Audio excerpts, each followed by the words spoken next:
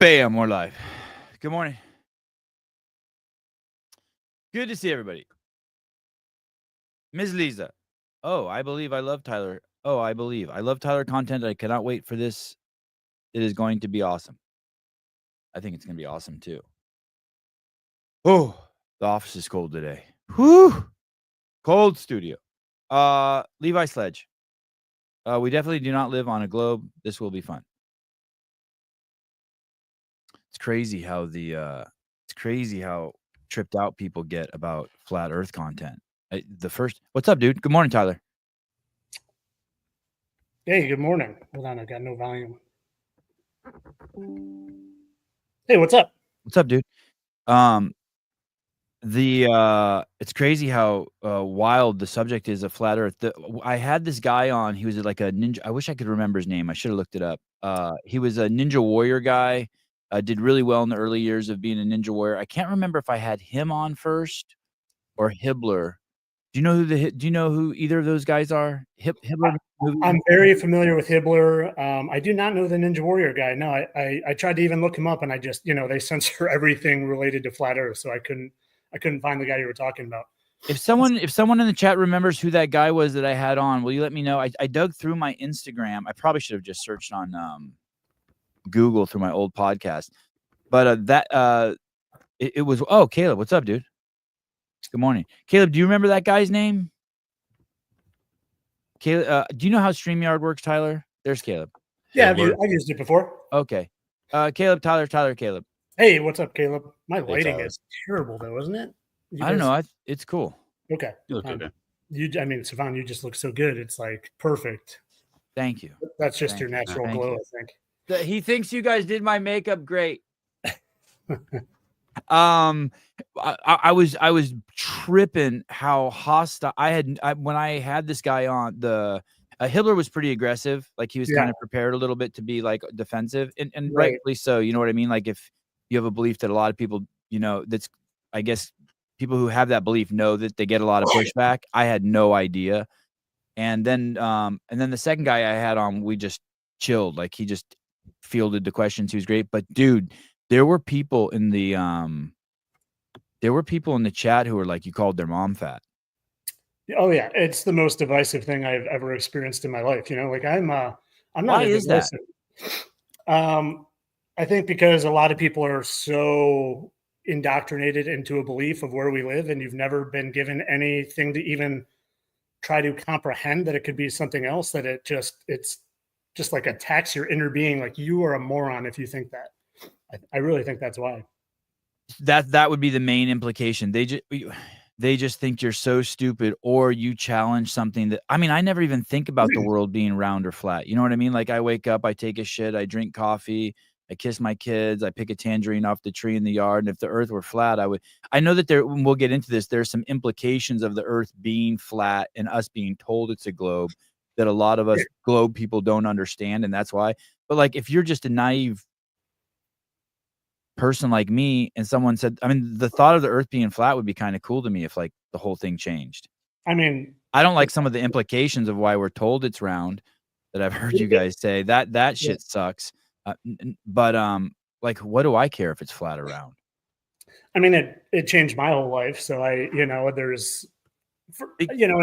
I should say it changed my whole life in a lot of bad ways, but in a lot of really good ways too. And none of the bad ways remain, only the good ways. So, like I literally am living in a different state, in a different house with different friends. And like my whole life is different from prior, when I used to think I had lived on a globe.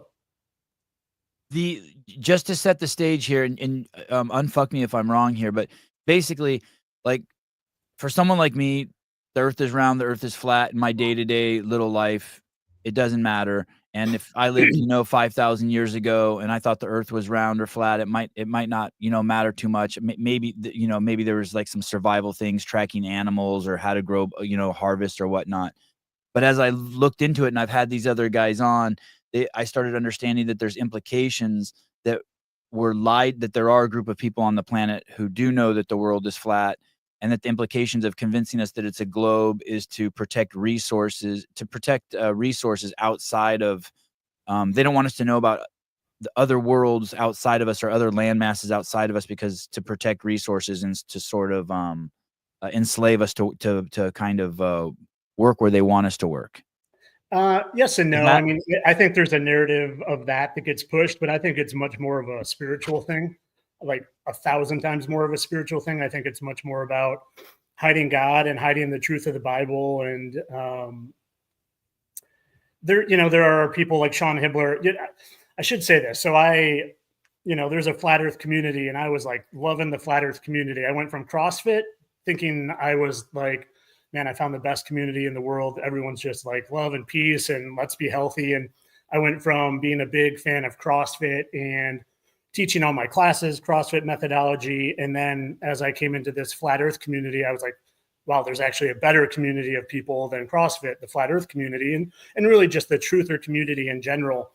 And I spent a year and a half just like making friends in that community, spreading truth as much as I could in that community. And what I started to realize as I was kind of peeling back the layers of onions of lies in the mainstream media through the government and Hollywood and all that, what I realized that there were also a lot of liars in the truther community. And I've conscious liars, like people lying on purpose. Yeah.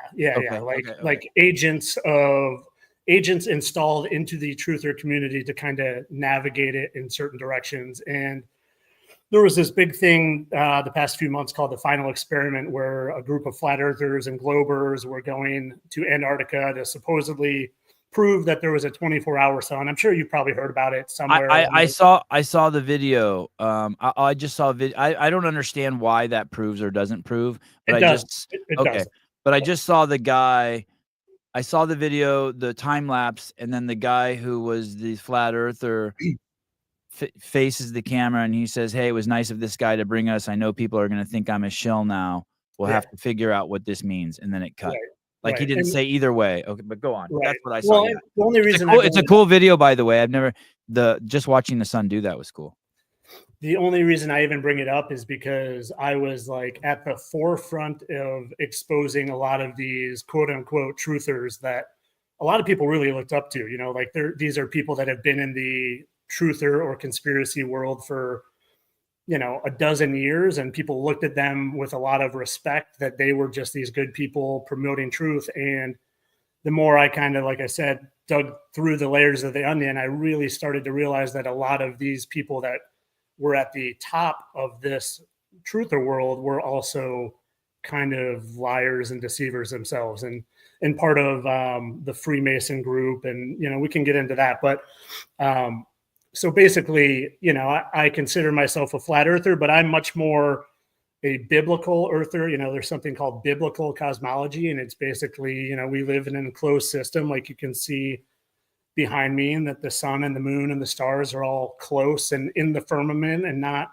quintillions of miles away, that are literally scientifically provable that you can't see light from that far away. But I only bring this up to kind of separate myself from the people who were saying that flat earth is to hide more land and to control us. I think it's a much more spiritual thing. And Tyler, you said something interesting. I tried to, watch as much as I could yesterday about you. That I think a lot of people are starting to become aware of, not necessarily around flat earth, but that someone's trying to take, like, even if the earth is flat, there's still a psyop around it, maybe to make the people who think it's flat appear to be crazy. So they're trying to take over the narrative. Or can you explain that to me, the layers of the psyop? You did a good job in this video I saw. Yeah, I think, so from my perspective, and I can only talk for myself, I'm not speaking for anyone else, but from my perspective, they want, and when I say they, it can mean a lot of things to a lot of different people, but for me, it's a spiritual thing. Again, I'm a true believer that we are here and there are actual fallen angels, like spiritual fallen angels that are here. And they really are the ones that control the narrative. And if you're a Freemason, you're a big believer that Lucifer is the good guy and, God and Jesus are not. And when there are lies in the world, I think that the powers that be try to get ahead of it and steer it in a direction. So they give you a lot of truth, so you're buying into this truth, but then they can steer it in the 1 or 2% of the direction that they really wanted to. And from my opinion, it is, they're going to give you a lot of truth about what flat earth, and then they're just going to make sure that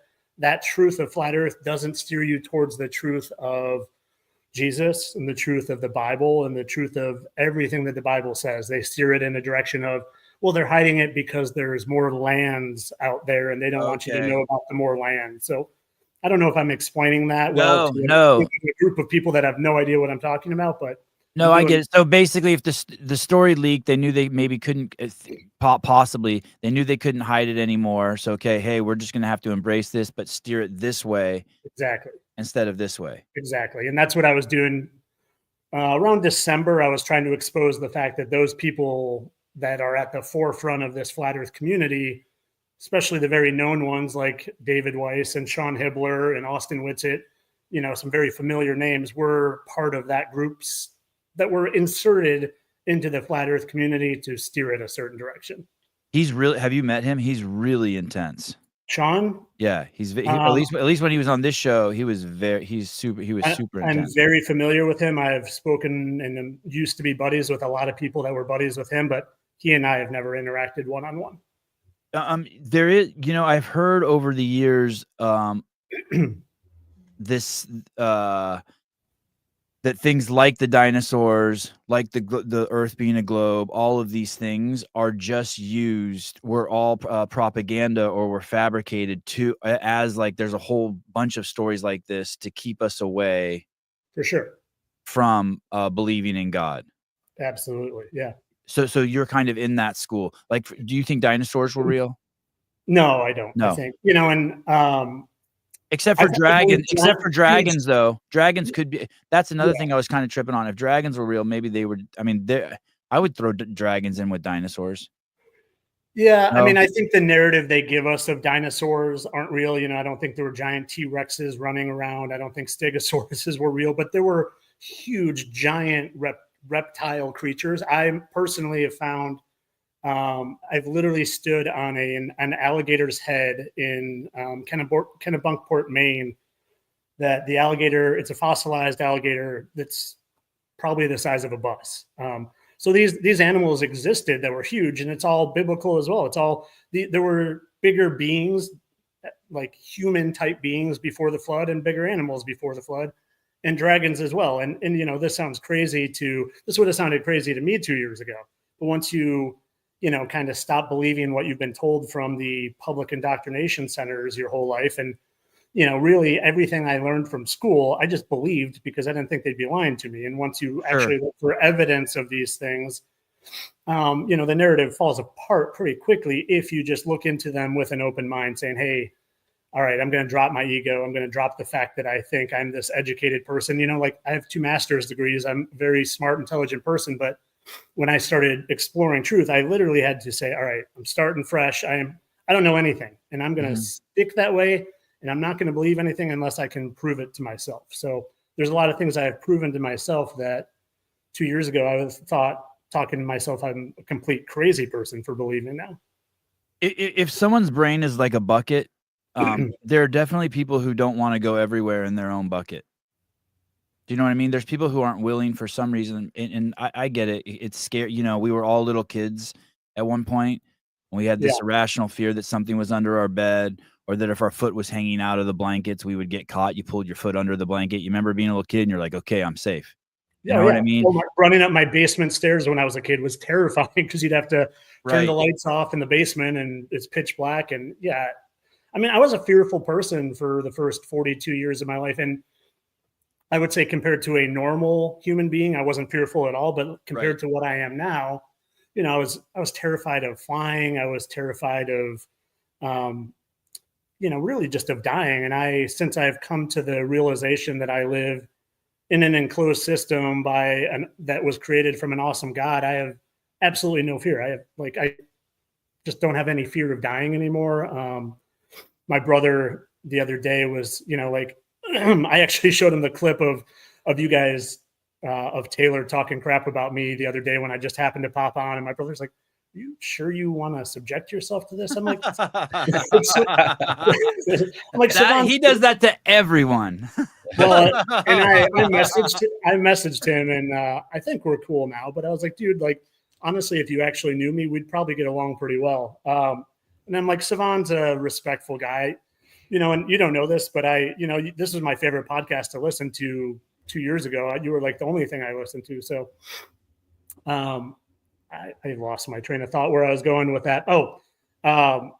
So I told him that I was coming on, and then I think you also said my name. He's like, you give your name out to all these people? I'm like, Lee, I don't live in fear. I've got no fear in my life. And I'm like, I've been trying to share that with you for a long time, that, I could have been a fearful person as a teacher. Like, man, what if I say the wrong thing to a student and they come in with a gun? Like, it's just no way to live in fear. And I didn't realize that until I really dug down these rabbit holes that I have the past couple of years. And these rabbit holes turned out, a lot of them, to be true. Guys, there's so many ways this podcast can go, and I know so many of you are, I know so many of you are going to want to be like, well, how do planes fly around the earth, and what's the you have all these like questions about how the physical reality works, and you have for them, and I don't know if we're going to get to any of those, because I just want to get to know Tyler and chat with him a bit, and maybe if it goes great, we'll have him on again. He's hugely popular, obviously, as you guys can see in the chat. We have all these people we haven't seen before, so just be patient with us as we fill this out. Because I can already feel it's going to go in a direction that goes no way with my notes. Explain that to me. So I had these two guys on who are flat earthers. My crowd went crazy. Like half of them were like, what the fuck? Someone like Taylor thinks that he can't see anything that you see, right? So he thinks it's so preposterous that you're just that you're like a storybook teller, like you're just like a Harry Potter writer. Like we had Joss Cedar on. I don't know if you know who that is, but he was the guy from The Bachelor who pretended like he was trans for 6 months and then said he's not, just to troll the trans community. And so Taylor was like, hey, to him, it's so preposterous, your thoughts, that he had to assume that you were just doing it as like an artist, the way an artist would create something, the way David Blaine levitates, but we all know he's probably not levitating. It's funny you mentioned David Blaine, but we can get into that later. But I'd never heard of censorship around. I said on this channel, we had this channel suspended for a week because I said that exercise and nutrition was the greatest way to hedge against disease, and that goes against WHO guidelines, World Health Organization guidelines. And I was like, that's fucking crazy. Yeah. That you can't say that. But is there really censorship around talking about flat earth? Because you finish every Instagram reel with, here's the guy. Nice find. Brett Stephenson. This is a cool dude. Look at the warning on this show. Oh, shit. Wikipedia, flat earth is an archaic and scientifically disproven conception of the earth's shape as a plane or disk. Many ancient cultures subscribe to a flat earth cosmography, notably including the cosmology in the ancient Near East. The model has undergone a recent resurgence as a conspiracy theory. Can you scroll down? I can't see the guy. I just want to get a face for Brett. I can't see him. There you go. Okay. Huh. Yeah, I don't know him. I'm surprised. Cool dude. He was super cool, yeah. Really cool. And I don't know if he was a CrossFitter, but like a early on Ninja Warrior champ. Really fit guy. Super. I really enjoyed hanging with him. Yeah, let me. So what is that about? What do they care? That's amazing. That's a bad sign for me and a good sign for you. Well, I understand why they don't want me to talk about the cure for cancer, because there's so much money behind, right? Like big pharma, right? And they don't want someone to say this isn't true, but they don't want someone to say that eating apricot seeds or putting your thumb in your butt and praying to God will cure cancer, right? Because they don't want you to take it. If there was some truth to that, I understand how they'd want you to push against it under the guise of protecting you, right? Yeah. But what's up with so that's wild. I'd never seen that, Caleb. Had you seen that, Caleb? No, I haven't seen anything about it, but it is very difficult to find Tyler's Instagram. Like I'll type it in a few times, and I have to go directly to Instagram to pull it up. Yeah, for 6 months. they sent me a message saying for 6 months, we will not let your content be seen by new people. So I was frozen at like 50,000 followers for 6 months because they wouldn't let it out to a single new person. And then, you know, they finally let it free. And like I blew up to 100,000 in like a week, and then they froze me again. And, you know, really I got my start on TikTok because a year ago, TikTok was going hog wild, no censorship, totally just free for all. Truth was getting out there like wildfire.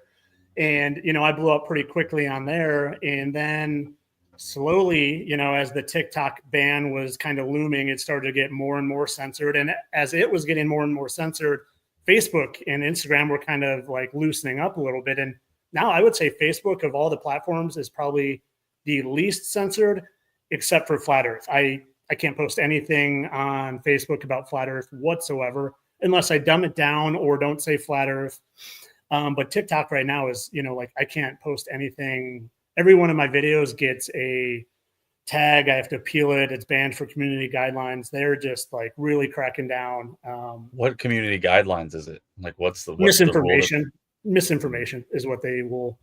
And I'm like, you know, it's just wild to me because I'm providing actual like evidence of the things I'm saying, and they're saying it's misinformation. So like you were saying, at the end of every single clip, I say there's entertainment only, and I wink because I talked to a TikTok moderator at one point for 2 hours, a former TikTok moderator, and she's like, you got to say it's opinion. You got to say it's entertainment. You got to hashtag entertainment. You got to put entertainment in the description. So my very first video, I'm doing that. And I said I like spilled out all this truth.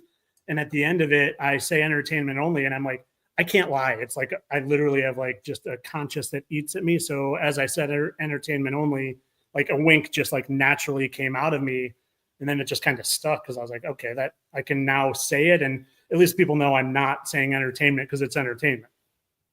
Hey, what's crazy is all religious videos are like that. They want you to believe in this God and this guy that was supposedly named Jesus, who resurrected from the dead, and that God is king, and all. You're not doing anything that's different than religious content. You would think it would fall under some sort of religious freedom. Well, I think of a lot of things I'm exposing, especially with Flat Earth, lead to larger awakenings, and it's just about losing their system of control. You know, if you realize that literally like 100% of Hollywood, there are actors that also play other actors. It just you don't look at Hollywood the same way. You're like, oh, they're all a bunch of liars. You know, they're not being straightforward. The things they represent are just a bunch of malarkey. So it's just a system of control. All the things I am exposing all tie in together in some way. And Flat Earth is really a kind of like the thing that connects them all. Because like I said, at the bottom of all the lies, it's a spiritual lie. If I'm just sitting on the couch with you, you invite me over and we're sitting on the couch, watch the Canada-US hockey game, you know, whatever. Then we go outside and do a workout, and then all of a sudden we start talking, and I say something about Brad Pitt, and then you're like, yeah, Brad Pitt and Benicio del Toro are the same guy. Have you had moments like that where you're just friends with someone and you're just hanging out with them and everything's normal until you say something like that, and then they're like, what'd you say, dude? Like I have a friend who doesn't think that the Trump shooting was real. My friend Andrew Hiller. Oh yeah. I don't think it was real. And I assume you didn't either. By the way, what's so funny is as I was watching your stuff, I'm like, Hiller, dude, this guy's brain works. Do you know who Andrew Hiller is? He makes videos in the CrossFit space. Yeah, I stopped watching you around the time you were really having him on a lot. So yeah, I'm pretty familiar with him. And I only stopped watching you because I started going towards conspiracy podcasts, you know. And so he makes all sorts of amazing connections. I'm like fascinated, and his memory is fascinating to me. Yeah, I think he and I are probably very similar in that way. And I haven't seen or heard of him since I watched your podcast like 3 years ago, probably. Like if you said something and he remembered it from a movie he saw 10 years ago, he can go back to that movie, pull up the time code in the movie, and be like, look, this, and be like, look, this was said here, this was said there. I think I have a photographic memory, and I think that's part of the reason why I'm able to do some of the things I do. I see things and I just remember it. I'm very visual. And so he's really into this show called Dexter. and he told me about it. So I just sat down and watched all the seasons with my wife, and it's my favorite show. That's what's crazy. That's what's crazy, because I told him, like, dude, this guy reminds me so much of you, dude. And then last night I saw you say, talk about Dexter on that podcast you did with Mal. What was the guy's name? Very trippy cat. Laz Molnar. Oh, okay, and you brought up Dexter, and so I rewound it and filmed my TV and sent it to him. I'm like, dude, I knew it. I knew it. I knew. Yeah, my wife used to not like when I would say I think I could kill someone that hurt or raped a child and have like nothing wrong with my conscience about it. Like zero remorse. So how does that happen to you? You're everything's chill with someone, you're friends with them, and then all of a sudden when they panic when you they think that they find out that you believe the world is flat, or know the world is flat, or that you think Benicio del Toro and Brad Pitt are the same cat. Well, so I am, like, my friends for years called me Mr. Extreme, because I'm just like, I'm an all or nothing guy, and if I do something, I want to be, the best at it. And when I kind of found out all these things, like I wasn't living on a globe, and I was just going down these rabbit holes. I'm a bull in a china shop, so I wasn't, I literally opened my fire hose and was just like blasting all my friends and family in it. They're like, a lot of them went into flight or fight mode, and a lot of them chose flee. So I lost a lot of friends. My family and I had issues for a year because they thought I was going crazy. I think my wife kind of thought I was going crazy. I'm like, look, guys, like, I'm sane and rational. I've just figured some things out about the world that none of us realized, because I grew up in a very, wealthy suburb of Chicago. So everyone's very smart, very educated. Everyone thinks, everyone went to college. So for me to be saying all these things that nobody around believes or agrees with, I was the crazy person. And unfortunately, I lost a lot of friends. And so like those people you're saying, do I sit there and have a normal conversation and then, say something like Benicio del Toro and Brad Pitt are the same? No, because those people don't hang out with me anymore. So okay. I still try to have those conversations with, I do have two really good friends from childhood that didn't flee. One of, like, my best friend, Nick, from like second grade on, is like, he's just, you might be listening now. What's up, Nick and Mossy and Sienna, if you guys are. Him and his wife are just super open-minded, so they let me say anything I want. They don't necessarily agree, but they're not thinking I'm crazy, I don't think. I heard you say in the video with Laz also that you've never done drugs. Right. Yeah. I think that's important, because I think people are looking for an explanation. I think everyone had a friend in college who did too much meth, and then they started hearing voices, or do you know what I mean? So I get in the comments all the time, like, I want what you're smoking and lay off the meth. No, I was always like the designated driver, the athlete in my friend group. Never touched this stuff. So unfortunately, it's just all reality that I've figured out and that I've tapped into. And I don't want to sound like, I think we're all special. I literally think we're all special beings. I don't think I'm more special than you guys, but I do think that God tapped me on the shoulder and was like, look, dude, you got to wake up. I've got a mission for you to try to wake up other people. Because I think we're living in an important, time in history right now, to be honest. I had this guy on, he wrote this book called The UFO of God. Have you heard of that book? Yeah, I read it. Okay. And he's at one point in the podcast, you know what's interesting? This is kind of a tangent. When I had him on the show, I was very interested in what he was saying. And he's a very cool dude. He's mellow. It's fascinating. Chris Bledsoe, right? Yes. Mellow, cool dude. Kind of got grandpa vibes. Yep. You know what I mean? Just kind of, I think we did the podcast like in his workshop. He was in his workshop, and he's got like hammers and shit hanging behind him. Yep. And he was talking about how the angels and stuff were in the house or something. And I was like, hey, what about when you're having sex with your wife, or like you're masturbating, or like if you were watching porn? He's like, I don't watch porn and I don't masturbate. And I go, but how about you're with your wife and they're like in the room with you? You know what I mean? And does that ever trip you out? And I got so much hate in the fucking comments. Like that was a disrespectful comment to ask him.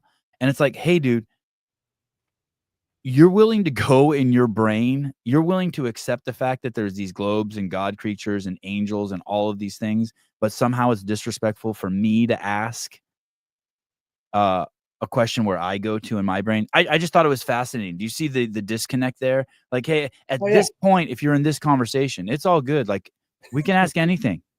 Yeah. Like it's good. It's not disrespectful. It's not just.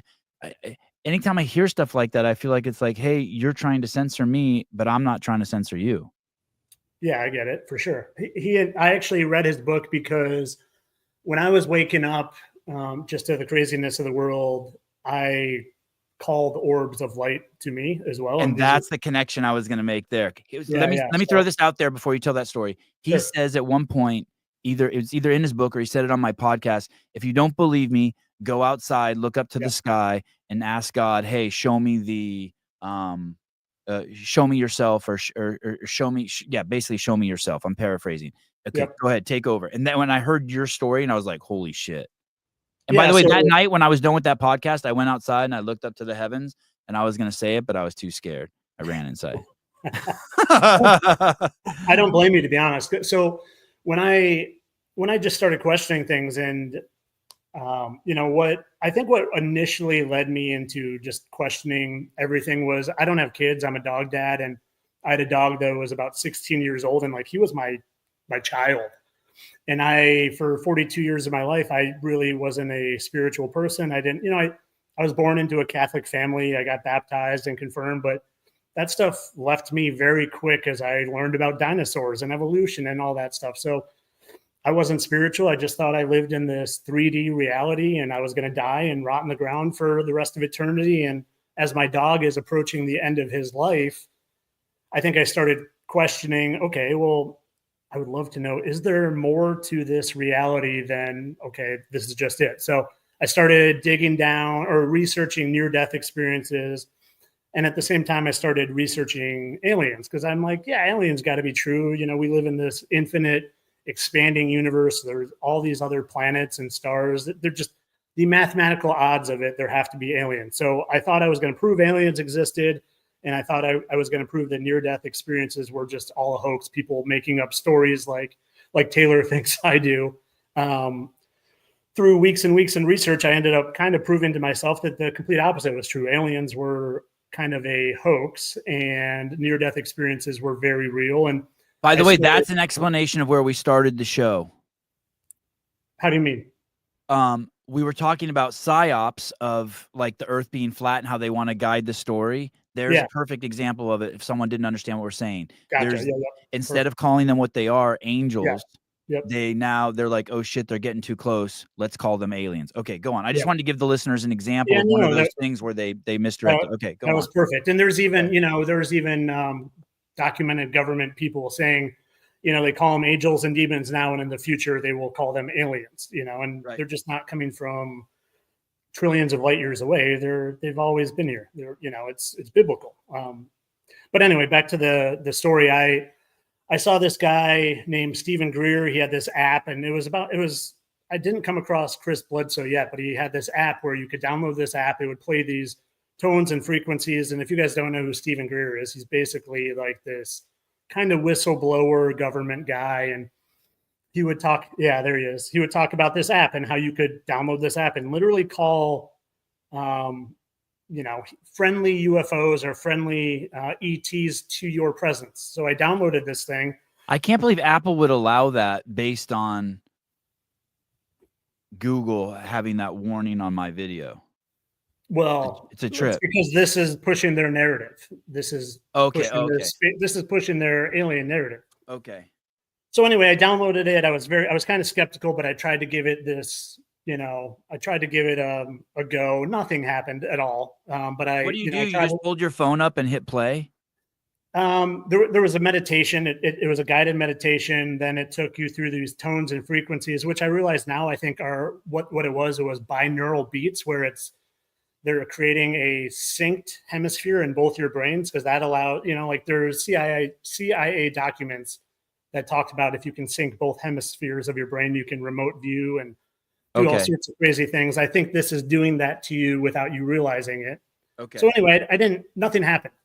But a week later, I decided to try again. And this was like in the middle of the day. And I literally had an orb of light. Like I caught a glimpse of it from hundreds of yards away. And it kept approaching me. It was flashing. It was, that's on his Instagram somewhere, Caleb. It's deep. It's deep. It's just the on his Instagram. It's just it's the rectangle, and then the screen's clear, and then there's just a little dot. You know what I mean?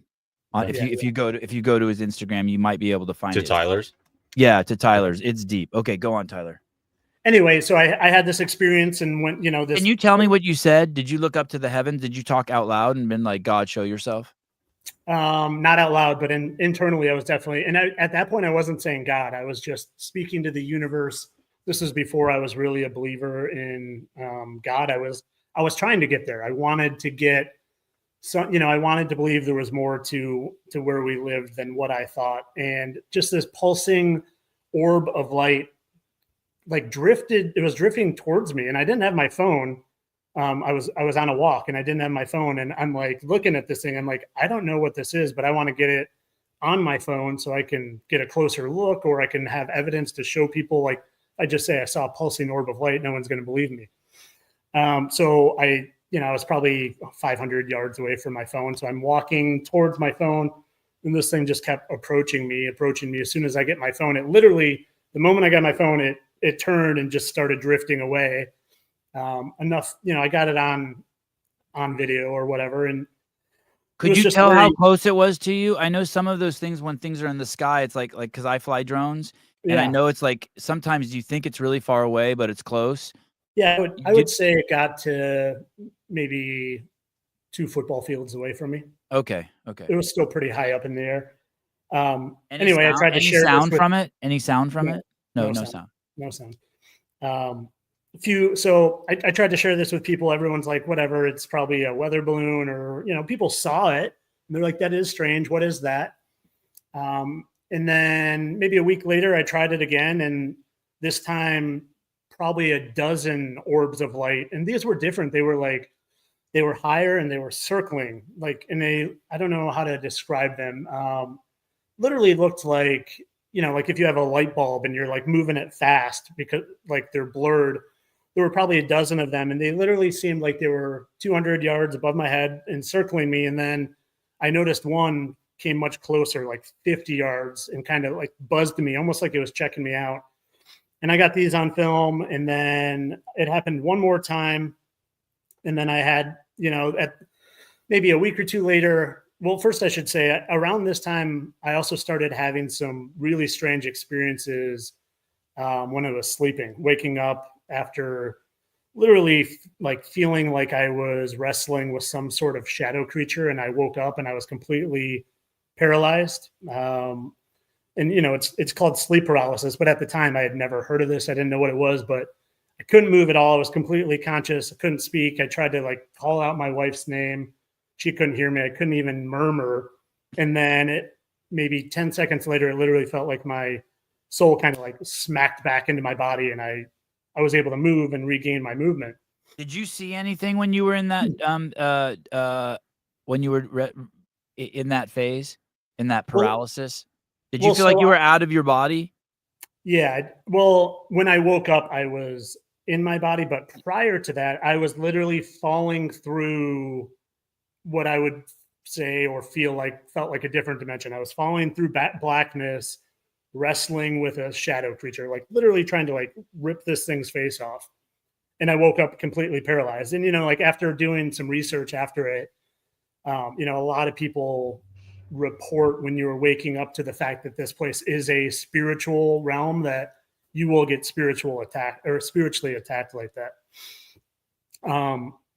So I had that happen a few times as I'm also at the same time calling these orbs of light to me. So to me, I kind of connected that like, hey, maybe I'm not calling some sort of like angelic, benign ET to me, but maybe I'm literally opening like a gateway for, demonic activity. So one more time, and I could go on forever about this story, but just to kind of wrap it up and make it short, at this point, I'm really starting to come into the realization that we're in the spiritual realm. Again, I'm walking by myself, and it's probably an April Chicago, really gloomy, cold, completely cloudy day, and I'm walking down this path, and this time I'm speaking directly to God, and I do think I speak out loud this time, and I was like, God, I just want to know, is there more to this place? What is going on? Where am I? What is this place I am? Please show me if there's more. And I closed my eyes and I'm walking, and it felt like someone turned a flashlight on, like right in my face. And I opened my eyes, and a hole in the clouds had opened up, and it was the only hole in as far as the eye could see. It was cloudy, dark clouds everywhere, one hole. And it almost looked like, like when you see a UFO beam of light, like shining down on someone. And it was coming right down on me, but it wasn't a UFO. It was just the clouds opened up, was shining right down on me. And in that hole where there was a hole on the clouds, this translucent orb of light just came and just sat right there. And I just, this was close. This was 100 feet from me, it seemed like. And again, I pull out my phone. And as soon as I pull out my phone, like the clouds covered and the orb went away. And around that time, I was like, I'm going to stop trying to call things to me. But that was the first time where I spoke, speaking directly to God. And it was a very different experience compared to the first ones I had. Scary? Like you feel your heart pounding in your chest? No, the opposite, like calming. Peaceful, yeah. Calming.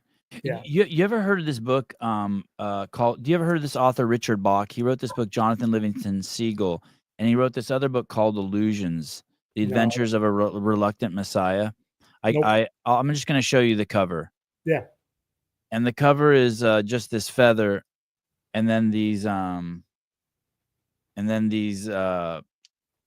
white balls of light and blackness. If you ever get a chance to check this book out, at least the first 20 pages are really cool. Yeah, keep it up for 1 second. Just want to screenshot it. There's an allegory there in the it's in the beginning of the book, the first 20 pages. That's really cool.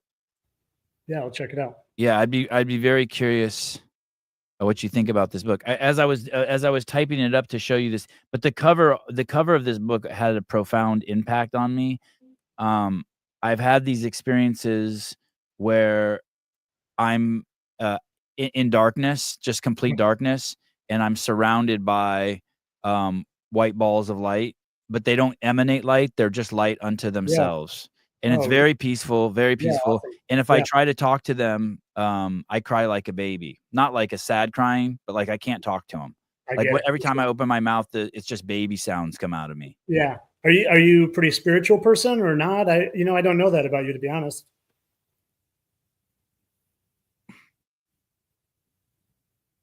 I think the best way is I don't scare really easy. I'm not afraid to go places in my mind. I'm okay just exploring stuff that would, like, I didn't realize that flat earth scared people. Yeah. Because to me, it's just another thing to explore. But I think that there's people who don't want to go everywhere in their brain because they get scared.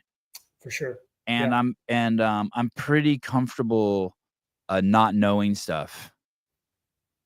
I'm pretty, you know what I mean? I'm pretty comfortable in the unknown. Yeah. Do you have fear of death?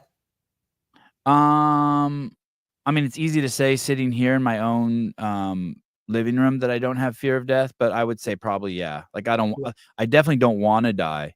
Yeah, yeah, and I have 3 kids, and I live a really good life. Yeah. And I'm really enjoying life. So I don't know. Probably I'd say that the answer is probably yes. Okay. And I should clarify, I'm the same way. I'm loving life right now. I literally wake up every day and do what I want, when I want, all day, every day. I don't have kids. My wife and I just moved to Florida. We live in a beautiful house and have a beautiful view, and I'm loving life. I have no interest in dying soon, but I have also no fear of it, which I can't say was true for the first 42 years of my life. And I give all credit to that, to figuring out that what I thought was true about where I lived wasn't true. So once I came to the realization that I lived in an enclosed system, as you can see here, that's what the whole picture is. Once you realize you don't live where you're told, you have really no option but to realize that where we live was created by an intelligent being. And once you come to that realization, you're like, oh, I probably am a spiritual being, and I'm not just something that happened on accident, and I'm not evolved from a tadpole that evolved to a monkey that evolved to a dumb human that evolved to a human. And things make a lot more sense to me as I sit here today as a infinite spiritual being, just kind of hanging out in this body for dozens of years than they did when I thought I was an evolved chimp. It's interesting. I had this memory just now. This person I know, who I think it must be the wealthiest person I know, and probably the most powerful person I know in terms of their influence.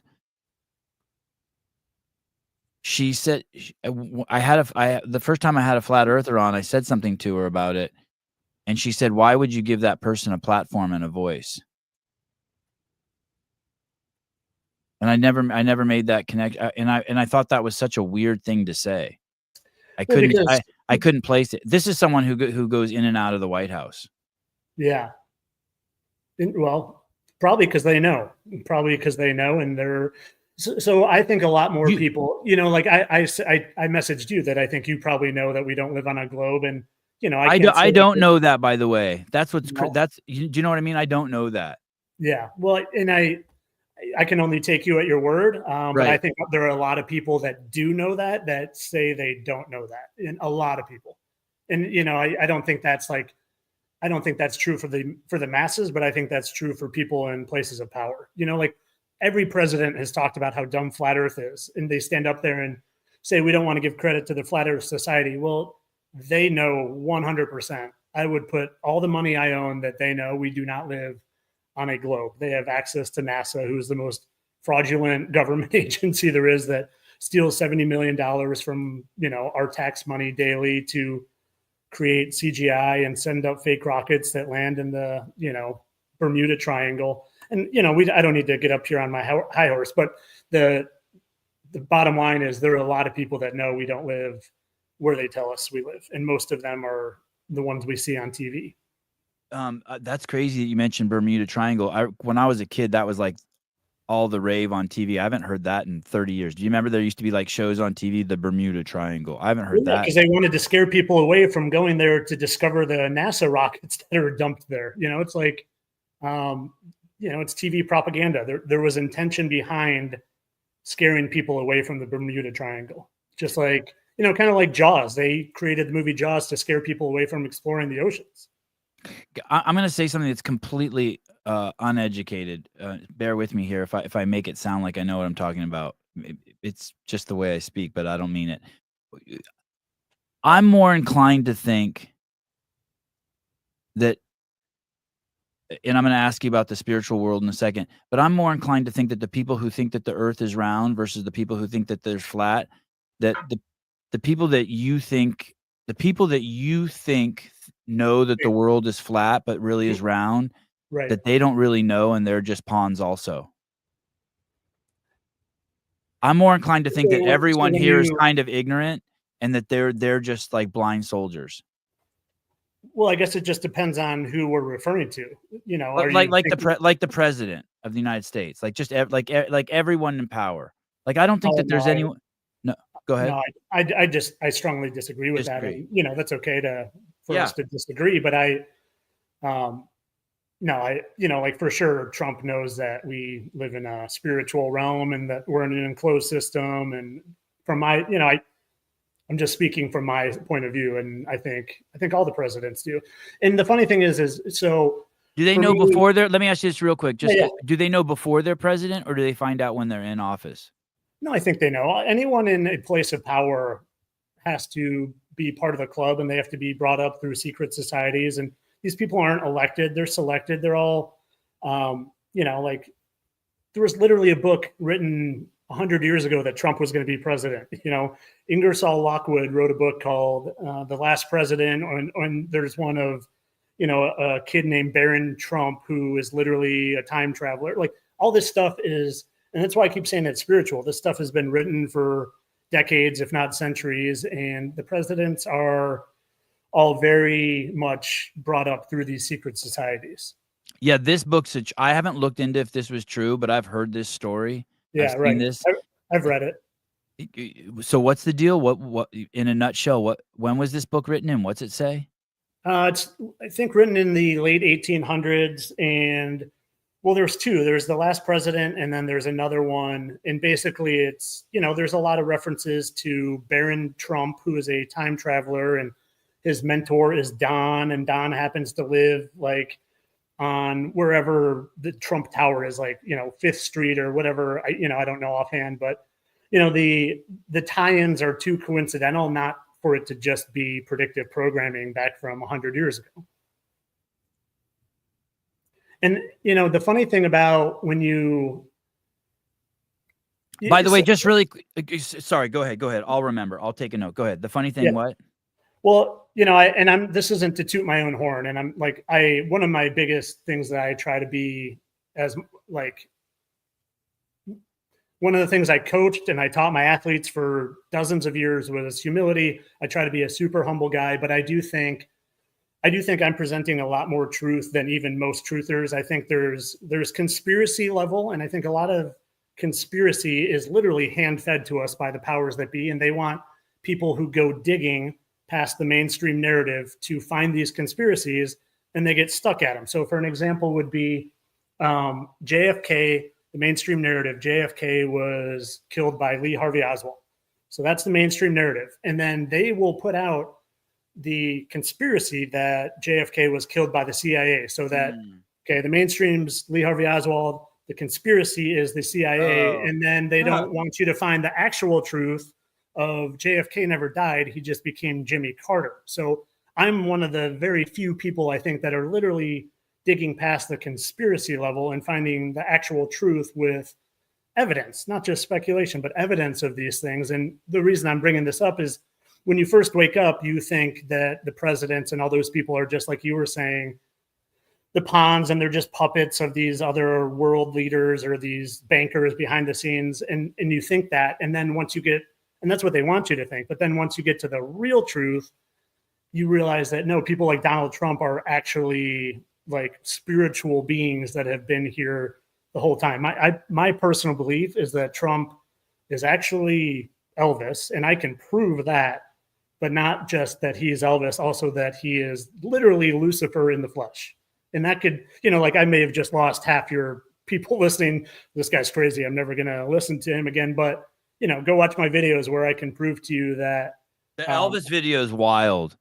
Right? You've seen Elvis, it? yeah, the Elvis video. I had so much fun with the Elvis video. The thought of Trump being Elvis really excites me. I kind of hope that's true. Yeah, I don't have any personally. Part of it, Lucifer's a bad guy, right? Lucifer's a bad guy. Lucifer's the devil. Well, yes, right, and that's like his home is hell, where all the fire and shit is. Well, his home, I think, right now is the White House. Oh, right. That's my opinion. Right, but when you say the devil, I'm trying to understand. That's when you die. There's one or two places you go. A lot of people believe this. You either go to heaven with the Father or God, or you go down below where Satan is. And Satan and Lucifer, that's the same dude. In my opinion, yeah. I think some people would say different things, but I think, and when I say everything, all the lies are spiritual, that's what I think it comes down to, is that it's Lucifer versus God, and Lucifer was kicked out of heaven, and he's literally down here. He is mad at God. He's also mad at humans, because humans are, in my opinion, I think we come here by choice. I think our souls can come here, have an experience, and then, we return back to the spirit world. I think the fallen angels, Lucifer being the head of the fallen angels, and Trump in the flesh, I think they're stuck here. They're literally banished down to this enclosed realm above my head, and they don't like us. They don't like God. So what do? They poison our food. They poison our skies with chemtrails. They give us vaccines. They do everything they can to keep us numb and dumb and not connected to the Heavenly Father. And not only that, but, you know, a great movie line from Kevin Spacey, who I'm not a fan of, was the greatest trick the devil ever played was convincing everyone he doesn't exist. And, you know, if you told me the devil was a real being or actually existed 2 years ago, I'd been like, okay, you're wacko, you know, but now I have a totally different mindset. How do you, let's say there were some qualities, let's say there were some things that Trump was doing that you liked. There's a lot of things he does that I like. So how do you reconcile him being Satan or Lucifer? I don't know if those are interchangeable, and liking some of his some of the things he's done. Because I think the ultimate goal is to, you know, like I said, he wants people to worship him or worship anybody but God. And I think where we're at right now is, you know, he got a lot of people bought in because I think the left was looking so obviously crazy and so obviously evil that he became the better choice. Even for, I think some lefties were starting to think that. And he's just reeling people in, giving them what they want. And I think eventually the goal is he's going to be, you know, that book, the Ingersoll Lockwood book, was called The Last President. I think Trump is going to be the last president. In the Bible, it literally says that the dragon will have 42 months basically in office to lead the people. And I think Trump, instead of having 4 years and 40, what is that? 12, 24, 36, 48, instead of 48 months, I think he's going to have 42 months before he becomes the king of the world. And I think he's going to lead the free world. And I think to do that, you got to get everyone to buy in. So I think that's what's going on now. He's getting people to buy in by doing a lot of things. People who are usually mad at the government and mad at the president are starting to just like get hooked in and believe in him. Bear with me here for spending so much time on this. How about when he was shot and he said God saved his life? Would he be allowed to say that if he was Lucifer? Yeah, because he's not saying, you know, he could be referring to any God. There are a lot of little g gods, you know. I don't think he didn't say Jesus Christ, you know, the Most High, or, you know, I do think, you know, there are a lot of evil people that claim to be followers of Jesus too. It's not, you don't all of a sudden, like, you know, instantly combust if you claim the name of Jesus and you're a big fat deceiving liar. There was something you talked about. I'm going to come back to Trump in a second about predictive programming. There were these two ideas that always kind of interest me. People would be like, hey, I manifested something, or other people call it telling the future. They're kind of one and the same, right? So you could be like, hey, I want a new car, and you could think you manifested it, but really you weren't. What really you were is you were seeing the future, and then you got a car, but the two wires got crossed on what, like, I'm just making this up, but manifestation might be the narcissistic version of telling the future. Like, you want to take credit for it, but really you just saw the future. Is that what it is? When you think of predictive programming, is it like that also? It could be, it's not really predictive programming. It was just someone telling the future. You know what I mean? One is like you created it, and the other one is no, it was predestined. Right. I completely get what you're saying. It's a great question, because I do think they use us to, you know, like, I think the collective consciousness is used to manifest things. So I do think predictive programming does happen so we personally can manifest things to happen, or there's a greater outcome or, you know, probability that something will happen if they already get us thinking about it. Or the other side of things, do they already know? I don't know. You know, it's a great question to ponder. I don't have an answer to it. This is really self-indulgent here. While we're on that topic, as I was waking up to things, man, I was becoming extremely clairvoyant, like predicting things, you know, like to the point where I would walk into a casino and I would say 33 and the roulette ball would land on 33 and playing blackjack. And I would say the Queen of Hearts and the next card over would be the Queen of Hearts. And having visions. A guy won thousands of dollars and I don't really go to the casino anymore now that I've kind of just taken on a new spiritual purpose. But I had a vision of the number 28, and it was burned. I'd never had a vision in my life, and it was burned into my vision. And I went to the casino that day, was kind of looking for signs of it, and I saw this guy. I was playing blackjack next to this guy, and I've never seen a guy play blackjack and at the same time go over and bet on roulette. He was doing both, and he went over and he put a number or put money on roulette, and he came back. I was like, "What'd you put it on?" And he said like 00, and he goes, "Wow, you got a number?" And instantly my 28 burned like it. I was like, "Oh, 28." I had 28 burned into my vision this morning, and I told him. He went over and put 28, and then we're just playing blackjack. All of a sudden, he starts like elbowing me, and he won thousands of dollars based on what I said, 28. And like, he started crying because he had owed like the amount of money he won, he owed for some bill he didn't have the money for or something like that. It was wild. Yeah. And I was having a lot of that clairvoyant stuff happening as I was going through my spiritual awakening. It was pretty crazy. Evidence of the existence of the unseen. Yep. A lot Evidence of the existence of the unseen. So the first time I heard this, I was a little kid. Sevon is the king of patronizing. Patronizing? What the fuck does patronizing mean? That means like I'm lying to you or something? No, that you're mocking me. I don't think you're mocking me. You're patronizing. Patronizing is apparently kind or helpful, but betraying a feeling of superiority, condescending. The first time someone said that to me, I was a little kid, and it was a friend of my mom's, and it was a guy I really, really liked. And he flew B-52 bombers in Vietnam. His name was Lou Pascali. And I was riding in his car with him. He had a little pickup truck, and he had an 8-track player in it. He was cool as shit. And I was asking him questions about flying the B-52 bombers. And he goes, "Do you really care, or are you just pulling my strings?" And I remember that fucking rocked me. I was just a little kid. It's wild. And I get it. By the way, Stephen Miller or whoever you are, I get it. My whole life has, not my whole life, but ever since I had my personal awakening, people have said to me, "Hey, I can never tell if you're telling the truth or if you're being like sincere or not." Right. And I want to be like, "Hey, I don't fucking know either." I think I'm just being me. You seem like I'm pretty sincere guy to me, if I'm being honest. And I have a pretty good judge of character. All right. It's part of the reason I used to listen to you, because you would, I don't know. You can be a smart ass and you can be sarcastic and like, I want to be funny too. Right. Yeah. I want to be funny. I think I'm the same way, like I'm an honest, sincere person, but I like to be sarcastic. I think it's part of the reason my videos do well, because I can just be sarcastic, but it's not putting on a front. This is so inappropriate, but you're a special guest, so I don't mind being inappropriate.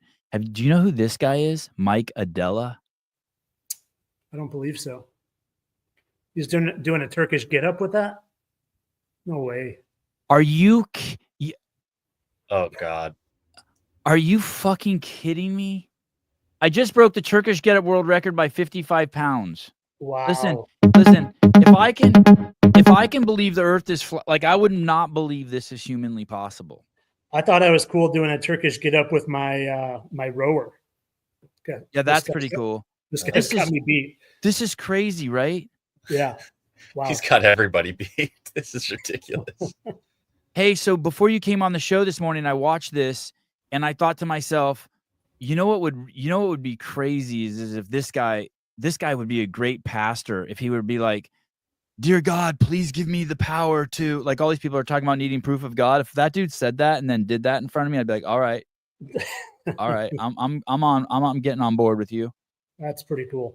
His Instagram has the most wild lifts on it. And they're not like the weird ones where the guy's like doing he does an overhead squat. He does an overhead squat with 350 pounds in one hand. Dang. Yeah. Anyway, I used to love showing that to my students, the Turkish get up with a person. He's doing it with not that guy specifically, but I think who was the big Max Mormont did that to me in my early years when I first came to CrossFit. Yeah, it was a cool video. Who's the big kettlebell guy? I can't. His name's Martone. Yeah, I think Martone did it with a girl. I thought that was pretty cool. I used to show that to my students. Martone, Yeah. Great guy. Seems like it. I haven't seen stuff on him for years. Have you had him on? No, but I'm No, friends with he's a him, great guy. and I see him regularly.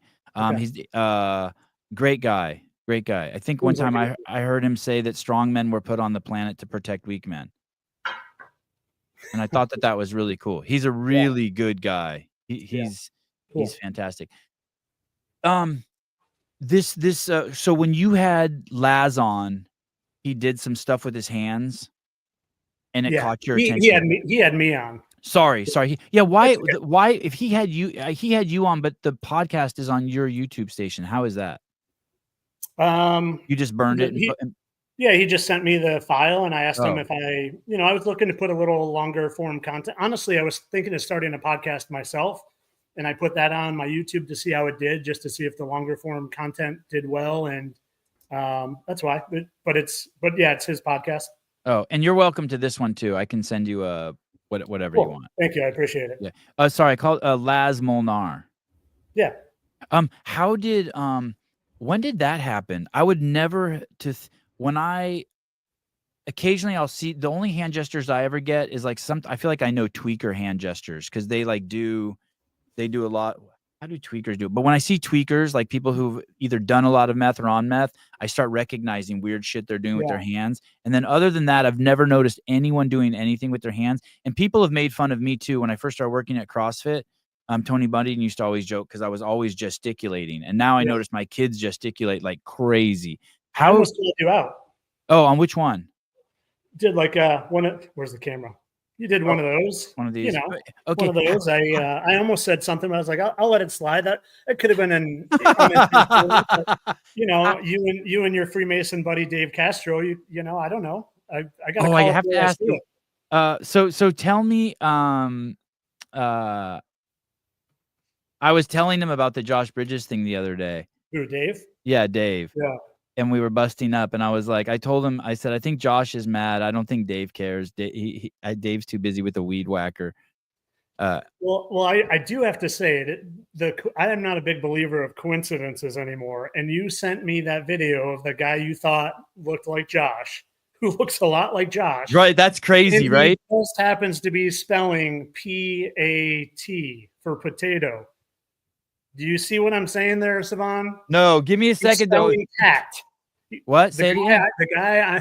Do you see what shit. Oh shit. Come on. You tell me you didn't notice that. Savan. Dude. You noticed that. Come on. You have to understand something about yourself that's different. This is what I mean why you're like Hillary. You make so many connections that are so wild. So people who aren't caught up, there's a video out there where Tyler explains that in his belief or knowledge that Pat Tillman and Josh Bridges are the same person. It's a recent post on, you can go to the Fittest Flat Earther on Instagram, at the Fittest Flat Earther. Oh, it's there on the screen. And then he shows how Pat Tillman and Josh Bridges are the same person. But I had recently, just a few days before, talking about not speaking in coincidences, brought up a video. That recent, huh? Yeah, it was just a couple of days ago. I was busting Josh's balls. Anytime I see someone who looks like someone, like I play it just like to make fun of them, Yeah, for sure. And I'm like, hey, look, here's Josh Bridges, and it's some Mexican dude. So I was like so excited, like to fuck with you and send that to you. Be like, no, Tyler, what about this guy? And so and he spells P-A-T for potato. He goes P-A-T. Like Pat. Yeah. Wow. Yeah. Can you play? Did you find that video? It's in one of our threads. It would be in the locker room thread. I don't know how. I can text it to you probably in 5 seconds. Oh yeah, that would be awesome. And then I'll send it, and then I can play it. God, that video is so funny. That guy really does look like Josh. Do you think that guy looks more like Josh than Pat Tillman? I do. I do too. Yeah, I think Josh has had some work. I think he had. Can you see? You won't be able to see. Oh wait. Oh yeah, there. yeah. That's crazy, dude. Huh. Even the way the hair grows in, dude. Even the way the hair grows in. Should I text this to you, Savan? Yeah, please. Okay. Hey, I was a little surprised you gave me your phone number. I I was like, I can't, because, you know, like I'd say 80% of the people give me their phone number and 20% don't. Like if I contact a UFC fighter and and they're like, yeah, I'll come on. And then I'll be like, can I get your phone number so Sousa can send you some times? And then they ghost me. And I'm like, this fucking guy, there's no fucking way this guy. I don't give my phone number to anyone. Honestly, if I hadn't known who you were for the past 10 years, I probably wouldn't have, but okay. like, I know he's at least a real person. Yeah, right. That's Yeah. good. Yeah. Okay. Yeah, this is so funny. Okay, so can we preface this again and say you sent this to me saying it looks like Josh, and I'm saying Josh is Pat Tillman. So I was trying to undermine your theory.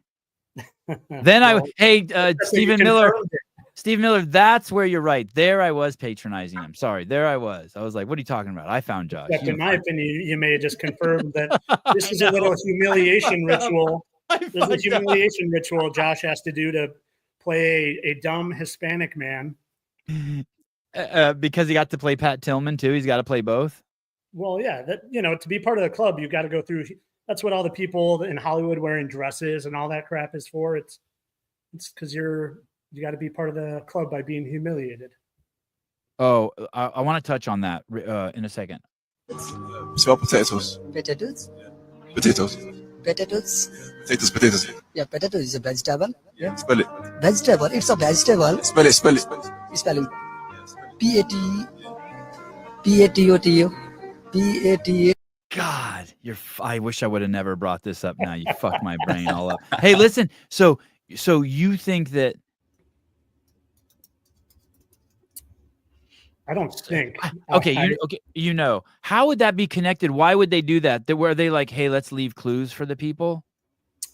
Oh, which one? This video here? Yeah, like why would they do? Like, let's say there is some sort of connection. Because they love to mock how dumb we are, and it's they also got to kind of tell us.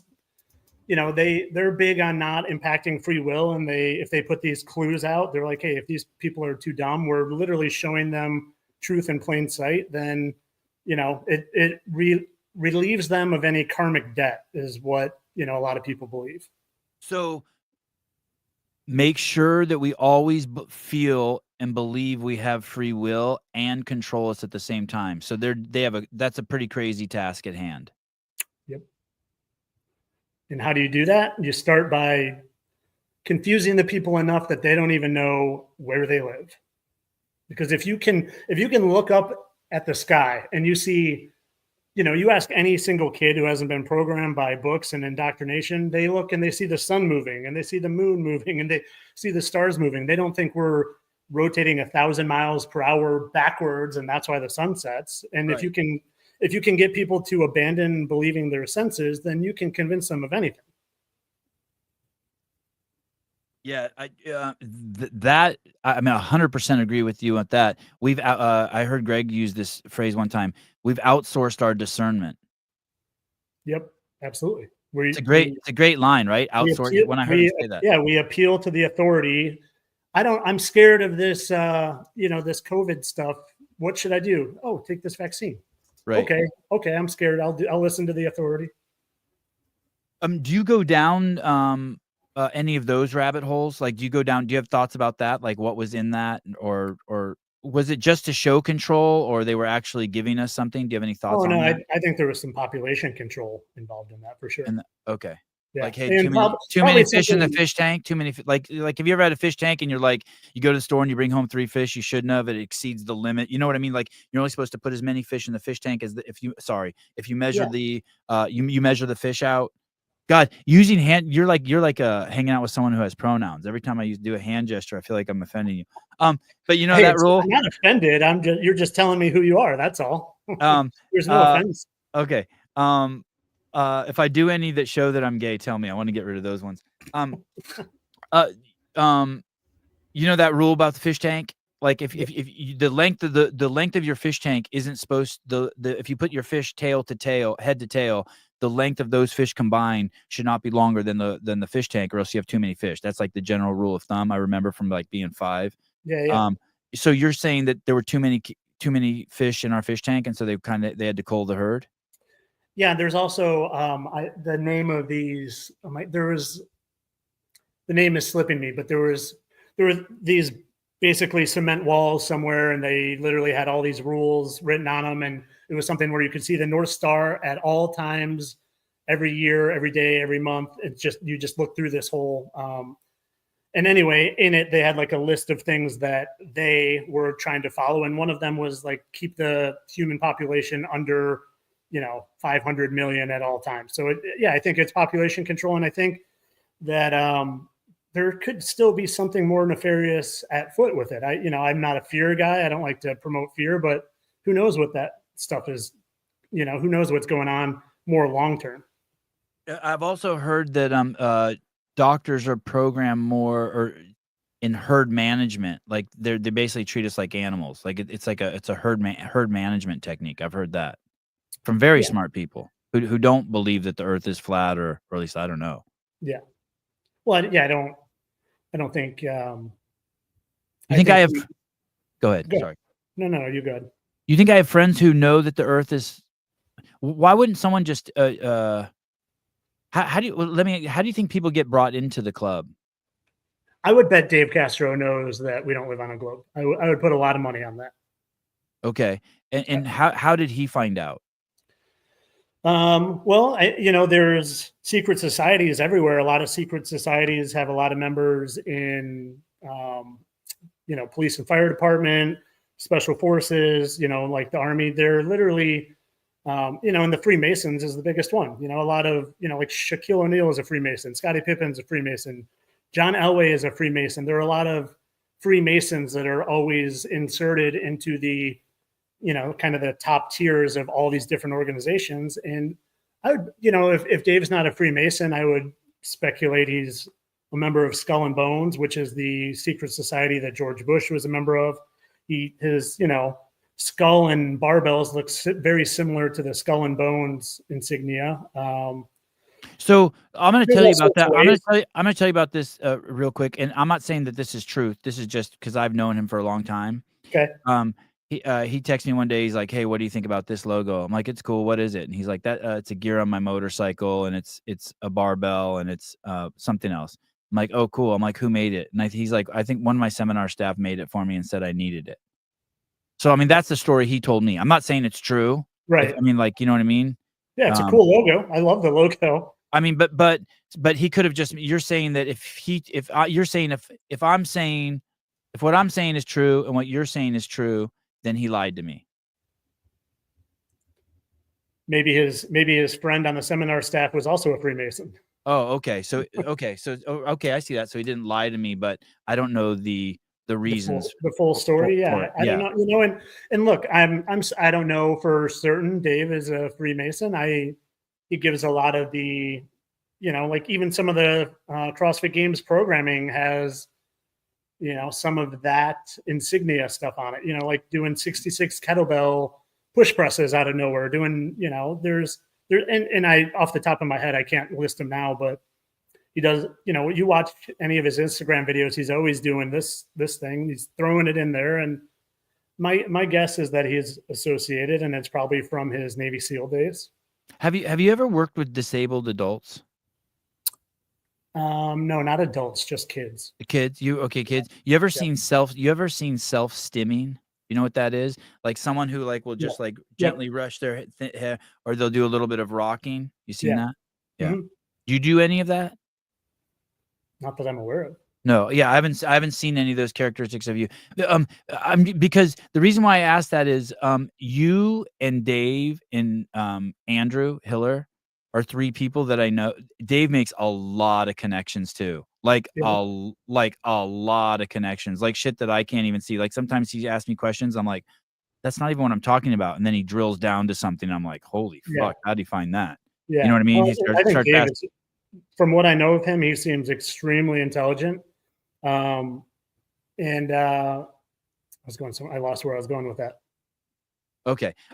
Tell me what a Freemason is. I mean, it's just like the Shriners Club. It's just it's a society people join, and it doesn't mean that every single person that joins the Freemason, secret society is a bad person. A lot of people join and they just think they're joining a boys club. Basically, it's like NASA. Not everyone at NASA is a piece of shit liar. The people at the top that are part of it, in my opinion, are. But it's just a society, secret society. So it's like because that's the only thing I know about the Freemasons. I don't know if Fred Flintstone was one, but like I remember watching the Flintstones as a kid, and he belonged to some organization, and I always just thought of it as a fraternity. I thought it's where just like a bunch of guys go together.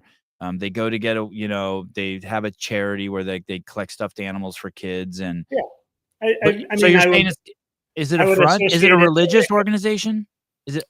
I do believe that you need to be spiritual to be let in. You need to know, you need to believe in a higher power. I think part of that is because basically at the heart of it is they believe that Lucifer's the good guy. They believe Lucifer, you know, was trying, you know, like God has us here in this prison, and Lucifer was trying to give us knowledge and trying to help the humans. And they all believe instead of Jesus and God being the good guy, Lucifer's the good guy. So, you know, it's an Is that entire open? That's your theory, or like if I went to Wiki and I read about the Freemasons, is that like part of their? Could I find that on their website? No, I don't think that would be. Oh, okay. That wouldn't be on Google. No. Okay, they're not open about that. I don't think so. But individuals might be open about it, but I don't think the club in general is. Okay. Mr. Jake Chapman. Hi, Mr. Jake Chapman. When did you add Mr.? Tyler, good to hear your opinion. Question: is there any evidence you can imagine that would persuade you that the Earth is round? Oh, that's a good question. First, Jake, thanks for the kindness and the and the money. Oh, are you tripping on his hands? No. Okay. No, I was just saying, most people ask a question like that and like, you effing idiot. Oh, right. He just seems, he's very polite. Yeah. He's a cool dude. He's appreciating cool dude. my thoughts.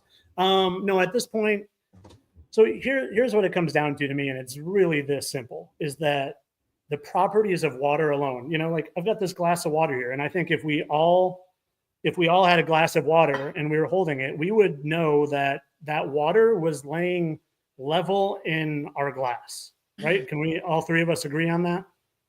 Yes, sir. That's what the properties of water are. Water does not curve around a ball, regardless of how many times they tell you gravity can make that happen. If you're on a lake, if you're on a pond, if you're on an ocean, water is always flat and level. So I would have to go against everything that I know to be logical and scientifically provable now to go back to thinking I live on a globe. There is really nothing that could convince me. No. And when you get to the point where I'm at and you look back, I don't know if you guys celebrated Christmas or whatever, but like when I look back, once I found out Santa Claus wasn't going down my chimney and eating the cookies and delivering the presents, I was like, man, how did I believe that for 8 years of my life? Now I look back and I'm like, how did I believe that there were people in Australia standing upside down for 42 years? How did I believe water could curve for 42 years? Like I look back and I'm like, it's a ridiculous thought. And I understand how people believe it because I believed it for my whole life. But what I don't understand is how people can't be open-minded enough to look. Because I do feel like if someone would have tapped me on the shoulder and been like, dude, the earth is flat, I would have probably laughed at them at first. And I would have said, oh yeah, show me, smart guy. And then I would have sat there and let people present evidence. But that's not what I get. I get people that are, you're a retard and you're a moron and you're delusional and you have a brain tumor and, the list goes on and on. But when you look, there aren't many people that look and spend time actually trying to seek the truth of it that still think that they live on a place that is literally spinning 1,000 miles per hour right now and circling the sun at 66,000 miles per hour and traveling through the Milky Way galaxy at 400,000 miles per hour. It's all just like when you look into it and you look into NASA, it literally becomes as ridiculous as Santa coming down my chimney. The pushback, and I know you've heard it 1,000 times, is that the Earth is so big, right? Yeah, right. That somehow that makes it so it becomes and that we live in this that you see that there's a what's it called? What's that section called above the earth that is spinning with it, and that's why we're not affected by the spin. The atmosphere or The atmosphere. stratosphere. Or, Yeah, that basically it's spinning also. Well, yeah. So what you can, you can think that, and you can like let your brain go down the mental gymnastics of that. But, a helicopter can hover for 10 hours and it's in the same spot. So yeah, is it spinning with the atmosphere or without? But what it comes down to in reality is, however big the earth is, they tell us how big the earth is. So it's not like we don't know how big the earth is. They say we know exactly how big it is, which is 25,000 miles in circumference. So that will give you a exact curve rate. And they tell us, if you know how big it is, then you can create a curve rate. And then what you can do is you can see Chicago from across Lake Michigan, which would be 100% impossible based on the size Earth they tell us we live on. And I've seen that with my own eyes. Yeah, I've seen all the videos on that too.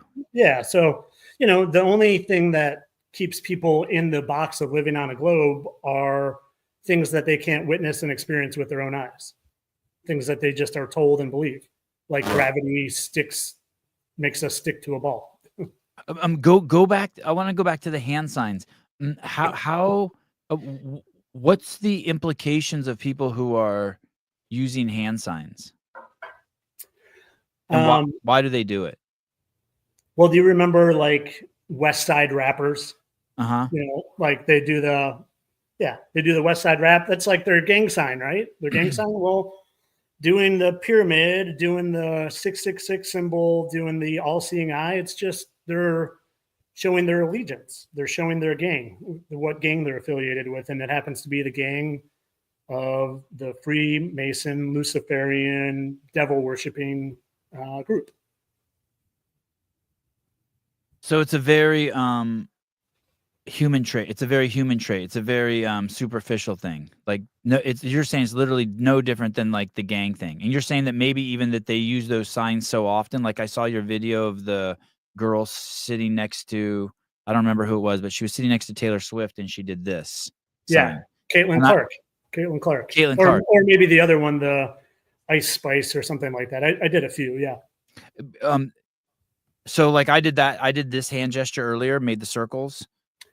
You did something like that. You may have also been saying like it was right. Okay. But this one, when you showed me this one, when you showed that one in the video, I was like, wow, I don't know if I've ever done that. Yeah. I've done this, hang loose Hawaii. Yeah, me too. Yeah. But I don't know if I've ever this one I was tripping on a little bit. Yeah, I mean it's super intentional. It's super. Oh yeah, like that. Like but I'd never do my hands like that. And she's unless I was doing Spider-Man with my kids. Yeah, and she seems to be wearing an upside down cross too. And here's Caitlin Clark, and Caitlin Clark, her name is CC, Caitlin Clark, which happens to be 33, and 33 is the number that all the Freemasons love. In my opinion, it's because a third of the angels fell from heaven, so a third is 0.33 repeating. So I think they put, if you become aware of it, you see that they hide 33, or if you're watching movies and TV, you will see 33 all over the place once you become aware of it. Mm. Well, that when in college when I smoked weed, and you heard the number 420, right? Yeah.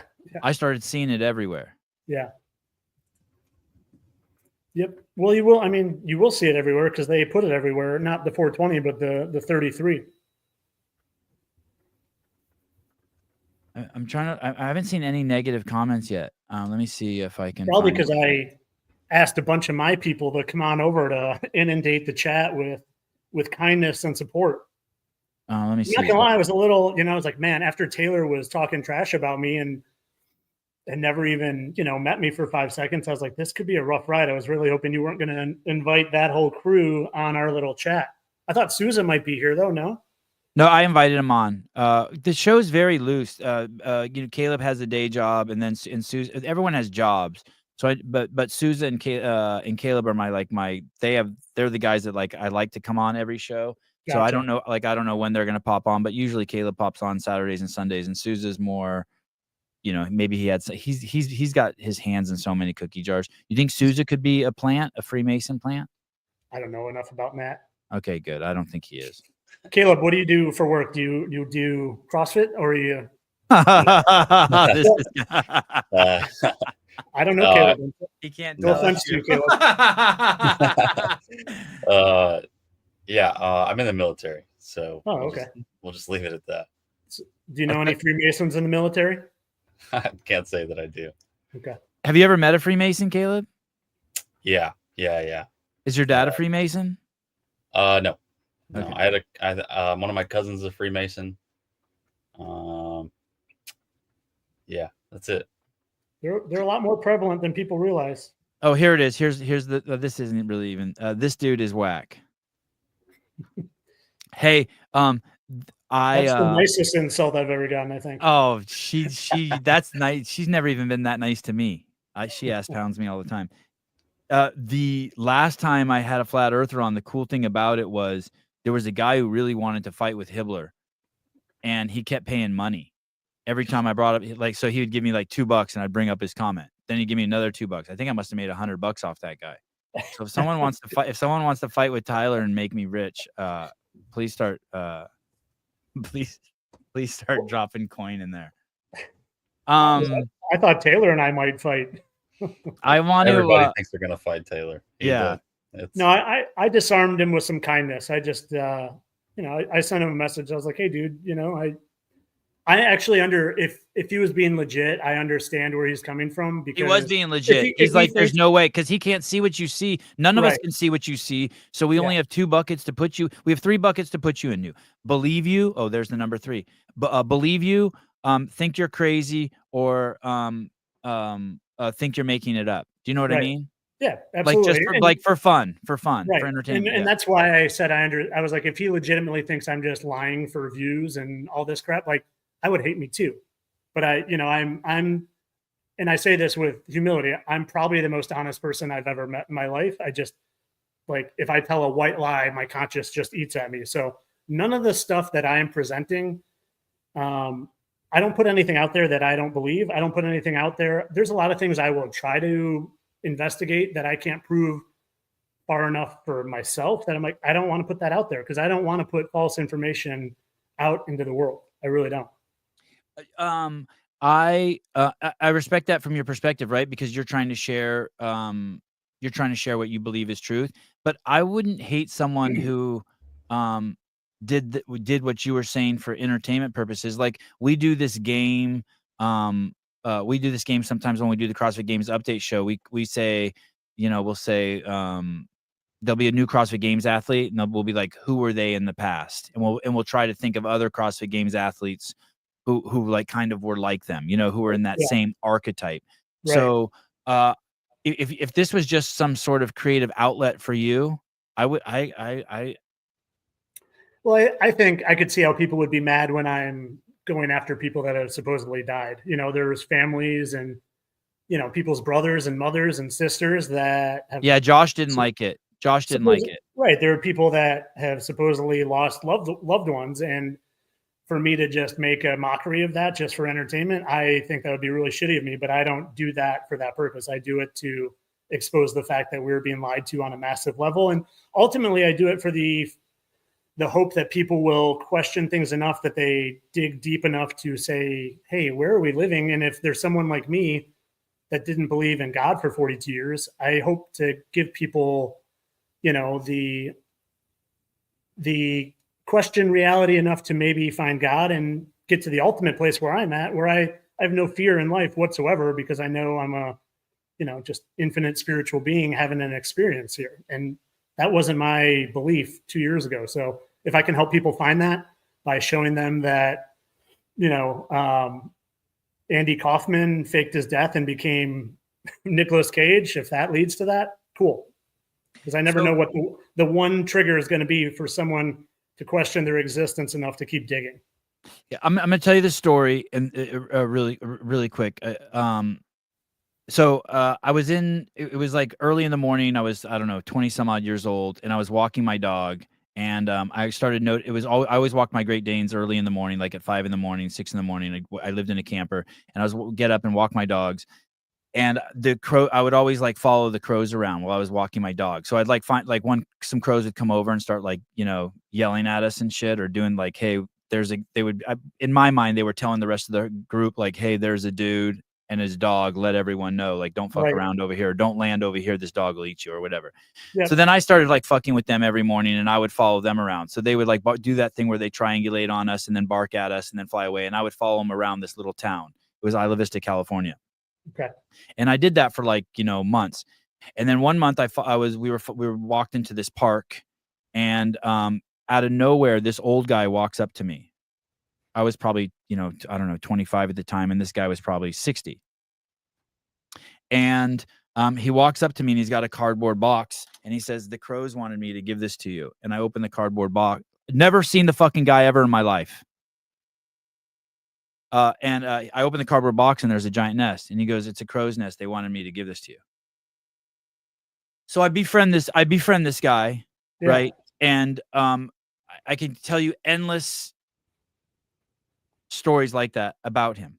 Anyway, so I hadn't seen the guy in now I'm 300 miles north. I'm living in Santa Cruz, California, and I haven't seen this guy 20 years. Right? Mm-hmm. He was 60 or 70 at the time. I don't know how old he was. But by the way, after that day he did that crow's nest to me, showed me that, I was very close to him for 2 years. I basically saw him every day for 2 years. Okay. And the stories are just wild, so fun. So it's just like we were like two little boys, like just so many things he taught me. And so about, I don't know, a year and a half ago, my wife says, hey, I wonder what happened to him. It would be cool to see him again. And I was like, yeah, it would be really cool to see him again. And I had figured out ways on how to see him, how to summons him in those 2 years, because he didn't have a house and I didn't have a house, but I had figured out how to summons him, or maybe summons not the right word. Right. Locate him. I don't know. It's like, so during COVID, I had stopped ever going to Starbucks. And this particular day, I was like, shit, I'm in a hurry. After my wife had said that to me, I'm going to go to Starbucks. I hadn't seen the guy in over 20 years. And I walk up to the Starbucks, and there's a patio there that used to be full before COVID, but now since COVID, it's completely empty. They took off most of the chairs. There's one chair there. And I walk in, as I'm walking to the Starbucks, he's sitting there in the chair. Wow. Yeah. And I go, dude, Raymond, what are you doing here? And he goes, what do you mean? And I go, what are you doing here? He's like, I'm here to meet you. What? I'm like, okay, you want a coffee? He's like, yeah. And I go get him a coffee, and we hang out. And then, I'm like, hey, come over to my house. And I bring him over to my house. And so that's just that. I'm going to tell you, so that's, I tell people all the time, I don't live I live a life. So for me, I finally defined faith about a month ago, or a week ago. Faith for me is not a verb; it's a noun. It's evidence of the unseen, the no thing. Lao Tzu called it no, or Eckhart Tolle or Lao Tzu, one of them called it no thing. And it's everywhere. Like once I woke up, you talk about gifts. Once I woke up, I'm just like, I felt like I left the world in between my ears, and I came to the outside world, and now I'm just alone out here. Everyone I meet is just in their head thinking, and I'm just like a dumb fucking kid out here by myself. It's cool because God's out here, right? Just doing all sorts of fun shit with me. You know what I mean? Like, doing 100%. all the cool shit. But it's dumb. But it's dumb compared to like all the smart shit people are saying in their heads. Do you know what I mean? Yeah, but it's not though. It's not. I think it's much. It's very simple. It's not complicated at all. It's very. Right. It's very. It's like. Anyway, I want to tell you before I don't want to go too far into that. But the guy's probably an angel, by the way. And I'd like to hear your story about the guy you met, by the way. In that walk, because you touched on it, but I didn't hear the story. But this guy told me one time, hey, dude, there's only 12 people here. And I go, what do you mean? And he just would always tell me that There's Yeah. only 12 people here. And I go, what do you mean? He goes, it's just the apostles. That's all that's here. And I was Interesting. like, and that always stuck with me. You know, like when someone says something to you, you don't understand, but you want to be like, Right. okay, hang that thing Right. up in the back. Right. And when right. I see you making these connections, that really, as I was watching your videos, that started really playing in my head. There's only 12 people here. And I started wondering, I wonder if Tyler's just seeing the same 12 people over and over and over. Does any of that resonate with you? Yeah, it does. But like on a different level, I think, than, the only 12 people here is very interesting. But more of what resonates with me is just what you're talking about of having a connection with God and knowing God's here. Cause I didn't have that for 42 years. And now, like I don't hear God's voice, but I think Me neither. I wish he would. well, I shouldn't, Me neither. But I see all his shit. I see all the cool shit he did. I mean, yes, and it's exactly. cool. And it's cool that I have my wife too, because I brought this guy home. I actually called my wife. I'm like, Raymond's here. Yeah. And now these things don't even surprise me, but she's like, shut Right. the fuck up. I'm like, okay, we'll be over in 5 minutes. So I get other witnesses, so I don't have to be like, I'm batshit crazy. Well, and that was the thing with me for the first several months is I just wanted one person to validate what I was seeing or what I was experiencing, and nobody would. So I was going a little crazy, but it wasn't because of what I was seeing and experiencing and learning. It was because nobody else was able to see what I could. Right. And to me, it's like sometimes I see things and I'm like, it's so like the other week like the Pat thing. Yeah, exactly. Never like, to me, that's so obvious. To me, the other day, a follower messaged me, this country singer, Keith Whitley, that died when he was 33. And he's like, I think this guy has to be out there somewhere. And I never had heard of Keith Whitley in my life. And the moment I looked up a picture, I'm like, that's Hugh Jackman. Like, I just see immediately that's Hugh Jackman's face. And then, like, the further I went exploring that, the more it's Hugh Jackman. And to me, I just know it's Hugh Jackman. But I show my wife. Oh, shit. Oh, right. shit. Oh, my God. It's Hugh Jackman. It is. He plays. God. Or Justin Timberlake. Justin Timberlake, too. Okay, so I went wow. down. I think Caleb, Caleb. Come back to me, Caleb. Come back to me, Caleb. Shit's getting crazy, dude. Hey, Tyler, if I start seeing Caleb working on your show, I'm gonna be pissed. Dude, well, so here's the thing: is a lot of people said Justin Timberlake. My wife said I see Justin Timberlake, and then what I think I made the connection is that Justin Timberlake is actually Hugh Jackman's son. I honestly think that. So I did a whole video post on this, but okay, well, you guys see it, so that's cool. But I see these things, and it's like so clear as day to me. And I was seeing them for months, and people are just like, I don't see what you're seeing. I don't see what you're seeing. And at one point I was like, I mean, I don't agree with you, but how can you not? It's like no one can say you're crazy for at least thinking it. I mean, it's crazy. Yeah. Well, and then, so here's the thing is, then I go and find the exact same 7 birthmarks on their faces. And, this is why I'm so certain about my thoughts on Josh and Pat is this is the wrong audience to say it to, but what are the odds that I think they look alike, that they both have, Pat Tillman had a mole here and then Josh has a scar there. And then they have, the same exact abdomen burn. I mean, the coincidence or the odds of those being there are astronomical, so far to the point it's just impossible. They just have to be the same person. And I'm not here to convince anyone of that. Especially like I said on this podcast, but some of these things I just see. And kind of getting back to where we started talking about this is I don't hear God's voice, but I'm just a dude that taught high school PE for 20 years. I'm not this smart to come to all these revelations. I literally think that like I'm getting downloads from my higher self, from God, from a guardian angel. Like I'm just not this smart. I'm a humble guy, and I'm humble enough to be like, I'm not this smart for the past 2 years to figure out a whole lot of things that no one else in this world has figured out before me. And there's a lot of them. And it still blows my mind when I've never heard anyone ever say that Keith Whitley is Hugh Jackman. And I'm like, I see that. I'm like, that's Hugh Jackman.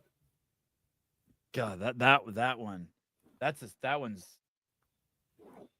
and it can't just be that, hey, there's 8 billion people on the planet and just a bunch of us look alike. Well, one, I don't think we're on a planet. I think we're in Sorry. a realm. Right. No, no, there's obviously doppelgangers and people look alike, but you know, the birthmarks, and that's where I came along. A lot of people used to do this. You know, for example, I didn't come up with Jim Morrison of The Doors died and became Rush Limbaugh.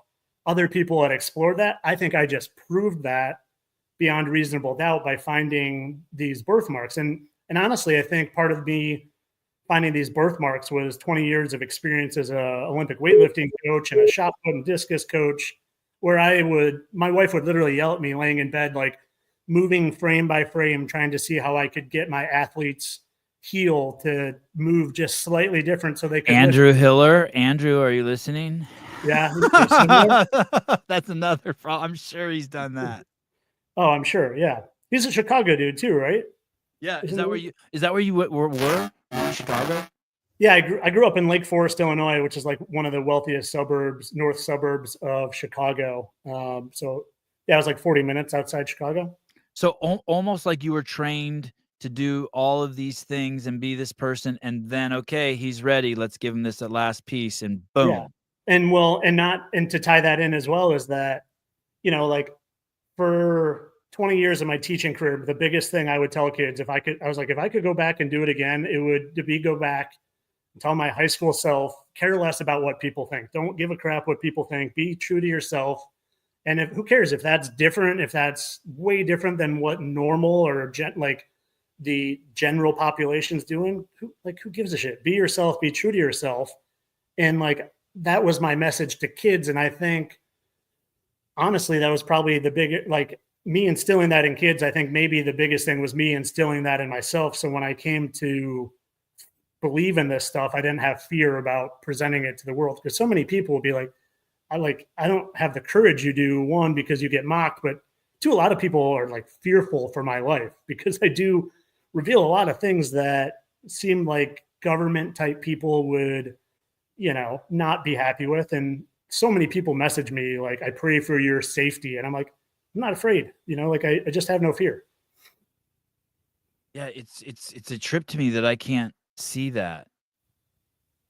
I guess it's because I don't believe. I just don't see anything. I mean, I guess after your explanation, if it really is just one giant control operation, you know, to keep the herd maintained. Yeah. I could see maybe how you speaking up would be like, okay, we got a guy in sector 4. He's getting too close to the truth. Yeah. Yeah. I mean, but other than that, I know what's going on because I've created posts, and within 2 hours, those posts there will be like a Google or a mainstream article that comes out to debunk my exact thing that I've created. Like a really good example of this is one of the things that woke me up was finding out that stars weren't what I thought my whole life. And it sounds absolutely crazy, but I found dog images I saw that. That's pretty impressive. Yeah. How do you take those pictures of those stars? What are you using? I've got a Nikon P1000 camera, which NASA bought recently. NASA bought Nikon? Yeah, because I don't, you know, so they could probably dumb down the zoom, because a lot of people were zooming in on things that they shouldn't have been able to zoom in on based on the curve rate of the Earth. But one of the things that, you know, I made this post that went pretty viral on how there are literal dog images in the stars. And I saw it. It's a great post. I saw it. Within 24 hours, NASA released a post or an article on how they were sending pictures of dogs and other animals to the ISS, testing their satellite capabilities. I'm like, if that's not them trying to cover up like what I'm posting about, I don't know what is. So, you know, it sounds stupid, but they track my every move. I'm sure of it. And I don't say that with fear. I could care less. The other day on TikTok, though, I was getting, I do think they mess with me trying to post sometimes, I think. And I was like literally losing my cool. I'm like usually totally cool, calm, collected. But I like said something like, you MFers, I'm going to get this post. And I like flipped off my TikTok camera. Within 3 hours, I was banned on TikTok. Like they banned my account. I'm like, all right, never going to flip off the TikTok moderators again. Did you get it back? I did. Luckily. Yeah. If it helps you with any street cred, I think, or get any street cred, I think I'm on my like 5th account Oh yeah, on Instagram. Yeah, but I have noticed something has happened. Something has changed. yeah. I think Something feels like something feels looser, like Trump scared them or something. yeah, I think they've loosened the algorithm a little, and part of the whole TikTok ban. I was saying for a year, I was like, they're not trying to ban this because they're worried about China stealing our information. At the time, I was saying they hate TikTok because it's not controlled. There's getting, too much truth is getting out there. Flat Earth was searched over 3 billion times on TikTok. It was the #1 search on TikTok. And you could search Flat Earth and get my post and other real Flat Earthers' posts. You search Flat Earth on YouTube or Facebook or Google or probably even Instagram, you're going to get the Flat Earth is an archaic idea or get the fake Flat Earth information. So I was saying they're trying to ban TikTok for that reason, but I have now come to the belief that they were just banning it so Trump could be the savior of TikTok and, reel those people in, the people who weren't a fan of Trump. They could say, oh, I love Trump now because he brought TikTok back. But, TikTok, I think all the platforms are all controlled by the same people. Facebook, the meta universe, and TikTok, they're all just controlled by the top. What's the deal with all the tranny stuff? Like Candace Owens saying that Macron's wife is really a dude, and now I don't know if you follow her, you know who she is, but she's saying Macron is married to his father, and all the Michelle Obama stuff where you can't find pictures of her pregnant and she's really a dude. What's going on with what's the obsession with all of that? Because I think there is a lot of gender inversion in Hollywood and in the government, and it's just why are they into that? Why are they into that? They drank bad water, or they're confused, or is it? No, it's all, like I said from the beginning, it's all spiritual warfare. It's all mocking God and his creation. And I think where we used to sacrifice children, like thousands of years ago, now they sacrifice their children by gender inverting them.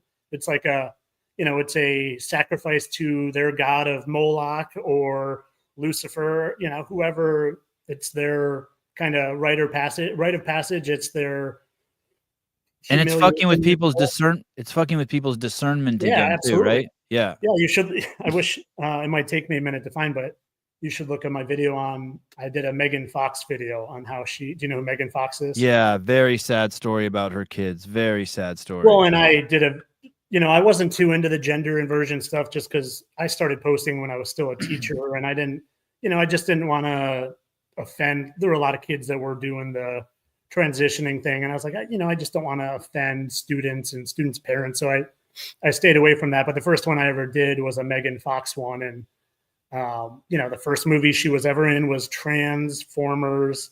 She literally has said things like, "I'm a tranny." Her, obviously, you probably have seen her three. She has 3 kids. Yeah, 3 kids, and they're all twisted up. They don't know. Yeah. So I think it's going on a high level. I think Candace Owens is also kind of a fraud. I did a video on her, how she's actually Halle Berry in disguise. They're both hot. I think they're both very attractive, so that would make. And also both probably former men, but that doesn't. I also think they're attractive, so nothing against you. Dude, listen, I was at this coffee shop in San Francisco with my buddy, and it was for a wine festival, and we were sitting out in front of this coffee shop, and there was all this traffic, and this chick walks by, and I'm like looking at my buddy, I'm like, dude, can you believe this chick? It was this black chick. She was so hot, and we're just staring at her, and a cop comes over to us and goes, "Hey, boys." We're like, "What?" Like, that's a man. I was like, what? Well, that's what I did in my Megan Fox. I did that in my Megan Fox video. What? Say it again. In my Megan Fox video, I started, but I was like, "Don't tell me Megan Fox is a dude." Oh yeah, that's what I'm saying. You should pull up the. Can we pull up the? Can I pull up the video? Can you guys let me share screen? Oh no, I am gay. I'm Patrick Clark, Tyler, big fan since 23 of February 25. Oh, he's fucking with you. How do you explain height difference in Tillman versus Bridges? Oh, he just. Do you see what he did? He buttered you up, and then went in. He gave me the Oreo sandwich. Right? Yeah. Well, I addressed that in my post because just because the NFL says Pat Tillman's 5'11 doesn't mean he's 5'11. And just because, the CrossFit world says, or the internet says Josh is 5'5", but what I did, I don't like to just say that. So I found evidence of Pat Tillman standing next to a guy that was documented at 6'5", and he's a full foot shorter than this guy that is supposedly 6'5", and he's also next to a guy who's 6'3", and he's not 4 inches shorter than this guy. He's clearly shorter. So just because the internet says it doesn't mean it's true. Who do you look like? I used to get Stallone when I was younger. Me too. I got Stallone and Travolta. Oh yeah, I could see that too. Someone said Justin. Someone literally did a video on how I'm Justin Verlander, who was a former pitcher for some MLB team. Oh, you look like a baseball player. I mean, just like a generic, like, hey, that's an ex-baseball player. Yeah, you look like a pitcher with your hat and shit. Yeah, I could see that. Justin Verlander. Were they joking or were they like serious? Oh no, they were dead. They were trying. Oh shit, they were trying to expose me, like that I'm a fraud, and trying to discredit me. But the problem is, and I guess you can only go by my word. Pitcher. I'm 5'9", and Justin Verlander is like 6'7". I don't know. I think I need to see you in a door frame. Yeah, there you go. Right. Like you're as big as the firmament. We should, if you guys don't care, I'd love if you played at least one of my celebrity. This person turned to this person, just so people. I would love to. Sevi is 4'9" and Stallone is 5'10". Debunked. Hey, I don't think Stallone is he that tall. Here's the other thing too. Someone said something funny in here that I should have brought up. I lost the comment. But when I was talking about God never talks to me, I think Sean Sullivan says, "Yeah, that's because you'd interrupt him." Fair. That's totally fair. Well, you and I both. I think we've both interrupted each other like 10 times this episode, but it's because we're so excited. We're excited. Yeah, I am excited. It's such a fun conversation. Okay, we have I want to play the Josh Bridges one, but I know that one, like, I think that really upset him. Yeah, I'm okay if you don't play that one on this podcast, to be honest. I encourage people to go watch it, but yeah, we don't need to start the hate on this episode. I think it's going well. I don't even think it is going well. Let me ask you this before what do you think if this isn't a legit question, I understand. What if you had to rate that one as being true? 1 star being not true and 5 star you're being like 100% certain, like you'd bet an inch off your penis. Where would you put that one? The Josh Bridges one? Yeah. 9.5. Oh, so like on a 1 to 5 scale, 4.5. Oh, and 1 to 10, 9.5. 9.5. Damn. Yeah. I've done this a lot, and birthmarks don't lie to me. Very specific. I know Josh likes bacon like I do, and I have the exact same bacon grease burn on my abdomen as Josh and as Pat. I also think Pat Tillman had I have an underbite. I don't know if you can tell. Sometimes you can I have an underbite and it makes me talk a certain way. And I think Pat Tillman had that underbite, and I think Josh had the jaw surgery to correct that. That's just how, my mind goes to these deep places because Josh and Pat don't look exactly alike, but there are a lot of similarities. There are a lot of birthmarks. There are a lot of, things that line up to the point where, for me, it's the odds are, what are the odds that I think it? And then I go find predictive programming, and then I go find birthmarks, and then I go find burns on their abdomen. The odds of those all lining up to me are like 0.001%. So for me, unless I have to just go with what resonates most as truth. And for me, what resonates most is that Josh and Pat are the same person. Let me throw this out here. So you I don't know if you know this, but I've probably done 50 shows with Josh, right? And I don't know if you know that. I had another. I knew you guys were close for sure. I didn't know 50. Yeah. Okay. Yeah, we did for sure 20 shows with on another podcast we started with Matt Fraser. It was Matt Fraser, Josh, and myself, and we did 20 Yeah. shows. Okay. I do remember listening to that now. And then I also did there was a when he first came onto the scene, I knew of him. Oh, you're gonna like this, because when Dave was an instructor at Buds, Josh went through Buds, and Josh was the fittest guy Dave had ever seen go through Buds, and he used CrossFit to get to that level of fitness. Okay. And then Josh was simultaneously trying to compete in CrossFit while deploying overseas and being a Navy SEAL. Right. And so then I quickly glommed on to I would see Josh at events, and I would tell those stories, go around with my video camera and tell those stories. And so I quickly saw him, and he was charismatic, and he always gave a lot, and he was very lighthearted, always like joking. So even in the most tense situations, I felt comfortable coming up to him with the camera. So I have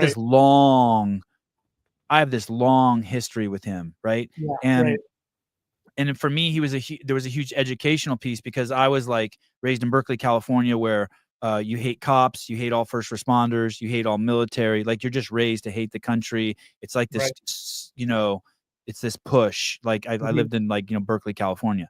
And then so meeting people like Josh opened my eyes, and meeting people like Dave like opened my eyes quite a bit to, as superficial as it is, that that type of thinking and like where my thinking was flawed and stuff like that, just by the way they carried themselves, right? I was like a libtard that kind of like woke up, right? Yeah. And I realized that, like, if a baby falls down, you could think you're being nice by picking it up, but you just stole a burpee from the baby. You know what I mean? When you're better off just making sure a car doesn't run the baby over and let him fight it out himself, offer him some protection to work on his own.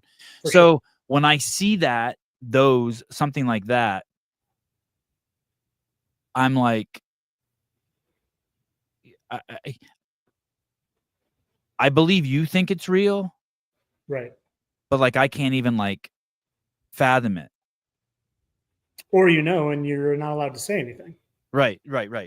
That's it. That's another option. Yeah. And I do want to say this too. It was a rough week for me this last week, because like, you could be off, and you could only be 8.5. That one could be off. Sorry, go ahead. Rough week. No, it's okay. I've been a huge CrossFit proponent, advocate, believer, practicing, pushing, big fan. Like, Josh Bridges to me was like one of the most stand-up guys. Sorry, I lost my is one of the most stand-up guys like in the game. Like, I have a lot of respect for the guy. And Pat Tillman too. Like, before I woke up, I was a huge NFL guy. Like, big Chicago Bears fan. I was so excited Tyson got drafted by the Bears, because I'm a Bears guy.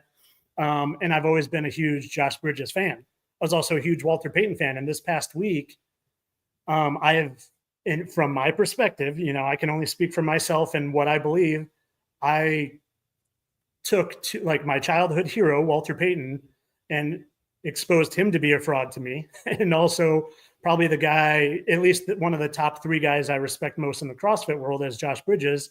And I still think he is what he is, but I just think he has a history that he's lying about, and that he's not, I don't think he's a liar. He's working. That's working for Lucifer. Basically, if there's 2 camps, you're saying he's working for the Lucifer camp. Yeah, right. Exactly. And I also, are all these people working for the Lucifer camp? Like, if you're doing the death and reborn thing, are you in the Lucifer camp? For sure. Okay. Yeah, for sure. And from my opinion. So, like I literally messaged you, because I was like, oh, Savon used to respond to me back when I didn't have any sort of following. Like, I would message you back in the day. Like, I really wanted you to get the CrossFit disabled. You messaged me from this account? Yeah, but my name was just Tyler Hansen, like 2 or 3 years ago. But you would respond, like, you and I used to chat a little bit. I would always try to get you to get the disabled. When the CrossFit Games started doing the disabled, there was this girl that I think she had a missing leg. I was like, you got to get her on. She's just awesome. The hot chick. She's crazy hot. Yeah, exactly.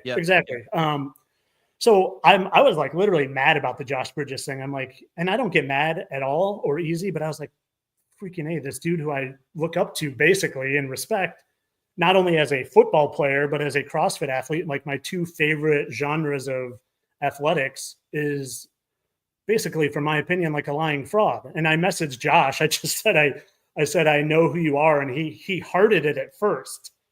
And then I made a message like, I'll be happy to tag you when I create the video. Cause I, you know, from my perspective, maybe he was like, oh, he's a good dude. He knows who I am. And he's not going to share that with the world. And then maybe you realized the type of content I created.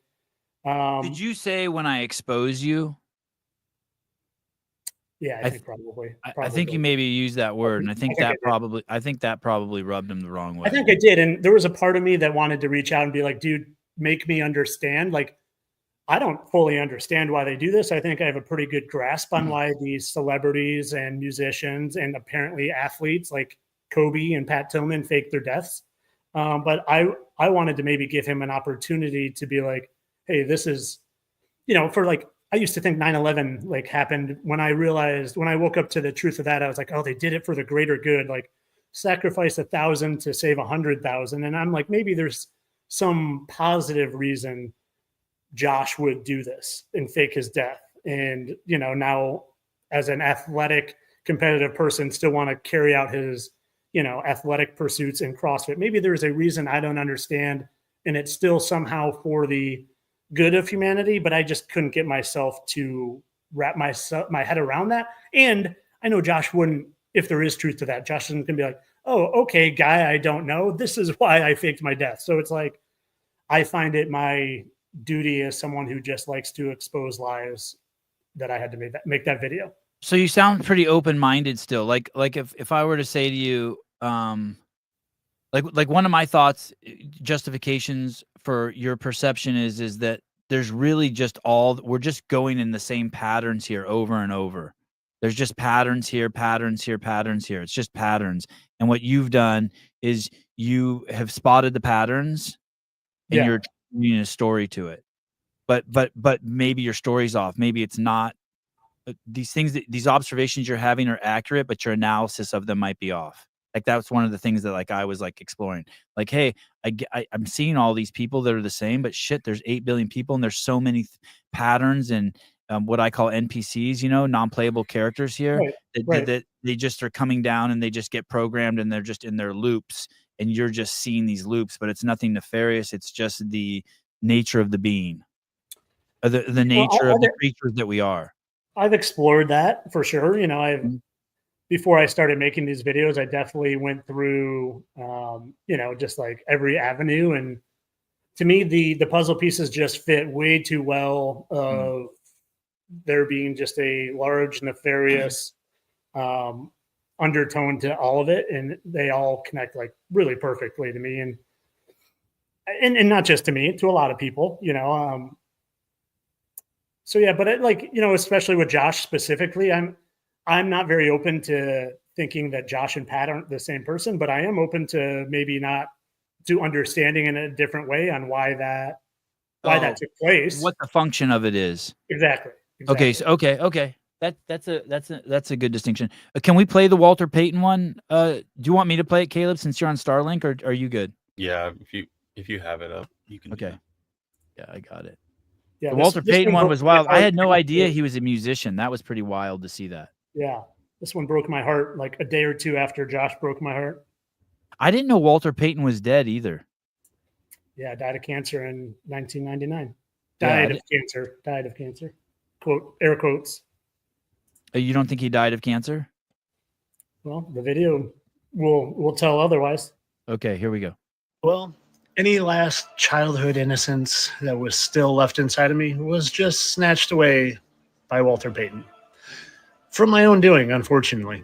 And for those of you that somehow don't know who Walter Payton is, he was the best NFL running back to ever live, probably until Barry Sanders or Saquon Barkley came around. He held virtually every single NFL rushing record. And, well, unfortunately, I was an 80s kid who grew up in Chicago, so I looked up to him a lot. And well, the other day, one of my amazing all-star subscribers named Jeff, who's actually what a true hero looks like. He's lost 200 pounds and quit addiction and is a true hero compared to what I'm going to show you that Walter Payton isn't. But let's get back to the story. He asked me if I've ever looked into Luther Vandross, who died at a relatively young age of 54. And, well, I looked at him and I couldn't help but recognize him.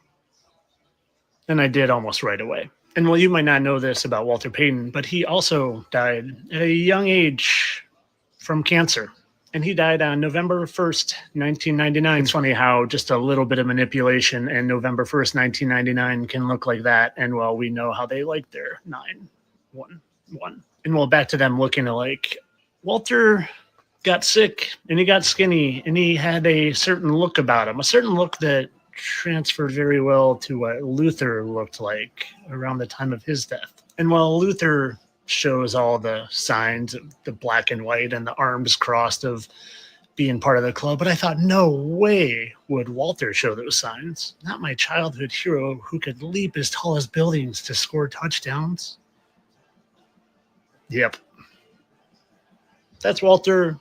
That's Luther. That's Walter. That's Luther. Hey, they even have the same style and sweater. Walter and Luther, Luther and Walter. But of course, up until this point, it's just speculation. But I'm going to let them do some moving and talking for themselves. And then we'll get to what you know I always have, because I don't speculate. First, let me show you that Walter was a great dancer and musician. This is him doing some dancing on the show Soul Train. And in a second, I'm going to show you his musical skills and not just on the Super Bowl Shuffle.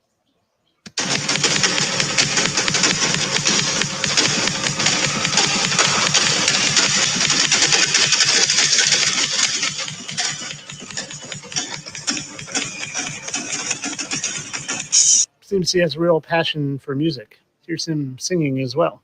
Guys do behind closed doors, in the bathroom when nobody's there. A movie with Bette Midler and Danny DeVito called Ruthless People, and it's the first single off of the album. Sweetness, and I like to dance, running the ball, it's like making more Nance. We had to go to training camp to give Chicago a Super Bowl champ. And we're not doing this because we're greedy. The Bears are doing it to feed the needy. We didn't come here to look for trouble. We just come here to do the Super Bowl shop. Now, before I continue, I want to show you two things. One, there was a biography written about Walter Payton, and it says, what an eye opener. Funny how they reference the eye. And they also talk about his personal demons and how he wasn't a very good spouse. So it paints a picture of someone that isn't that hero that a lot of people think he is. But I got something else to show you too. What I want to show you, based on a request from another friend and subscriber, Jeff, is that the symmetry of faces is really quite unique. They don't match up. And this is Emmitt Smith. I chose him because he's another really popular NFL running back. Faces don't match up unless they're the same. There's going to be something off. Lips, nose, chin, eye, they don't match unless they're the same. And we saw how Emmitt and Luther matched up. Why don't we look at how Walter and Luther match up? I think Jim Carrey once said, like a glove. But we still haven't gotten to the utmost important part. And I need to show you, again, something first. And that is that the odds of two people having the exact same 8 birthmarks are considered astronomically low, essentially close to impossible. And well, why don't I just count these for you in case you lose track? 1 and 1 and 2 and 2 and 3 and 3. But remember, I said 8. Luther and Walter. And well, we're at 3, so there's 4 and 4. And these look like holes because they probably dug them out so you wouldn't notice. 5 and 5. And again, let's see who they belong to. Oh, Walter and Luther. And remember, I promised 8. So let's look for 8. We're at 5, 6, 7, 8. 6, 7, 8. What a shocker. Walter, Luther, and Walter. Now, I am 1000% sure of one thing. I am going to get a lot of hate for this because this man is about as untouchable as you get as far as heroes go. He's pretty much unblemished. Well, until I came around. And you see, that's what they want.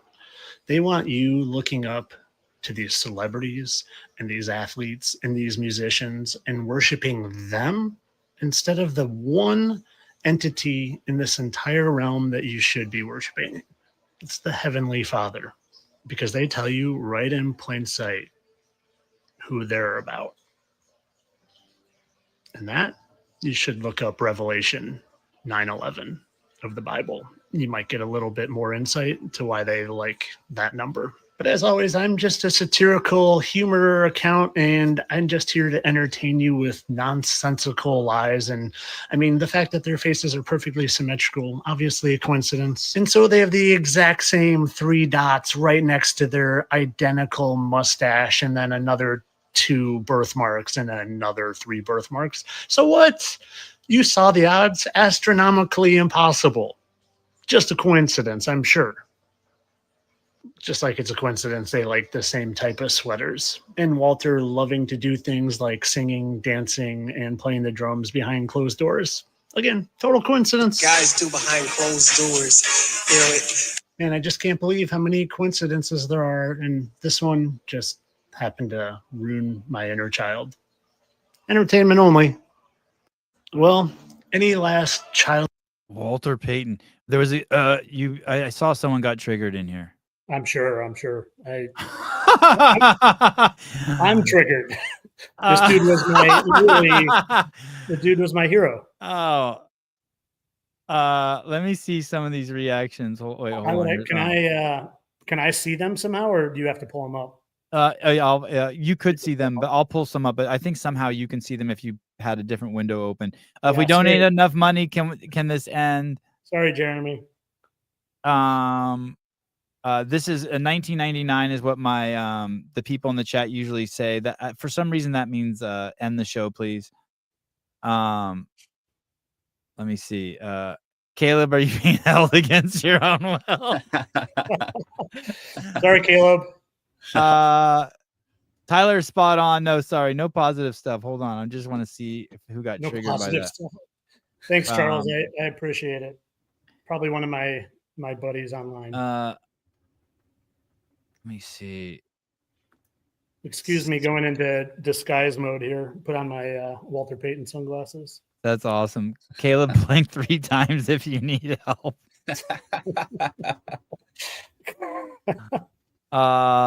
So Walter is the devil? No. No, not the devil. Maybe just an employee.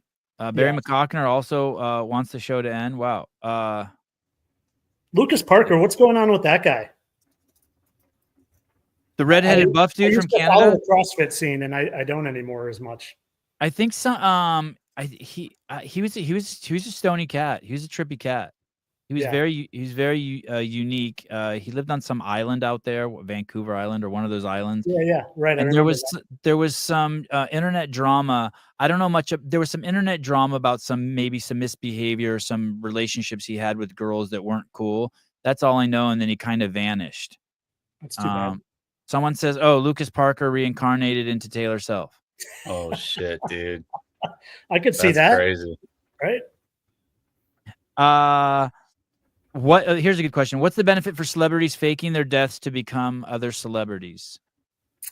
A lot of it's just, mind control. It's the same thing as the globe. If you can get these people to be so confused that they don't realize they're watching the same person. And I think it's also part of, taking secret society oaths. And, if you yourself transitioned from, let's say, Jimi Hendrix became Morgan Freeman or Bob Marley became Nelson Mandela, you're holding on to a pretty intense secret there. So you're going to be held to a standard of, keeping the other secrets of the world as well. But also it's just mind manipulation. It's trauma-based mind control. Do you know how many people were just crushed that Walter Payton died in 1999? I was one of them, and when the astronauts died on the Challenger, it's all just a way to control your mind and keep you in a fear state and keep you upset and keep you appealing to the people giving the information as the information givers. Caller, hi. Is this AI? No, it's Sevon. Oh, hey, Sevon. Did you see what I did there? You said, "Is this AI?" And I said, "No, it's Sevon." I got it. Oh yeah, now I get it. Okay. Is this Luther It's kinda Vandross? like God, you sound like a black singer. It's sort of like the flat earther, Yeah. Are you a black guy? Let me see. How do I say this? Maybe. Okay. All right. You sound like a black guy. You have that sultry, deep, like, yeah. Hey, what's up, girl? Yeah. You want to dance? Yeah. Soul Train. I actually thought he sounded like who's the tall CrossFitter that you used to have on a lot? When you said tall CrossFitter, I thought of Asia Bartow, but he's only been on once. He was a college wide receiver. His name's just Jason Hopper. Yeah, he sounds like Hopper a little bit. I felt this guy sounds too smart already. All right. Okay, go ahead. What's up, brother? Oh God, dang it. I'm trying to get some gas, and there's no gas anywhere. Caleb lives in a motorhome and has horrible gas. It's the best. I'm gonna run out of gas, and that's not funny. I was gonna propose a question to, I don't know, maybe not a question, maybe just a let's see, how do I say this? Maybe a different perspective to what maybe everybody thinks. God dang it, I got to get 93. Son of a bitch. How much is the gas where you're at? Let's see. 93 is $4. Oh, okay. So you're in one of the you're in one of the libtard states. Yeah. I know, because that's what I mean, gas is where I'm at too. And then and then I drive to Okay. Arizona, and I'm like, well, how is it 2:59 out here in the middle of nowhere? Like I listen to this show. I listen to the show kind of a lot, and you guys kind of talk about religion a lot, and seems like this guy's kind of religious. I'm not at all, actually. Oh, you're not religious? Oh, Tyler? you're not. Oh, yeah. There's a distinction to me between being spiritual and religious. I don't follow any. I don't go to a church. I don't really. I think a lot of the religions are also system of controls. I believe. I'm a believer in God and Jesus and the Bible, but religions, I think, are a different story. But I mean, that might not matter to what you're saying. I hear a lot about like religion and mainly Christianity here. So I just want to, sorry, I'm trying to get gas here, guys. No, this makes for great podcast. You're killing it. I mean, I just saw 500. I just saw 500 new people jump on to hear you talk about gas. Getting gas. I'm on the edge of my seat here. I cannot wait. Are you going to run out of gas or not? And what are you going to say to Tyler? You have two narratives going simultaneously. What a word! Like, go ahead. All right, thanks. Have you ever delved? Is it delved or dove? Have you ever delved? Yeah, doved's good. We know we're with you. Doved. Okay. Into modern Satanism. On a level of trying to expose it, but not on a level of practitioner, not practitioner. Yeah, exactly. Right. I don't even know what it is. You sound like an academic. There you go. How do you feel about the postmodern belief in the cubish? I don't even know what that is. Modern Satanism. Okay, so yeah, me neither. I mean, I just I hear a lot about the Christianity, Christians, and their beliefs, and I sort of learned a little bit about it. So the one that I sort of, I like all religions. Okay. I see a lot of good in all religions. I'm not. You don't have to saying preface that, anything, dude. You got to just spit it out before fucking like. That's it. I Yeah, hang yeah. myself with All some right, dental floss here sitting on my desk. There you go. So let me see. There's Church of Satan, and then there's the Satanic Temple. So two different entities. Satanic Temple has 7 tenets. You can pull them up right now, I'm sure, if you want to. So that's it's a flavor. Anyway, that was it. All right. Thank you. Are you a practitioner? No. That's so I don't know anything about it. I know that if I were to say practitioner, that would be one closer to, my beliefs, if you would, or Thinking I that should have gone to the bathroom during this call. I could have taken the piss. I could have taken the piss. Hey, dude, I love you. You sound like a great human being. I hope you get gas. Appreciate you, brother. Don't get 93. I did. Get the good shit. I paid for it. Yeah, I did. I had to. All right. Love you. Bye. God. Someone's drunk uncle.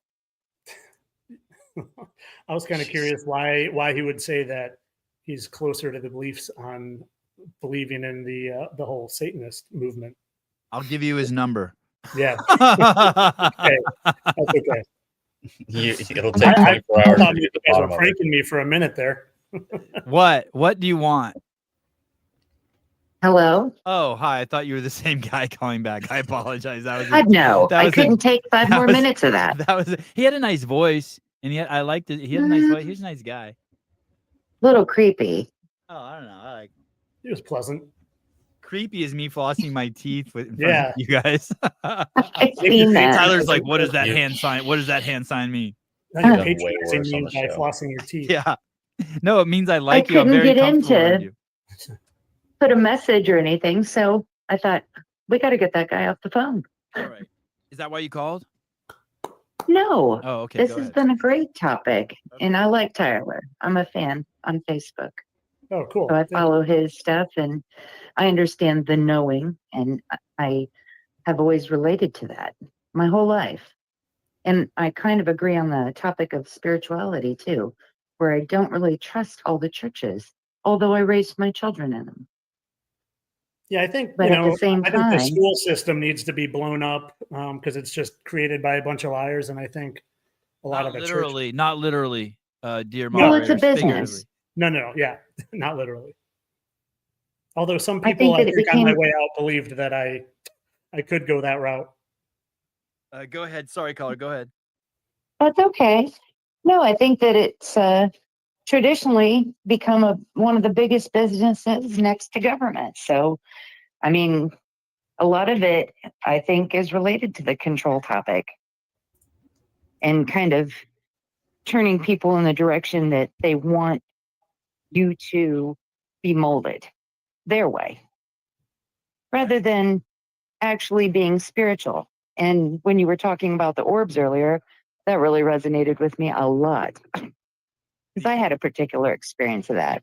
Tell us. But I had, please. Can you share? I had a much more, I had a closer situation, and it was a month before my dog got killed. So it was crazy. This orb appeared 2 feet above my couch, and it was a ball. And I could see through it, and I could see that it was perfectly round. And it wasn't a ray of sunshine coming through a window, and it was in my living room with me. And it was shortly before a vacation that I was about to take off on. And I looking at this thing, and I'm thinking, this is something real. I mean, I knew it was real, and I stood up and I got closer to it, and I looked at it and observed it, and it didn't seem to have anything in it. So you could see completely through it, but you knew it was a thing. And of course, no sooner than I went to reach for my phone, and I turned back around and it was gone. And exactly 30 days to the day later, while I was on vacation, my dog got killed while I was on vacation. And I think it was God. It was God preparing me to know that it was going to be okay. And that it was, I don't know, at first I kind of thought that it maybe was something that was a sign that something was going to happen. It didn't later occur to me until after my dog passed and got killed, honestly, that it was anything at all. I connected it much later, but it was so revealing to me that because of the kind of person I am and because of my heart, I think that it was a little comforting later to reflect back and realize that it wasn't just something that happened. It meant something. And I've had many of these experiences. I mean, I've survived a lot of things that are strange. I'm So, I mean, deeply sorry for your loss. absolutely. Losing dogs to me is the worst thing. I mean, I'm more upset about losing my dogs than, you know, my grandpa, and I love my grandpa dearly. I know. Holy shit, Tyler. Well, some people, Holy shit. you can almost, it lingers longer. family is the first ones that hurt you. Okay. So, Yeah. I mean, I totally understand. Did you bury your dog in the, did you bury your dog in the backyard? You know what? I put up a $5,000 reward in a heartbeat. I was in Aruba. And as I'm sitting there crying my eyes out at the bar, the bartender turns around to me, "Oh, honey, he ain't worth it." And I said, "Oh my God." And I started to, you know, wait, a $5,000 reward for what? Your dog was murdered? No, she was actually on her way to the airport after me. I hired a dog sitter. He let her out. Oh no. And she ran 4 miles. I know, it was so heartbreaking. And I had visions of her, like in my dreams. I knew exactly where she got hit. I mean, I seen all these things, and my husband took 4 days off to go and, you know, look around for her everywhere. And we were so close to getting her back, but we didn't, because she got hit on the highway. She got trapped in between, you know, the curbing that they have on the highway. That's so And sad. she got, but I got her body back, and I was blessed with that. So I had some closure. Did you bury her in the backyard? No, I have her cremated. Oh. And what's really neat is the fact that, I mean, I hear Tyler talking about seeing his dog in the sky and in the clouds. I don't know. No. I don't know. He hasn't seen his dog. Oh no, I have. His past Oh, dog. you saw your dog? Yes. Oh. Yeah, I was at the end of fasting. Well, I'll let her finish talking. Okay. And the amazing thing is, I was in a car driving, and I thought about things that Tyler has talked about, and I asked God to show me a sign. I did the same exact way. And in the sky, I seen her, and my dog's name was Ayla. I mean, she appeared in the sky just as clear as yours did. And I mean, I've got my hair standing up on my arms. But I mean, I can witness to all of that. I mean, it's real. I have something And something bizarre is happening in this world, and people need to be aware of it. I mean, we are in a very spiritual war. Very. And You know, I agree. I'm worried too for myself. When you say you say when we're in a very spiritual war, meaning like it's been going on for a while and we're getting ready to hit a climax, Yes. like there's going to be a winner and a loser? Yes. Okay. Well, I mean, it's good against evil for sure. I have orbs all around out here. I've seen things come out of my woods that I can't explain. And we've had some experiences. Actually, I've had pictures that I think I shared with you, Tyler. And it wasn't an orb or a drone, what they call the drones. Wasn't a drone that dropped down on 24 highway in Indiana. I'm calling from Indiana, by the way. What part? But near Fort Wayne. I live out in Huntington County. Yeah, my college roommate went to seminary in Fort Wayne. Okay. So the the item or the object that dropped down did things that were completely unexplainable. I did capture in picture and slight video.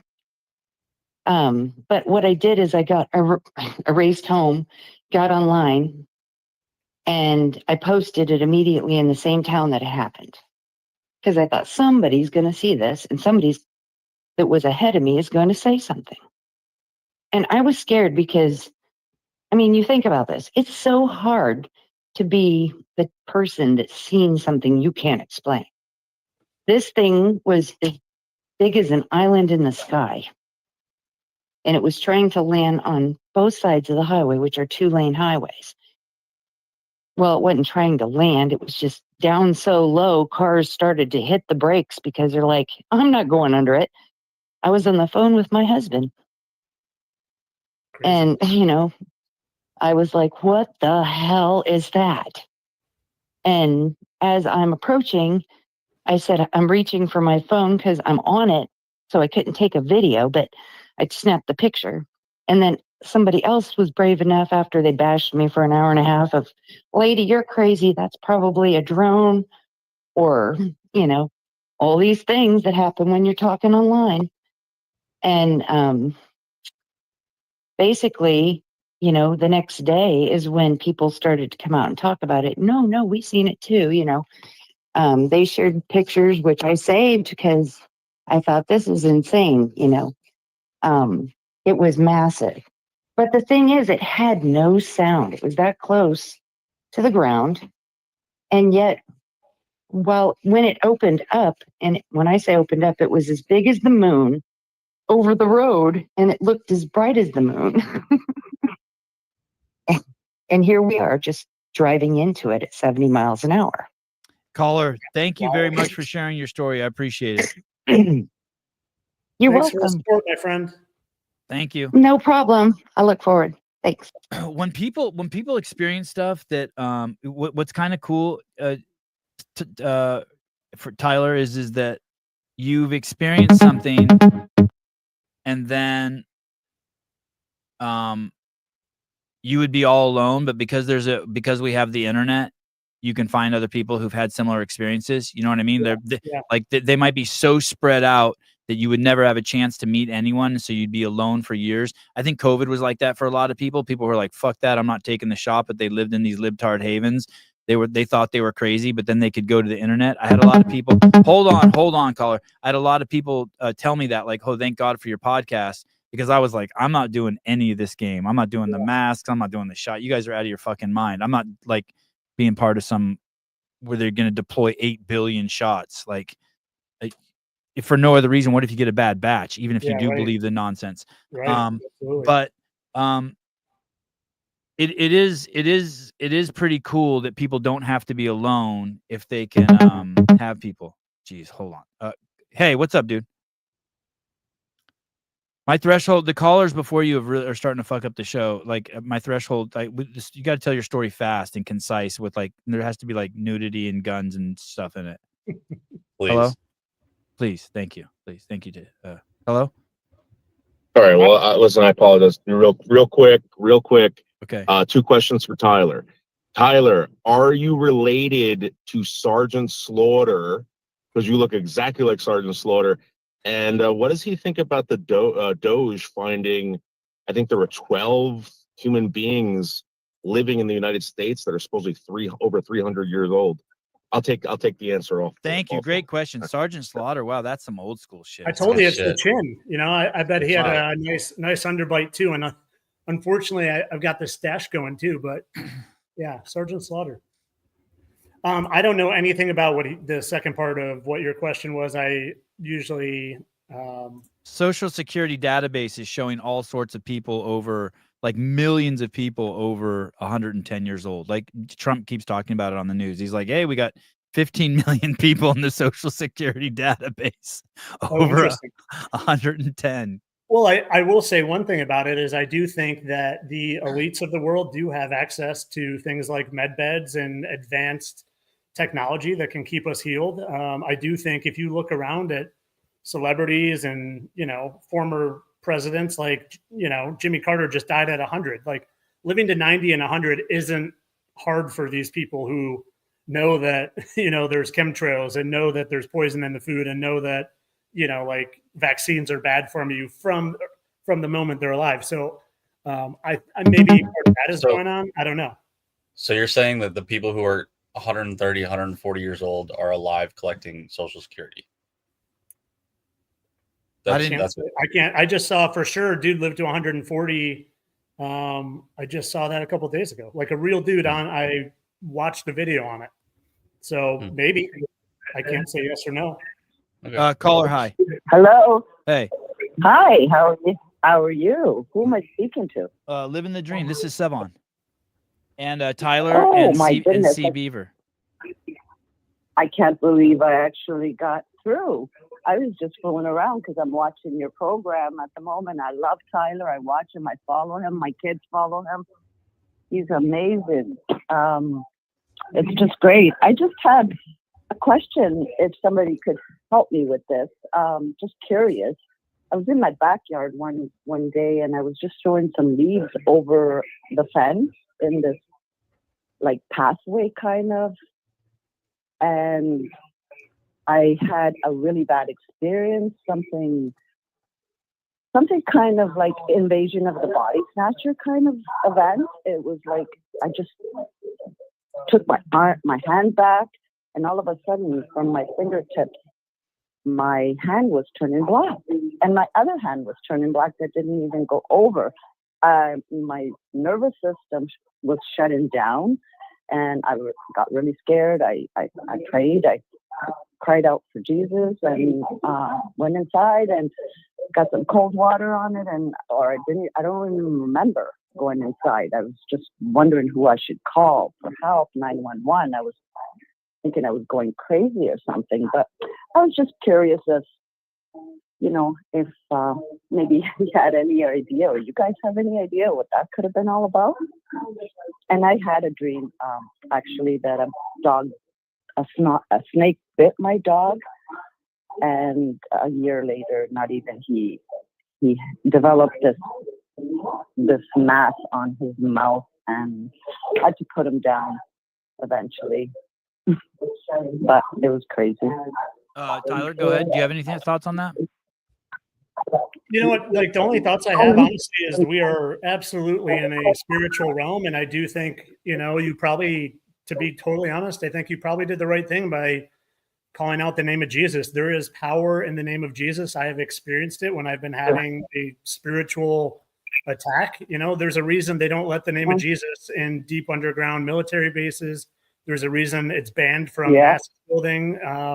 There is power in that name, and honestly, you probably did exactly what you needed to do in that moment, because it doesn't sound like something. I don't think anybody believes me that I told anybody. I don't think they believe me. It was just I believe you 1,000%. It sounds like something spiritual to me. And could I put my finger on what that would be at all? No, not at all. But you're alive to talk about it, so it seems like you did the right thing. Yeah, it was like it took over my whole nervous system. Pardon? Sorry, go ahead again. I interrupted you. No, I didn't catch what you had said last. It was probably. Oh, I just said that you probably did the right thing because you're alive to tell the story today. But what it was for sure, I couldn't say, and I also just wanted to say I'm sorry for your loss of your dog. Oh, I did see my dog in the clouds. I did see his exactly. I believe it 100%. And my neighbor, I had told my mom and dad, my late mom and dad's neighbor, and then she sent me a picture of her dog, a Mercedes, who had passed away years ago, and she had taken a picture, and it was amazing. It looked just like her. It was incredible. You gotta play the video. I texted you, Savannah, if you wouldn't mind. It's like only 2 minutes, I think, but it's literally my dog in the clouds. And I was after I saw it. Trust me, I see it. I see everything that you come out with. I watch everything. I just look forward to every single day, just finding out something more. Even you know what, Tyler, whether it's true or not, or whether people believe it or not, you know, it's really good what you're doing. I'm so glad to have, you know, these podcasts. I wouldn't have survived the last 4 years without them. Yeah, thank you. I appreciate your kind words. Yeah, that's really cool. Yeah, thank you so much. Yeah. All right. Okay, I won't take up any more of your time. Love you guys. Thank you so much. Thank you so much. Would you mind playing that video I sent you? No, I don't mind at all. Guys, listen, for anyone who's listening out there who hears this stuff, for me personally, this stuff isn't heavy. Like you just got your life. Like try to just be chill. Hey, before you play it, I want to say one thing. Just give you credit. I've been fasting for a long time, you know, probably 15 or 20 years, but I was always doing 16, 18, 20-hour fast. And I remember, I don't know if you still do it, but I remember you doing, like once a week, you were doing 36-hour fast at one point, right? Yeah, I did that for 3 years. Yeah, and I remember at the time being like, man, I don't know if I could do that. Like my first 24-hour fast I did like a coconut oil fast where like every couple hours when I was hungry, I'd have coconut oil. And, you know, now I do a 70-hour fast and it's like no big deal. But wow, I'm at like a 40-hour fast right now. Just wanted to be sharp for the podcast. And also you were the first person I ever heard say you were doing 36-hour fast. But the reason I bring it up is because this video you're about to play, I was doing like a 50 or 60-hour fast. And in the middle of it, I prayed to see my dog. And well, you'll play the video if you don't mind. Okay, I don't mind. How are you on time?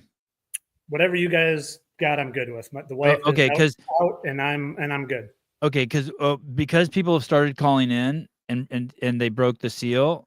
Shit's getting crazy. Like the phone's gonna start ringing nonstop. I do have to pee. So let me just play a quick little commercial, CrossFit commercial, letting people know if they want to get healthy. Good place to go is to a CrossFit affiliate where you can be around like-minded people. And I'm gonna take a quick leak. You cool with that? Absolutely. All right. My experience was, I told you build one in Portland and I'll start. Coming from a bad back, not really able to move. Doctors said medication probably until you can't take it, then we'll do surgery. So that was kind of what motivated me to get into it. So a year into CrossFit, probably one of the best shape of my life. I was diagnosed with cancer. And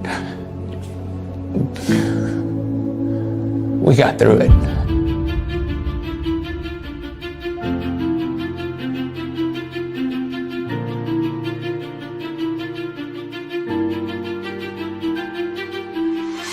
You push through these things that I always joked. I was like, okay, here we go through, what was it, 35 rounds of radiation? 3 rounds of chemo. I said, here we go, 3, 2, 1, go. It's like a workout. Let's get through it, you know? There's no doubt. I've been in oncology, radiation oncology for over 30 years. With what he was up against, there's no doubt in my mind, if it wouldn't have been for CrossFit and the way he was, we built him up and how strong he was, he wouldn't be here today.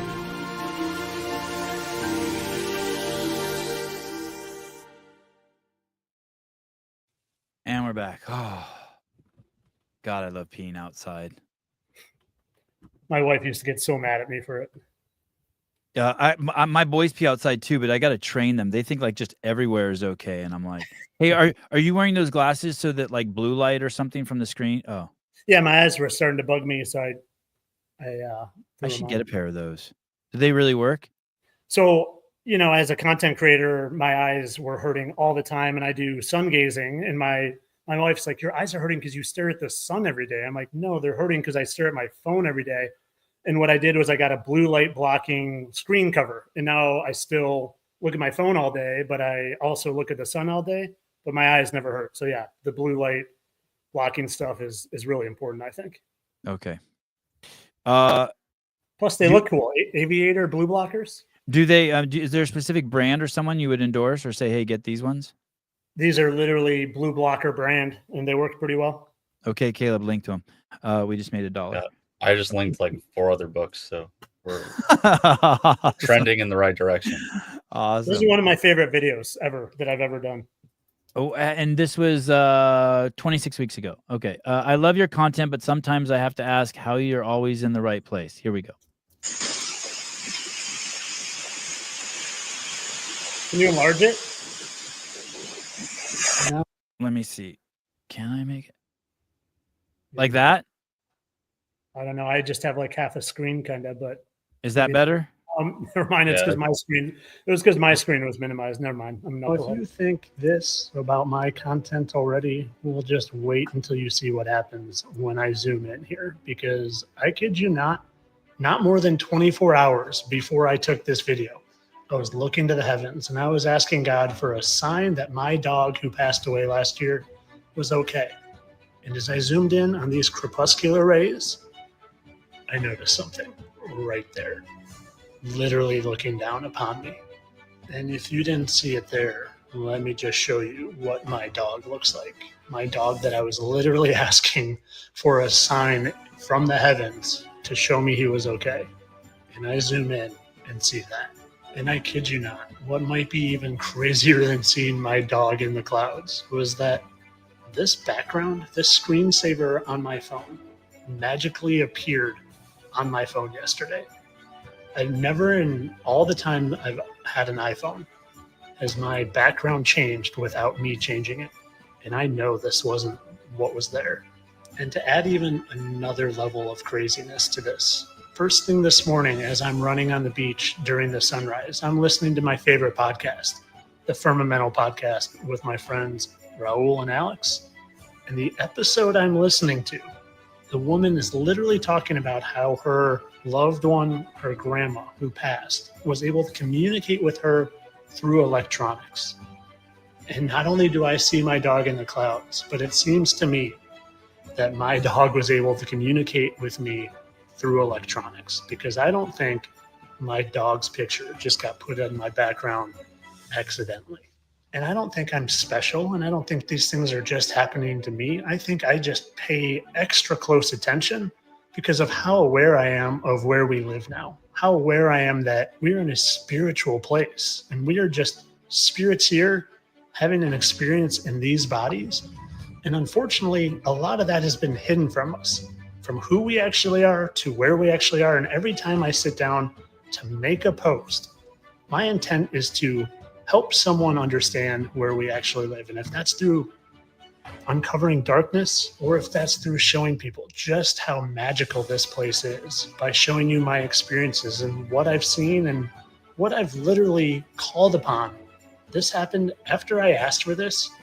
I fasted for 50 hours straight, no food. And literally at the end of this fast is when I saw this and when this happened. I think when we fast, we unlock some sort of communication and connection to the heavens that we don't even have the close capabilities to. That under normal circumstances, when we're consuming and when we're distracted and when we're consuming water that isn't good for us and food that isn't good for us and air that isn't good for us, then we don't have those abilities. But when you focus and you fast and you pray, this place is amazing and magical. And I just am wanting to help share that knowledge with people, because for me, what it did ultimately is it took my fear away. I have no fear because I know where we are. And I know this, it's not it. There's more. The next time you see a video of mine that you think, how is he always in the right place? Realize I'm not.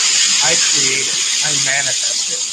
And I pray and I fast and I pay attention. Have a great day. None of this was for entertainment. That's wild.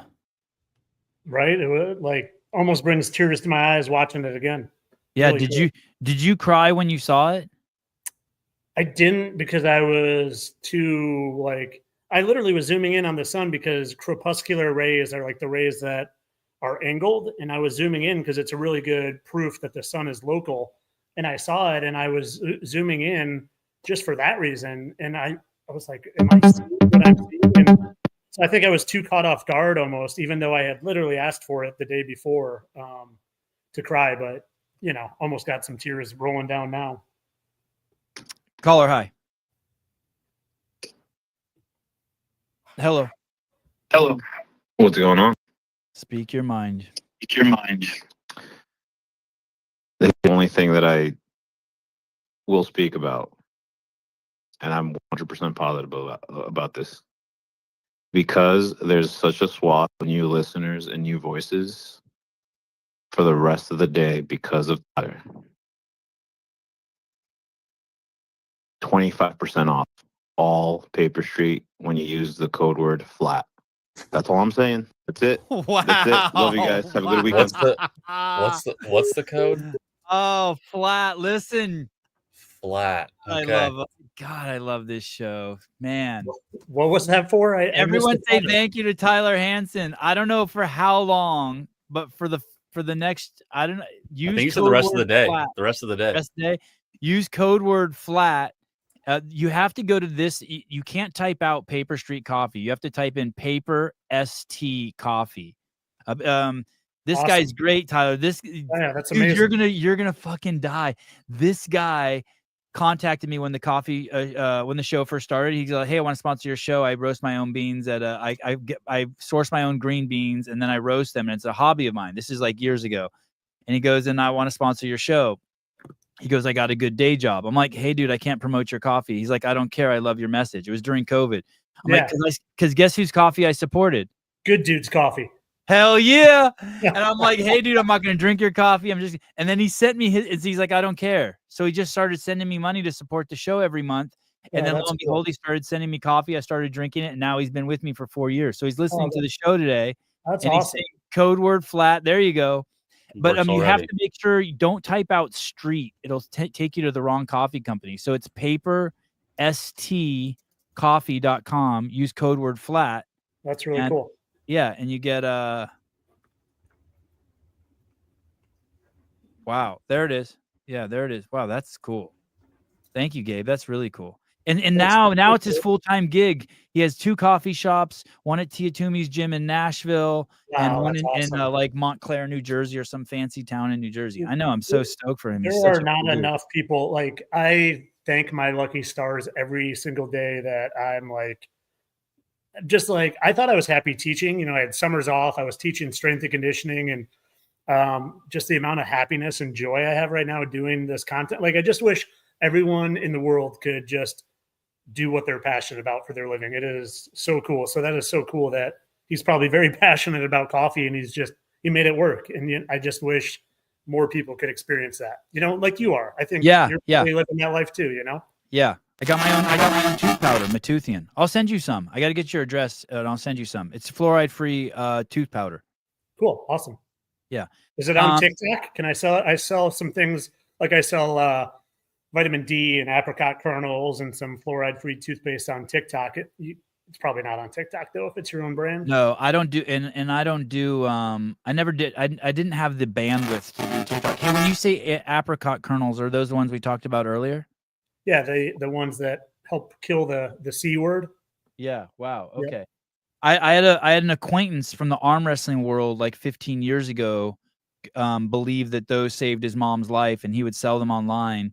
And he went to jail for 10 years. Hello. No way. Well, unrelated or related?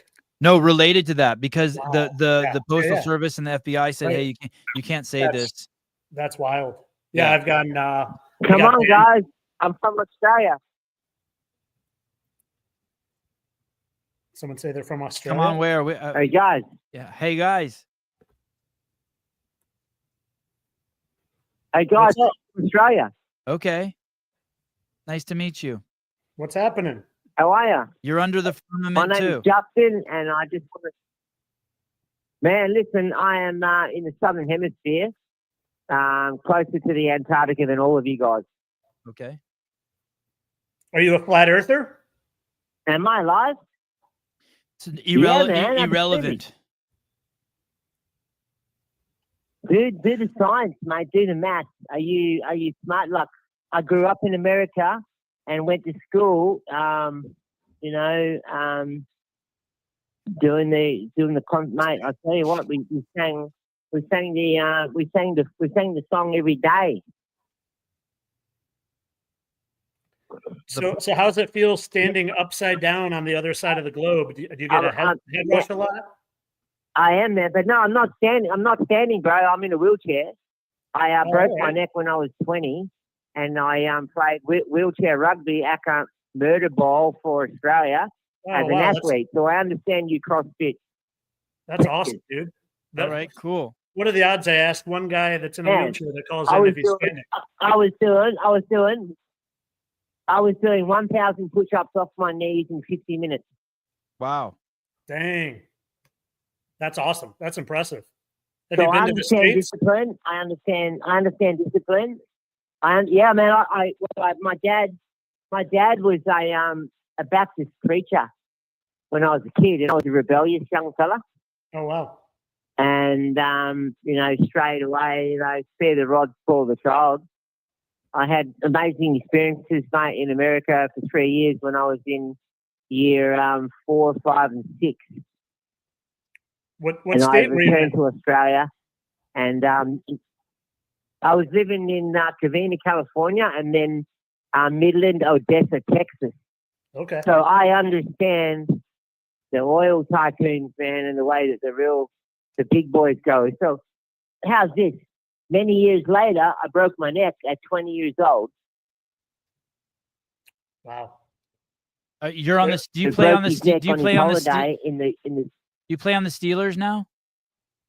I played in the first. I played in the first Australian team in the World Championships in Nantville, Switzerland. Okay. Wow. So and then I beat Australia in my comeback. I beat Australia in a rebel team in my comeback in 2004. Oh wow. Okay, so you've been doing it a long time. And now I go fishing, and if anyone understands the ocean and the curvature, I do, because I've seen most of Western Australia in the water, and I have very, very rich and friends that work for the government. I'm also an essential service worker, but I can't tell you what I do. Are you a flat earther? I'm not allowed to. Well, look, I grew up like everyone else, believing in NASA and the globe and all the rest of it, but I've never been challenged more by what Tyler's put to his public arena. And I was also the duck or the top of the class for my physics in high school. So Tyler, the first 10 years that I spent in my wheelchair, I spoke to children in schools about taking risks, man, because, I was taking risks all my life until I, broke my neck in a water skiing accident. And, I'm quadriplegic now, but 33 years later, I'm still loving life. And I've been brought back to the spiritual experience, like Tyler's trying to say. And bear with me, I hope I don't run out of credit here, because I've only got 30 minutes on the phone from Australia.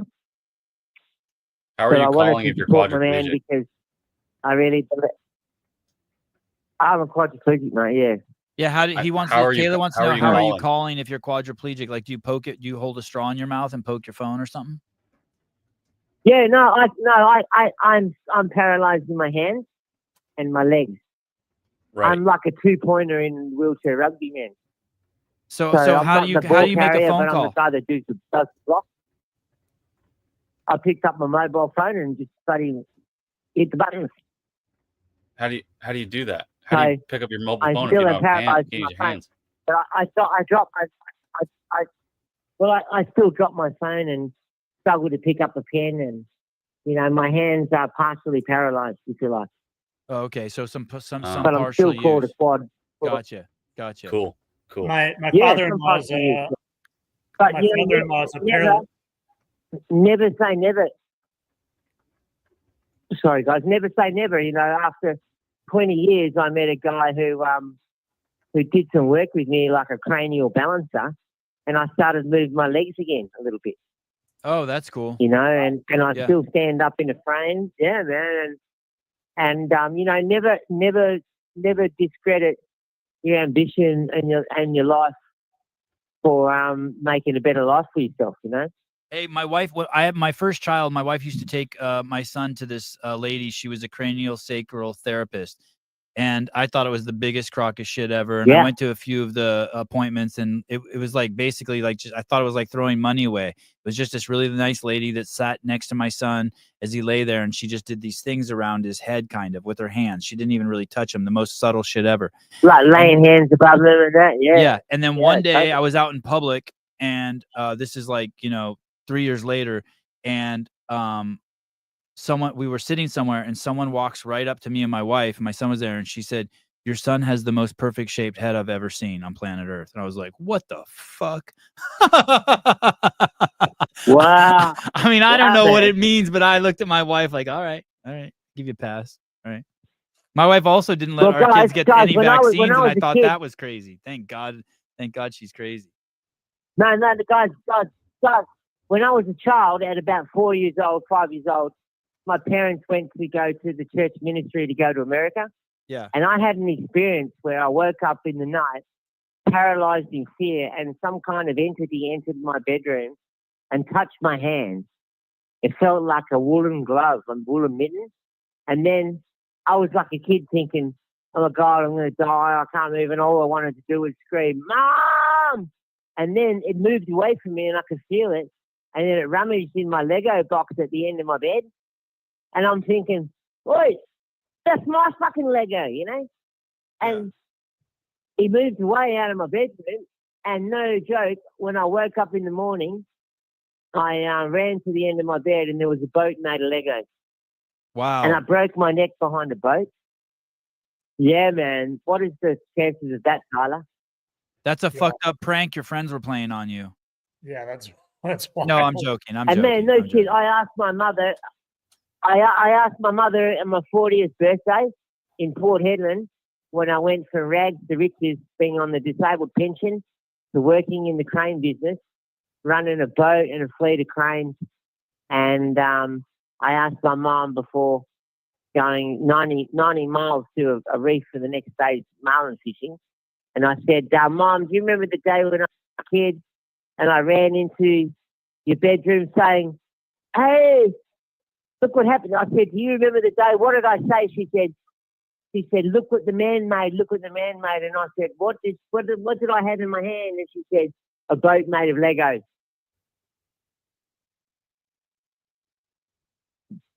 Yeah, that's crazy. When you say you ran into your mom's bedroom, meaning you weren't a quadriplegic yet.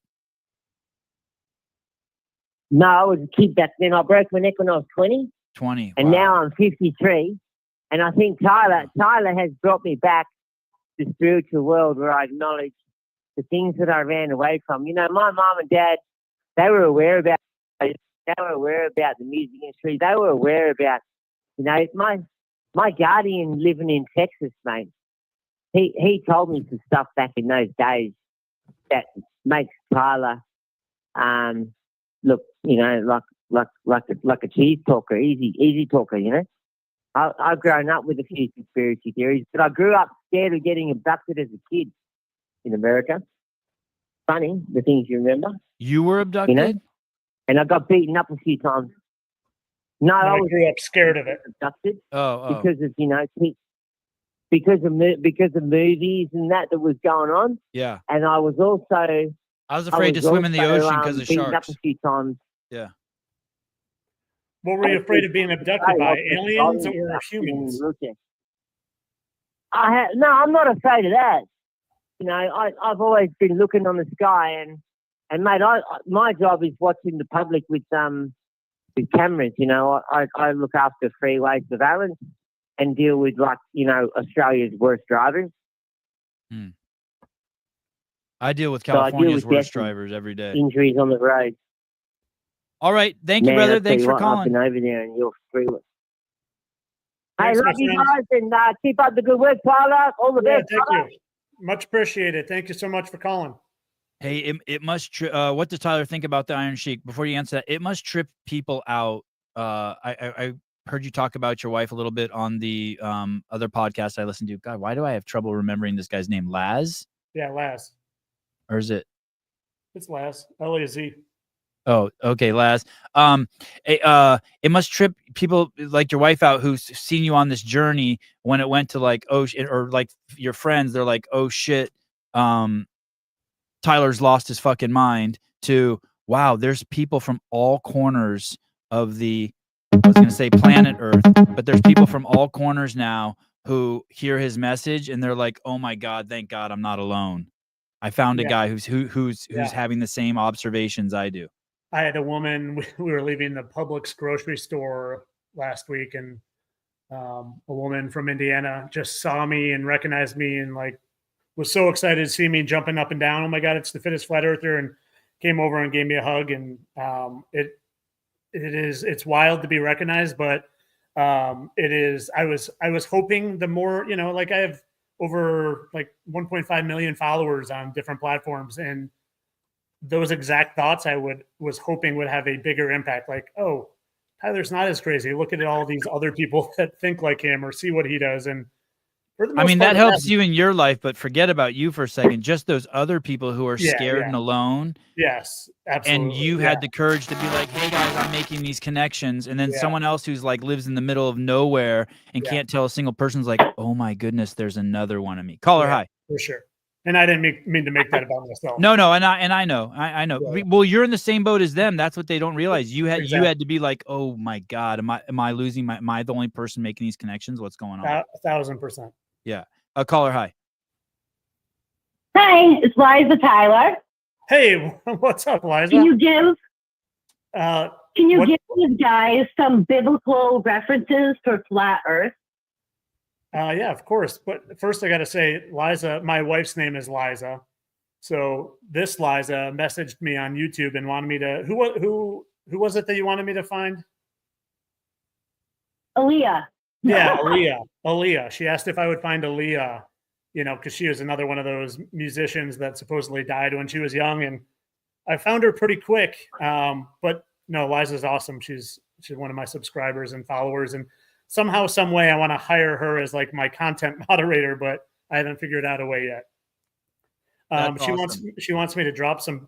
Honestly, Liza, you're asking me to drop the thing I'm like least good with. You know, for me, everything that pointed me towards flat Earth wasn't anything biblical, because at the time I thought the Bible was a bunch of nonsense. I thought it was literally just like parables and, you know, bunch of things written by crazy people, and it wasn't the Bible that brought me to flat Earth. It was flat Earth that brought me to the Bible, to be honest. It was, for me, it was seeing all the scientific, the repeatable, observable, actual scientific method being used that proved to me scientifically that we live in a stationary, flat realm. So the Bible verses might not be able to drop on these guys so much.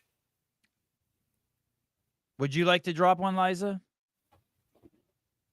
I did in the chat earlier. I just was asking him to do that because in the beginning, a lot of people were asking how flat Earth is biblical and saying it's not biblical when we know it is, because that's how we became. That's how we came to God, because the globe is totally opposite of it. And a lot of us who believed in the globe didn't believe in God. Exactly. Gotcha. You think were you in that same boat as well? You were not a believer in God until flat Earth?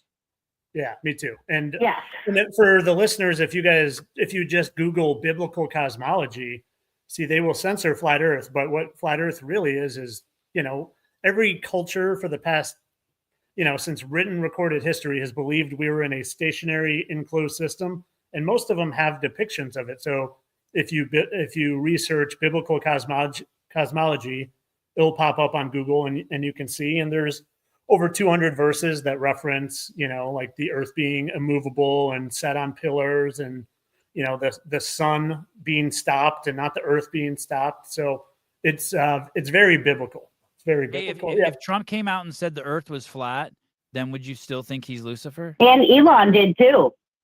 Elon did too. If they did come out and say that, okay, I didn't know Elon did, but if Trump came out and said that, would you, Tyler, would you not think he's Lucifer?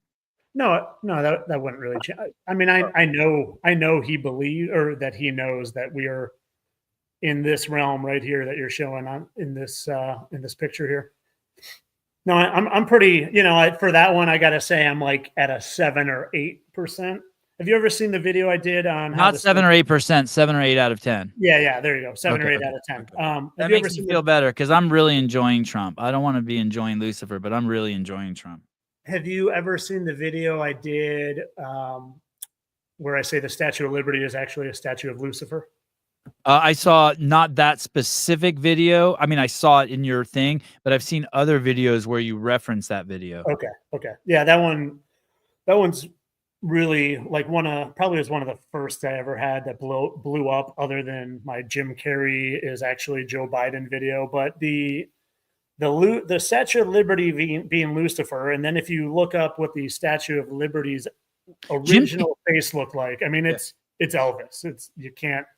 I don't even think people that are deep asleep will see how much it is clearly Elvis. Jim Carrey lost his mind publicly.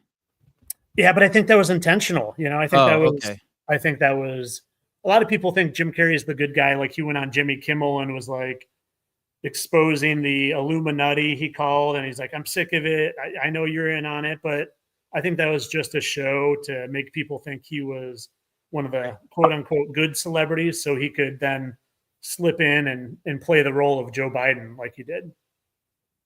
All right, caller. Thank you.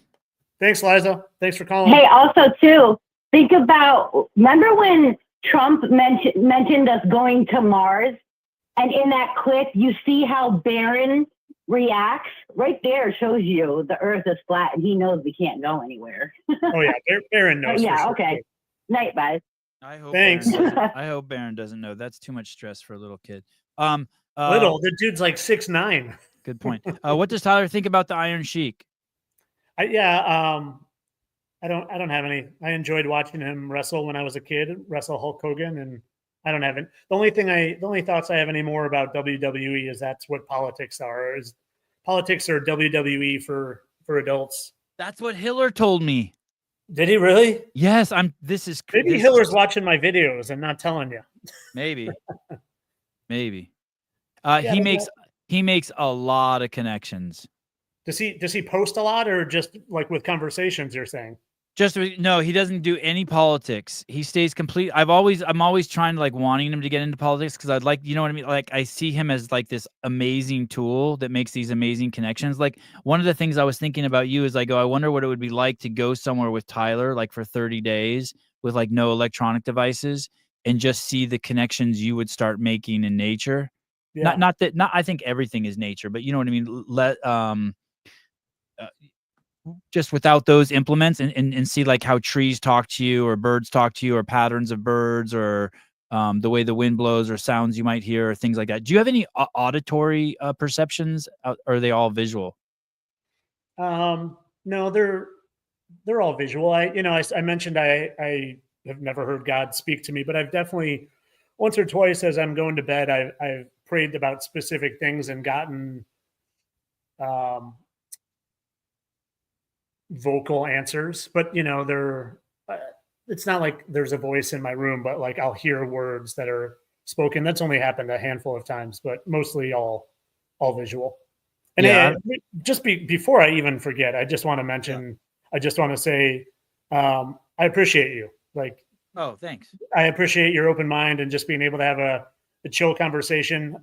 It's the reason I agreed to come on, because I don't know if there are many, I call this like a mainstream podcast because it's not a conspiracy podcast, but I didn't want to get here without saying I appreciate your ability to have an open mind. And even if you don't agree with what I'm saying, like hear it, digest it, and be able to respond openly and kindly. So I just wanted to make sure I let you know that, and in case we got off suddenly or something. So I appreciate you, Savan. Thank you. I appreciate that. And, a lot of people are later going to tell you that I was patronizing or sarcastic, or people are going to even be in my DMs and be like, hey, that was really cool how you played him or that shit. But the thing is, the reason why I'm like this is because clearly something happened to me that vaporized everything I know. Yeah. And I have never filled it with anything. Can you elaborate on that? Just for lack of a better word, I was reborn, Okay. like I bathed in the light, and I tried to, and the light won't reflect any the light doesn't reflect any human So basically, if you go into a room, if you go into a completely soundproof room, like a recording studio, and you go in there, 9 out of 10 people will freak out. And the reason why they freak out immediately is because even if you yell in there, the person standing next to you, it doesn't bother them. Yeah. And so when you go into a room like this, you get absolutely no feedback. None. And so all of a sudden, people don't realize how many vibrations are going through them at all times. Garbage truck drives by, all that shit. So we're constantly being validated by outside stimulus. So if you go somewhere where there's no stimulus, most people freak out. If you actually, and I don't know if I've ever said this on this podcast, but I've said it on other podcasts, I've been a guest, you can just experiment yourself if you want to. You can just lie down and die if you want to. But what you have to do is you have to embrace death. You have to go out and lie down, and you have to not react to anything. No physical sensation, no thought, no desire, no I statements. And you can just go out there. You never have to debate God again. And you can just go out there and die. No one will do it because everyone's the discipline it requires to not like scratch yourself or get up or to react to anything that is you think is you that validates you. And Caleb and I have talked about this. You saw that in the book, right? Caleb, all I statements. God will come to you, but God will kill you when he sees you, and then you'll be reborn. Once you have that experience, then you can't even project emotion onto this thing. It does no human reflection. It is only pure light. And then you're like, oh shit. And you don't know at that point, you know that there's an unknown. Right.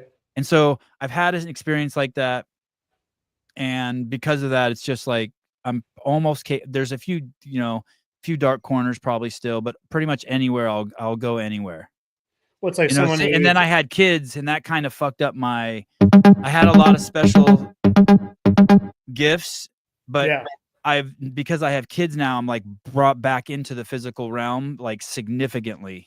Gotcha. If that makes sense to you, I can't fuck around as much. I can't fuck around as much. I don't want to fuck around as much. Yeah, no, it's like someone who, has a near-death experience. They don't really, they've seen the other side of things and can't ever go back to the way they were. Yeah. Right.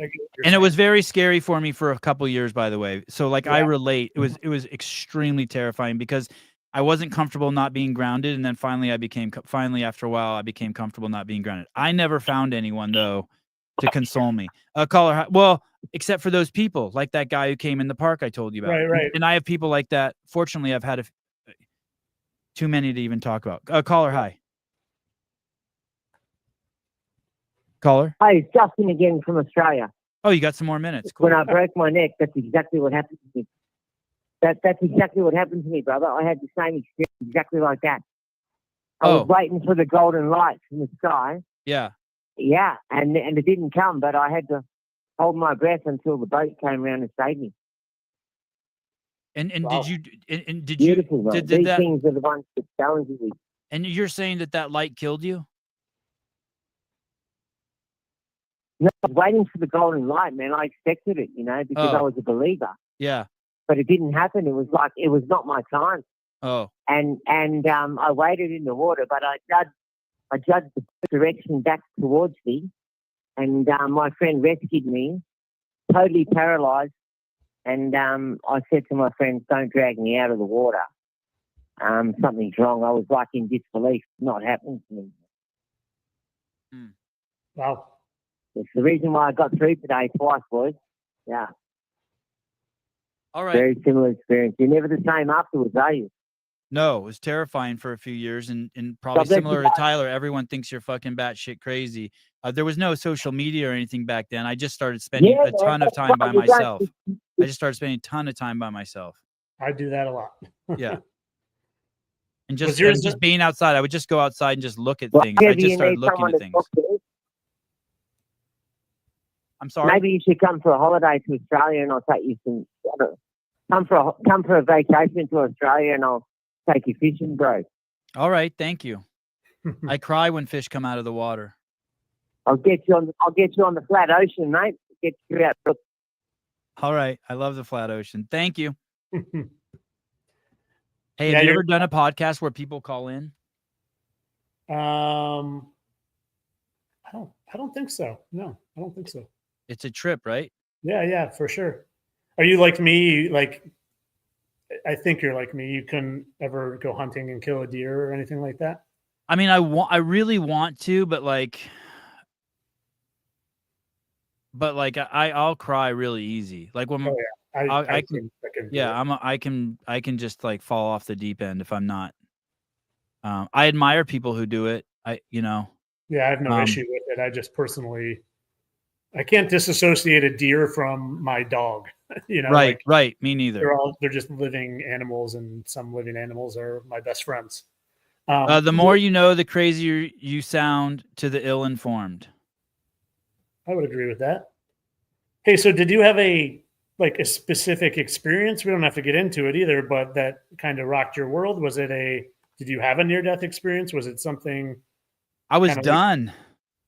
I was just done, and then yeah. I was in someone's house, and there was a book on their floor, and I'm like, "Hey, what's this book?" And they're like, "Oh, you can have it. It's P.D. Ouspensky's like The Possible Evolution of Psychology." And I picked it up and read it, and then I was basically like, "Hey, I knew my time on Earth was done, Yeah. and there was no way I was going to hurt myself. Like I wasn't going to jump off a roof or kill myself. But I came up with this idea of killing myself. I was like, well, if I really believe all this, I'll just go in and turn myself off." Yeah. But I didn't. But then instead, I got freed from my head, and I got to be in the outside world, and now the inside world is just kind of like a tool for me to play with. It's just like a. Gotcha. Yeah. I get it. Yeah. Caller, hi. Hey, what's up, dude? Oh, hold on. Sorry, hold on. I'm having an issue. Hold on. The Roadcaster's not connecting. I have to reconnect the phone every time because this Roadcaster does not want to connect. Give me 1 second. I got to say, this has been a lot more enjoyable than I was anticipating, but I also haven't been watching the comments at all. Are the comments brutal or not too bad? No, they're not too bad. Okay. I think the people who were like, "Hey, get off," they got off themselves. Hey, dude, hold on 1 second. I'm having trouble connecting. Search for all devices. Probably means a lot of my friends came and inundated the chat. Yeah, but I haven't seen anything crazy like last time. Like when we had Hibbler on, dude, it was like I enjoy it because everything's kind of funny to me. But I don't think Hibbler. Search for all devices. Are you like a vegan, Tyler? Nope. You eat meat and everything? Yeah. I've tried. I've gone vegan went for like a month. It just, I've considered it many times, or considered becoming a pescatarian just because I hate animal death, but I haven't gone that far to become a full-on vegan because of it. Is that why you're asking? Were you asking just because of my? Yeah, just because of the hunting thing. Hunt? Yeah, I mean, I understand like dissociating yourself from like not wanting to be the person to kill the animal kind of thing. But, right. Yeah, it's a weird thing that people don't. I imagine people don't like acknowledging. Yeah.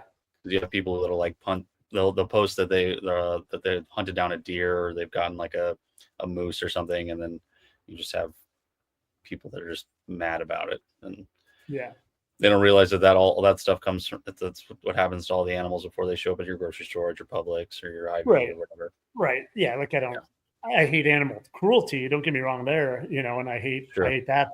But also, if I was put in a situation and I had to kill an animal to survive, like I could do it then. I don't want to be the guy pulling the trigger, but I have no problem with it. I did unfollow Rich Froning many years ago, not because I disagreed, just because I didn't feel like seeing dead animals on his feed all the time.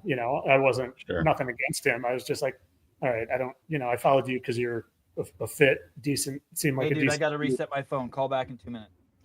Yeah, I don't know. That makes I don't know sense. what's going on. But I didn't feel like seeing a dead moose every day. Sure. I had him on the show the other day, and he lost 39,000 followers the day he posted the bear. I may have been one of them. Maybe that was it. But it wasn't, I wasn't like. You weren't mad at him. I wasn't offended. I just didn't want to. It's just not what I want to see on my feed. And right. I Fair don't enough. Even, I don't even scroll on social media ever anymore, really. Have you ever met him? No. Did you ever go to any? Would you ever go to any CrossFit events? I'm not. Would you? But did you? Like I the went to the games or game. anything? Yeah, I went to the games a few years in a row. Like I was always trying to go to the game. Like as an athlete, I wanted to be a master's athlete. I had some weird issues with my body alignment that like would not let me utilize both sides of my diaphragm. So like I got, you know, like I'm a super strong and I've got all the skills to be a really high level master's athlete, but I could never get the cardio because I couldn't ever get my diaphragm to function properly. But actually just pretty recently I've made some improvements there. But yeah, long answer to your short question. The Madison was like an hour and a half from my house. So I went to the games and participated in the viewing a few years in a row. But I never met him. Okay. I was just going to say, he's a great dude. Seems like it for sure. Yeah. Absolutely. He's a great guy. He seems like it. I think the phone's fucked. Rip. I think the phone. Yeah, I don't know what happened. I'm like tempting to reboot my Rodecaster. I'm going to. I reset my phone. Go into system. Go into Bluetooth. Search for all audio devices. I've never seen this before, and it doesn't want to find it. Darn it. Phone over here. Do you have a Rodecaster, Tyler? No. I don't. I have one semi-funny story with Rich Froning is I did go to the games one year, and I think it was probably when he was on the teams, but I think it was the year maybe he just went to team, and him and Camille or Cammy won the games the year prior. And oh no, I'm sorry. It was at the Arnold Fitness Expo in Columbus. And he was there maybe with Rogue or something. And my buddy and I went into this restaurant and Rich and Cammy walked in. And, I recognized them just being a CrossFit fan. And my buddy I was with, he's like, dude, you're like starstruck. I'm like, no, I'm just saying it's kind of cool. There's the fittest guy in the world over there, like just chilling, having a burger where we're at. He's like, I'm like, I'm not starstruck. I was just letting you know. I was like, you have no idea who Rich Froning is. I'm just pointing out that nonchalantly the fittest humans in the world are sitting at the table next to us. So that's the closest I got to meeting Rich. Yeah. He's cool. Can you guys hear me? I'm rebooting my Rodecaster. Yeah, it's just not through the mic. Yeah. It's just bad. Yeah, it probably sounds like I sound. Yeah, I don't have any. I'm very low key. I've got no professional equipment. I've got no mic. What do you use? Are you using CapCut? All TikTok. So you make them on a native app within TikTok. I use all TikTok's editing tools, and then just, when I post my TikTok video, it gets saved to my photos, and I just post them to my other platforms. Oh, really low budget, super easy, like do all my own stuff.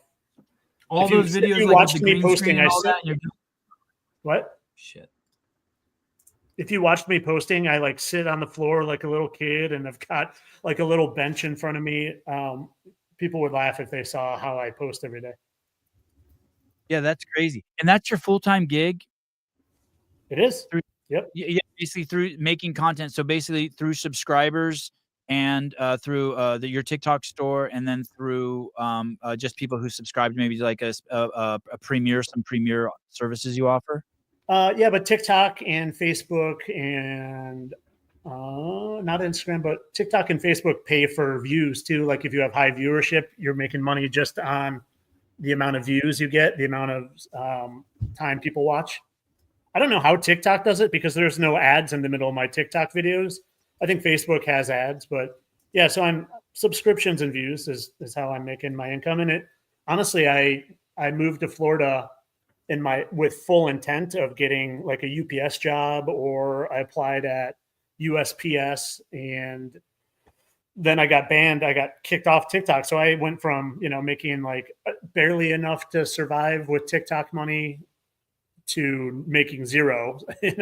Luckily I contacted the legal team and got my TikTok account back, but I was applying at places like AutoZone just for like a side job to supplement. And then right at that time, I got subscriptions, and I was like, man, it would be so cool if I could just get like 100 people to subscribe. Like that would be monthly income. Like, and then, I I did that and then got monetized on Facebook. And now I'm like, okay, like this is actually, I'm like legit making like enough money to pay the bills as a content creator. And, you know, I just continue to build my subscription. So I'm doing okay now, where I was really stressed about giving up teaching and that income and that pension for a while. But now things have kind of like smoothed out where I'm not feeling the stress about it. Now I still post every single day because I don't want to miss the opportunity to like potentially have a post go viral where I could make a little extra money, but most of the money I'm making is from the subscription. Yeah, that's cool. That Yeah. makes me that's really, really cool. Here you go. And I think the phone's working again. I just rebooted the Roadcaster. Cruising with Elena. I'd like Tyler to get to other topics. Okay. Like what's happening to all the missing kids? Are there really kids missing, or do they just tell us that? That's what I always wonder too. Or is their group taking them to satanic rituals? Like, because first you have to believe that kids are being taken, right? Right. Yeah. I've gone back and forth with it. When I was first waking up, I thought it was happening. Like, you know, I literally cried in a room with my mother trying to explain it to her. I was like, this terrible things are happening to kids. And I still think that's happening, but I think the amount it's happening is blown way out of proportion. And I think part of the reason for that is potentially to scare parents eventually into microchipping their kids. If they can fear tactic them enough into, you know, my dog is microchipped, and I don't think it's too long before they literally want to microchip kids. And I think that is that trafficking of children. I mean, there's already people microchipping their kids. I know Yeah, people Yeah, who've micro. well, I know that people Amazon who've done thing's it. a microchip too. Yeah, exactly. what?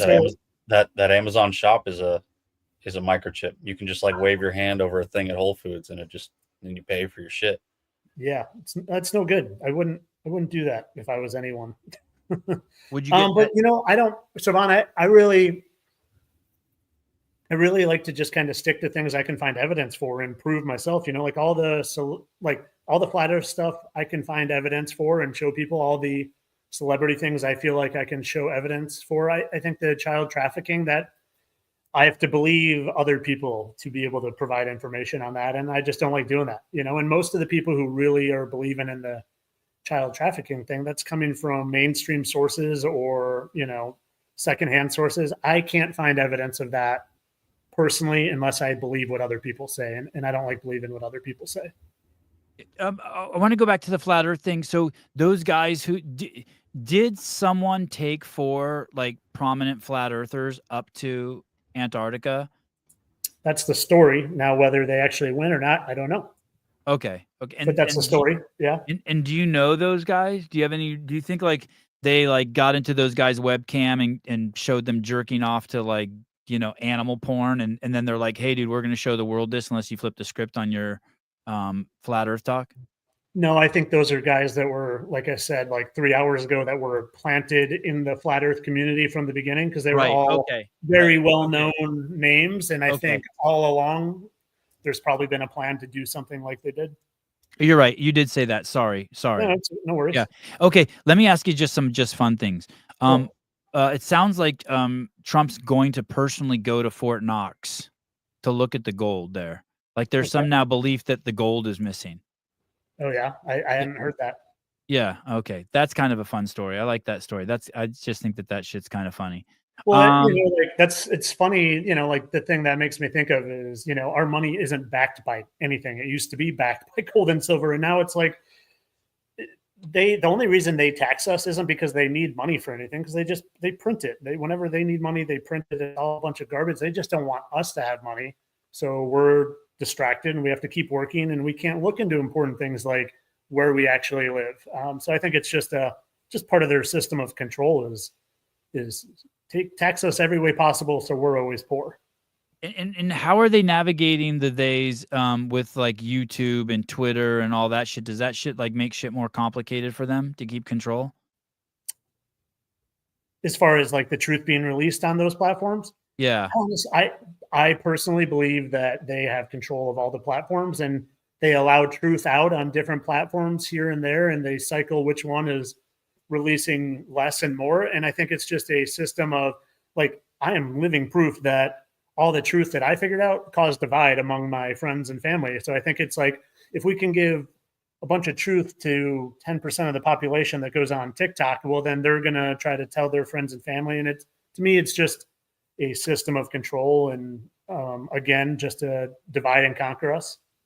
And one of the things I'm watching the show Chosen, and one of the things that came to me during the show Chosen is the reason why the Pharisees didn't like Jesus is because that would make it so that people wouldn't live by their law and they would lose control. That makes sense. Did you see my video on how Jonathan Rumey is Chris Cornell of Chosen? So the Jesus actor, Jonathan Rumey, is Chris Cornell died. He was of the band Soundgarden, the singer of Soundgarden and Stone Temple Pilots, I believe. Yeah. And here's 10 out of 10. I believe that Jonathan Rumey and Chris Cornell are the same guy. Wow. Yeah. I've done a video on it. That's pretty convincing, I think. I'm gonna have to check that out. I started watching Are you watching The Chosen? No, I don't. I haven't watched a show since I watched Cobra Kai and I watched Dexter. Other than that, I'm researching, or I have old crap like Seinfeld on in the background when I'm doing research. But I don't really watch a lot of TV. Are you watching the new Dexter with the kid? Dexter? My wife and I started it, and I was just like, this is kind of lame. We'll watch it eventually, I think, because we do like that series. Yeah. And there's another one coming back out with him actually as Dexter again, not just the voice, because he's the narrator in the new one. Mr. Fuck yeah, this is my dude. Dude, Hiller. You don't even know, dude. Is he being serious? Does he actually even know who I am? Yeah, he knows. Because Okay. I've been he knows because the last few days I've been fucking with them a little bit. Hiller, so tell me about Trump getting shot. Do you think that sorry, I know this is all superficial stuff, but indulge me, please. Do you think that he actually wasn't shot in the ear?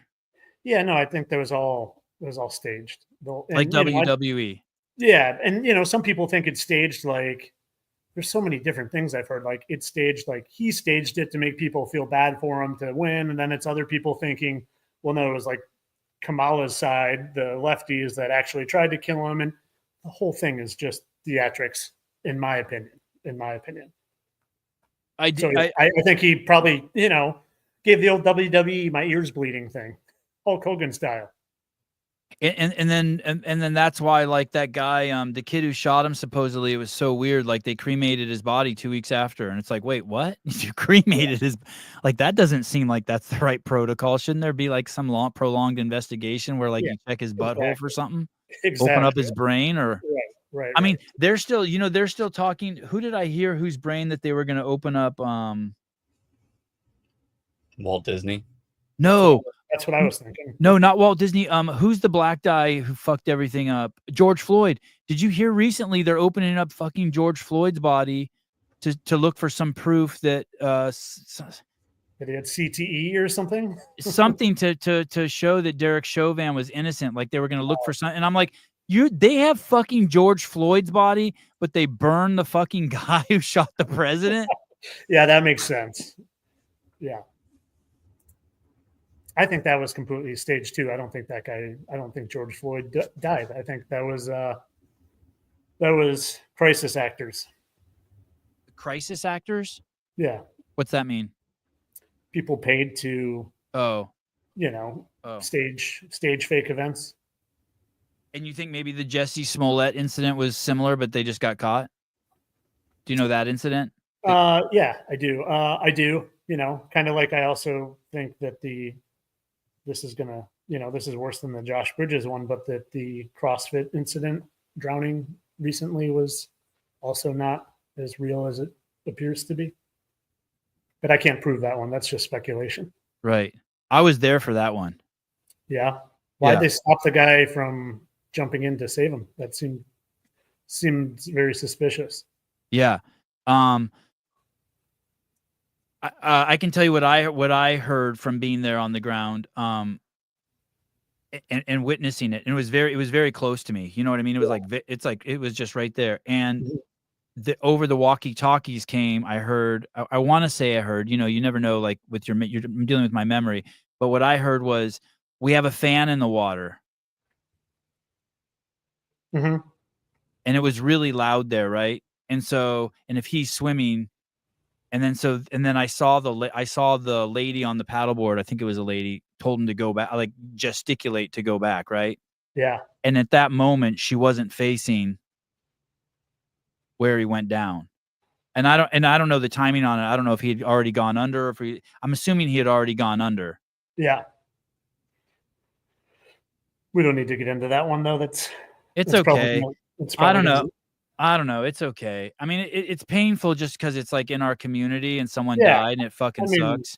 Right. But And I don't didn't think post it to be an a-hole or post it for likes or clicks or views, but I genuinely, from my perspective and my opinion and the way I see the world and the way I know they do create these fake events, it seemed like a staged event to me. And I felt it my duty as maybe one of the few people that see it that way, who also cares about the CrossFit community, to, I don't want to see people upset over something that potentially isn't true. I don't want to see people crying their eyes out and literally having trauma for the rest of their lives over thinking an event happened if it didn't really happen. So I only shared it for that reason, out of genuine care for people, not because I'm some sort of rage, what Taylor called me, a rage bait guy or something like that. That wasn't at all my intent when I posted that. Probably something along the lines of rage bait retard. Yeah, I'm probably something like that. Yeah. I feel like Taylor and I are cool. He may have just been blowing smoke up my ass, but I did message him and I was like, hey dude, like, I understand if you truly think I'm making these videos just to try to make money and enrage people, but that's not at all where I'm coming. I'm coming from the opposite of that. I'm coming from care and love for people and care for truth. And I tried to express that to him. Yeah. And I think it worked. Why does your cross have those bars on the ends? It used to, my wife got it for me. It used to be a barbell. But it broke. So there was a barbell coming across it. Oh, some people think it's a, what's the thing? Some people think it's like a whistle. No, a satanic. Some people think I'm in the club and this is I can't think of the name of it. Some ancient not Knights of Columbus, Knights Templar. People think it's like a Knights Templar cross. I'm like, no, there's a cross with a barbell on it because I like God and Jesus, and I also like fitnessing. Going back to what I said about if you went somewhere where you were like the dog in the sky. Mm-hmm. If you put yourself like on a like a 40-day retreat or something to make other connections, do you ever think about doing that? Yeah, I really want to go to so I found a dragon the size of a state, like in Utah. I mean, it's a massive petrified dragon, and I would love to go explore that area just by myself, do some soul searching, do some exploring, and get in one with nature. I've never spent, probably more than a day or two alone. So I would love to do something like that. Do you know, is it near Moab? Yeah, I mean, it stretches like through 4 states, so it's huge, but the, Sedona, is that what I'm thinking of? Sedona, that's Arizona. Yeah. Okay. Yeah. That's where I'd really like to go, but the dragon stretches from it's like Arizona, Wyoming, Utah. It's massive. Yeah. There's this place. Dragons, that is. There's this place, Moab, that I spent a week alone. Yeah. And it was pretty wild being there because there's no sound there. There's like no, you know what I mean? There's no like birds in the sky and there's no noise. It was, it's a pretty cool place. Yeah, that would be, I'd love to do something like that. Y'all not talking about the events is proof it was a sacrifice. Oh, man. I'll be happy to talk about it. I don't know. I just didn't want to force anything on you guys. What does that mean? I don't even understand what that means. Not the you're not talking about it is proof, but what does that mean as a sacrifice? By the way, this guy's a provocateur in the comments quite a bit. Yeah. Well, can I address that a little bit? Please. So you know how I've talked about there's the mainstream story and then there's conspiracy, and then for me, well, let's go the opposite way. Mainstream, conspiracy, and then if you dig deep enough, you find truth. I think where a lot of conspiracy lies is that people are sacrificed, and I don't think that exists. I don't, like, for example, You mean like sacrifice? What do you mean by, just explain that to me? What do you mean taken out for sacrificial reasons. Okay, like to please someone or something. Yes, or like an entity, a god or something, or because they're being taken out as ritual. But there's also a lot of people that think that people like the actor Paul Walker. You guys know who Paul Walker is? Fast and Furious. Yeah. So a lot of people think that he died. Supposedly the mainstream story is he died in a car accident. And then the conspiracy is he was taken out because he was getting ready to expose child trafficking. So that's why they're like, they took him out because he was doing that. And then the real story is he's just part of the club like everybody else. He's still alive. And he instead changed his identity to a guy named Tim Ballard, who coincidentally created the movie, The Sound of Freedom, which is about exposing child trafficking. So, people get stuck on this. People are getting sacrificed and killed all the time. And it's the same thing with Chris Cornell, the guy who I said is playing Jesus on The Chosen. A lot of people think he and Chester Bennington were taken out because they were trying to expose trafficking and things like that. And it's just mind control. It's to get you guys, not you, but to get us to think that, these people are being taken out when they're not. They're just part of the club and switching. I did an amazing video on it. If you want to find that one. Is that Tim Ballard? Yeah. Look at this picture that I have. This picture that I pulled up is even more him. This is wild. It must be a trip to see the world like this, to make all these connections. Caller, hi. Hello? My phone working now? Hey, how are you? Hey. Yeah. Hey. So I'm not getting off the Sergeant Slaughter thing. I think this guy is Sergeant Slaughter. Okay. He looks exactly like him. I want you to listen to something real quick. Okay. Tell me this isn't him. Okay. Isn't Sergeant Slaughter 90? Okay. You thought the war was over. But as you can see, it's just begun. Are we sure that Tyler isn't Sergeant Slaughter? Maybe his son. Wouldn't Slaughter be too old unless he Yeah, but he's insisting that. Oh crap! My dog. I'll call you right back. My dog's dying. Hold on. Say my dog's dying. Thank you, Tyler. Cruising with Elena. Thank you. I appreciate it. Thank you on that behalf of Savan and Savan's podcast for getting the money. Paul Walker almost had Vin Diesel. Yeah, thank you for the money. Money's cool. Paul Walker almost had Vin Diesel in the race. The entire franchise could have gone differently if he didn't loot. Family. Now that's some truth. You should look up What If I Find My Paul Walker video and send it to you. Do you want to play that one or no? Sure. Yeah, I don't mind. This might take me a second to. I don't mind. My kid just came in here and pointed a slingshot at me. Like, yo, oh shit, time to come play with us. Do you want to see I found this one, your boy on The Chosen. Do you want to see that? Oh, sure. Either one. They're both, yeah, interesting. Why don't I send you that while I look for the other one? They're both probably pretty short. I'm just texting it to you if that's all right. Yeah, totally. Please. Easy. All right. That's the Chris Cornell. I wonder if this is going to inspire you to want to do your own podcast. I think if you did have a podcast, it would be hugely popular. I had one for a month. So. Hello. Hey, what's up, dude? I just wanted to call in real quick, Savan. Yeah. I'm glad you didn't quit after 750 episodes or whatever it was. Oh, yeah. Thank you. I appreciate it. Thank you. Caleb, love you too. Tyler, you seem like a good dude. All right, bye. Love you. Okay, thank you. Hey, love you. Bye. Have a good day.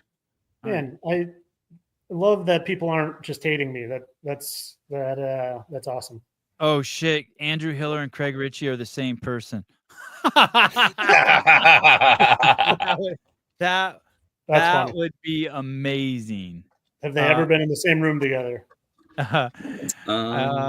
Probably. Yeah, I think I've seen them in the same room actually.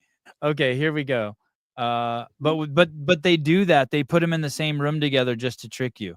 Well, they have done. I have shown how that's possible. You're right. Okay, here we go. Here's my boy playing Yahweh on The Chosen. And I love, by the way, I love Chris Cornell. That's that Sinead O'Connor Prince song he sings is like one of my favorite songs of all time.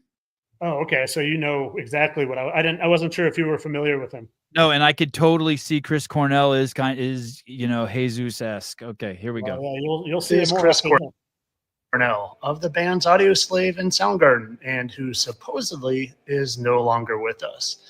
And on this side, we have Jonathan Rumi, who currently plays Jesus in the show The Chosen. And well, you should stick around, because not only do they share a perfectly symmetrical face to the point where you can hardly tell there are two different people there, well, there's more than that.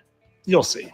Let me first remind you of the plastic surgery capabilities in today's day and age, and show you how their noses have almost the exact same slant, and their hairline is almost identical. And their smiles speak for themselves, and they're not as big of smiles. And did you know that Chris Cornell was a busboy before he made it big in the music industry? I wonder what Jonathan was doing. The decision was made that you were going to do The Chosen. Before that, maybe scuffling is too strong a word, but you were just sort of a jobbing actor. Struggle busing. Struggle busing. How does it happen that a struggle busing actor... And did you know that Chris Cornell was an amazing drummer, not just vocalist? I wonder if Jonathan has any drumming skills. Hi, my name is Jonathan Rumi. This is some of my drumming.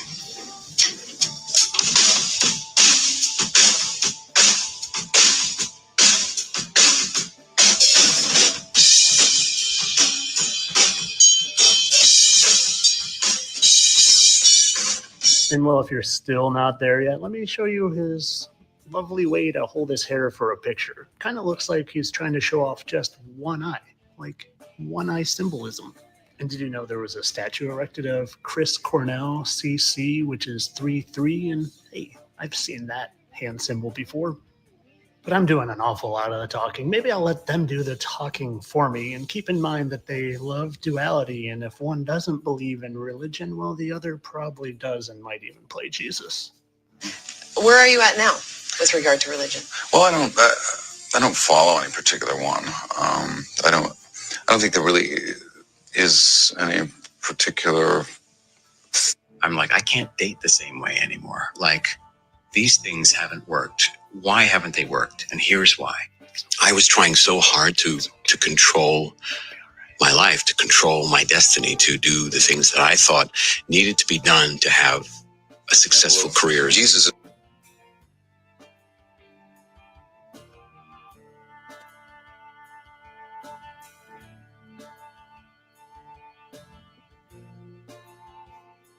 Now, I couldn't leave you without at least giving you 3 smoking guns, and thanking my friend Brian, who helped me figure out how to make cleaner circles, and also thanking my friend Chrissy, the funniest flat earther, for actually finding him. I didn't find him for once. I had help, and she figured it out. And well, I'm going to leave it there because they've already taken one of these videos down, and if you want a little bit more, I've got a 3-minute long. They took a video down of yours of this?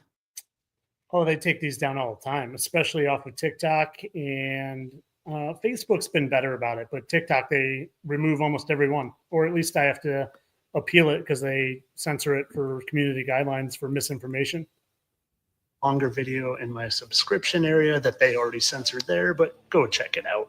But of course, all this is for entertainment purposes. I know that they just happen to have the same marks in the same spot because of coincidence, and that their noses are sloped the exact same, and their hairline is the exact same, and their voices sound the exact same just because of coincidence. Just like I know when Chris said times are gone for honest men and sometimes far too long for snakes, he definitely wasn't referring to himself. Entertainment purposes only. I am a satire account just here to entertain you guys. I don't really care about waking up all of humanity to take our power back. Entertainment only. I can't believe people pull this shit down. What about their age difference, Tyler? Well, kind of like the Pat Tillman and Josh Bridges thing. You just got to believe what you're told online to look at that. But I don't even know. I don't even think they have a serious age difference.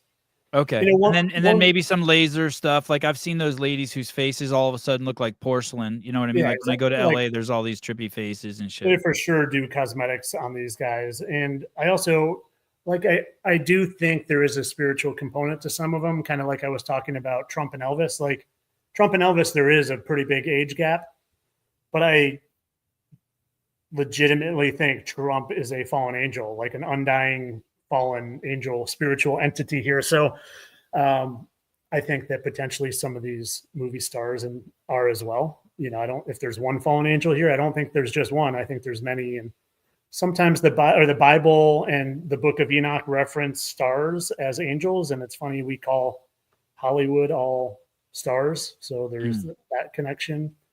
So cosmetics, spiritual entities, I don't know. That stuff I can only speculate on.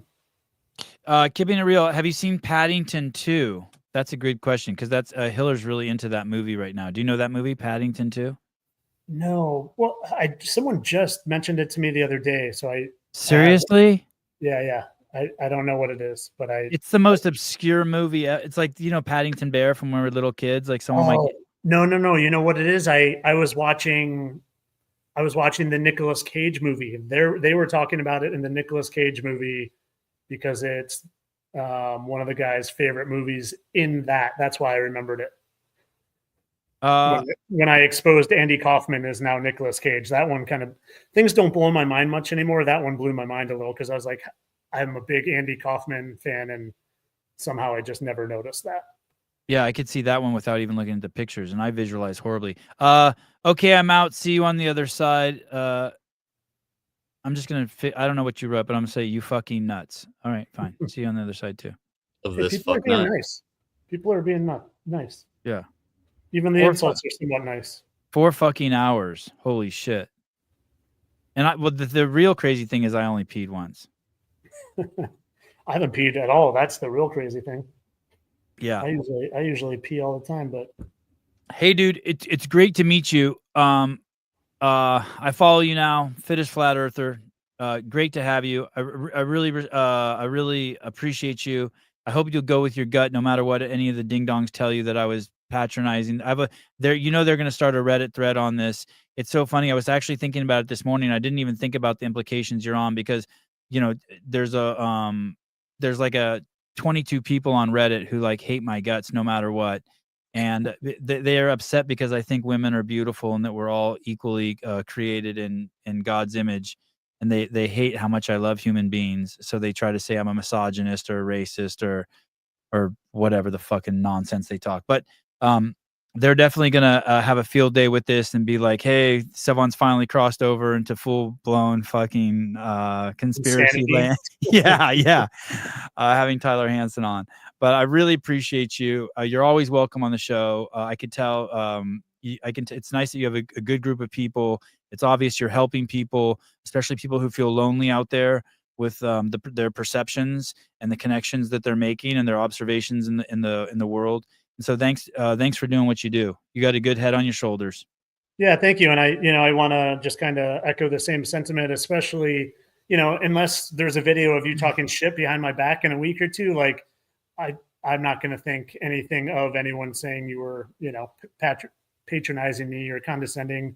I think you're a pretty upfront, honest, and sincere dude. So I might crack some jokes. I might crack some jokes. No one's safe. I can't think of any now. But no one's safe. Rich Roney texted me the other day and he goes, "What's up?" And I immediately call Susan. I'm like, "Was I talking shit about Rich Roney?" I used to always tell my students, if I'm not giving you shit, you should be worried then, because I only give shit to people I like. So, I honestly, it was an honor to be on here. 3 years ago, if you had ever told me I would be on your podcast, I would have been like, what? Why would, he won't have me on? I would have thought it was because I was a master's athlete, that made it to the I was desperate for content and I invited a master's athlete on. Yeah, exactly. See, I just bashed all the master's athletes, but I love those guys. I love those guys. They're awesome. They're awesome. And so I appreciate the open, honest conversation. Caleb, right at you too. I didn't see too many looks like this guy's a fucking idiot. So he didn't roll his eyes. Yeah, exactly. So yeah, I appreciate it. I enjoyed it, guys. It's not often I get to just talk with anyone about this stuff. So I always enjoy it when I do. All right, and text me anytime. It's cool. I like the little texting we've had going back and forth. You're a good dude. You're fun, and I hope to have you on again. Cool. Yeah, anytime. I'll be happy to come on, and I appreciate it. And you guys have an awesome day. Thanks for having me on. Thank you, Tyler. You too, Have a Tyler. great one, Nice guys. meeting you. Thanks. Yeah, you guys too. Take care. The fittest flat earther. 4 hours. I enjoyed that thoroughly. Good. You didn't? No, I did too. Oh. I started writing down things that were like interesting. I didn't like I don't know. It was just it's cool. It was cool. I mean, you could fall into anything he says, you could fall into it. Like, I could ask him a million fucking questions about the earth being flat. Well, how do you explain this? How do you explain this? How do you explain this? But I just figured, like, dude, there must be so many shows like that. The one thing that kind of I'm not a physics guy or whatever, but the when he was talking about when you have a helicopter hovering in one place for 10 hours, it doesn't move from that spot. I don't really understand that. I'm sure you could find an explanation for it, but I did find that.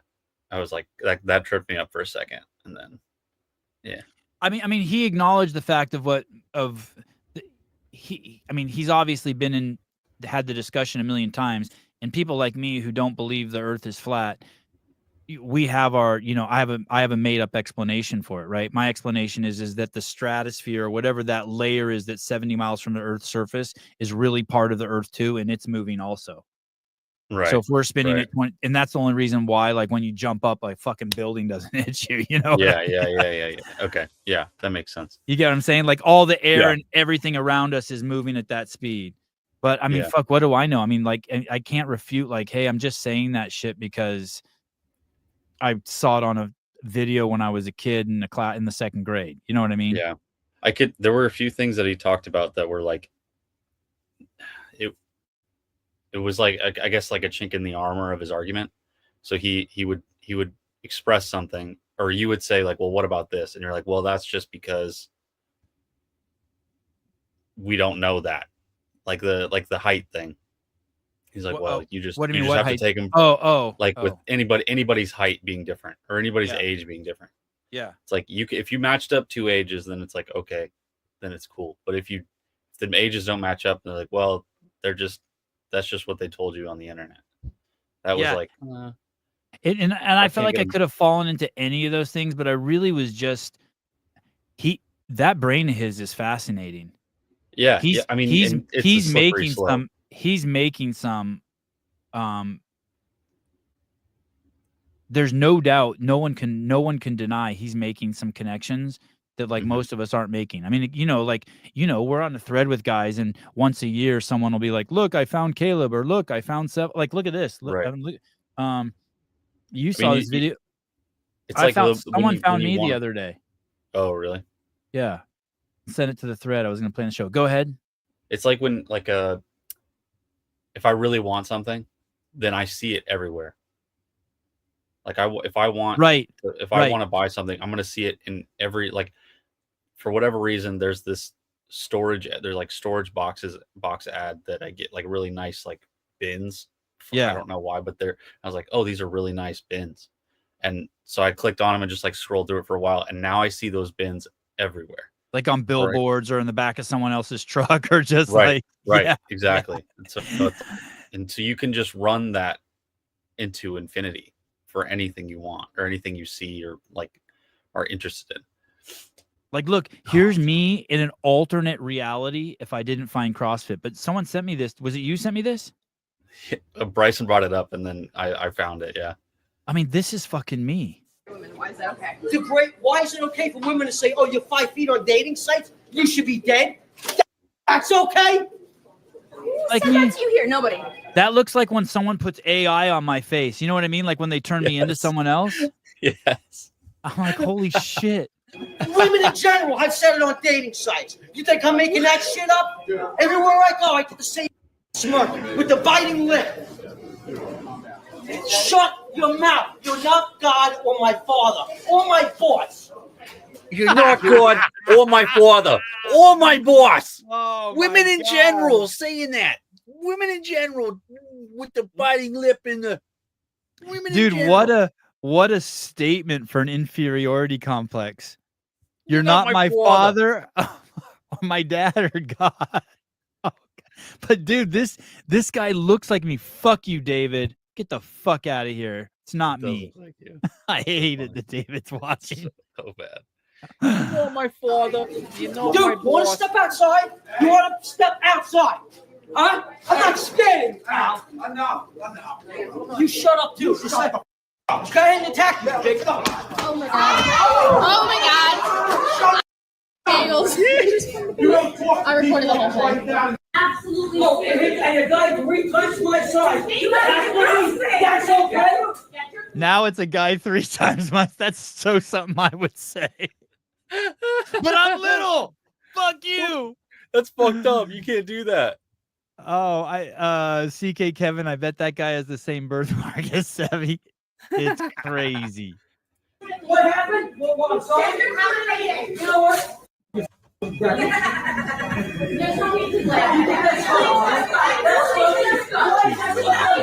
Dude, that is a fucked up body when you're a dude and your hips are wider than your shoulders. That's so bad.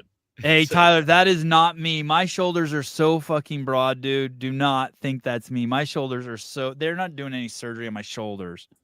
Oh, fuck. That's funny. But hey, dude, if I didn't find CrossFit, like, that could have been me. I swear. Yeah, like, probably. I used to wear shirts like that. Oh, God, no. Yes. Oh, no. I had a whole closet full of those, like, collared shirts with, like, stripes and shit. And... You think that's funny? All you women drink shit now. All you. Yeah, all you. You want to go. No, you women need to stop being so stuff.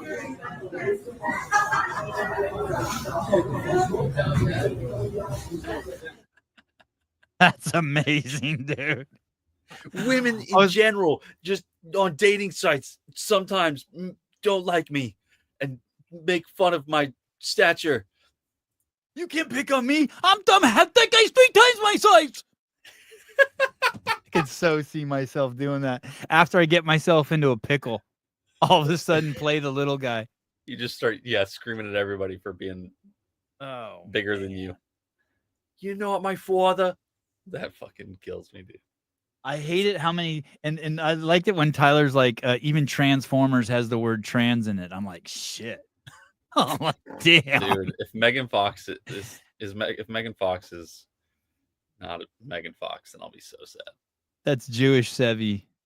Jewish Sevy. Jeffy. Oh. All right. What a show. What a Sunday show. Fuck, that was crazy. I need a cigarette. I was very relaxed this morning. It was weird. More relaxed than... Like every morning I get a little like before I come on, I'm pretty like I start getting really wound up. You know, like right before you do a workout, you hear the clock counting down. I'm usually pretty wound up. And for some reason I was super chill. I was kind of excited. I knew this guy was going to have a lot of shit to say. So I don't know. I felt good. Yeah. Oh shit. Our chat's going crazy. Yeah, it is.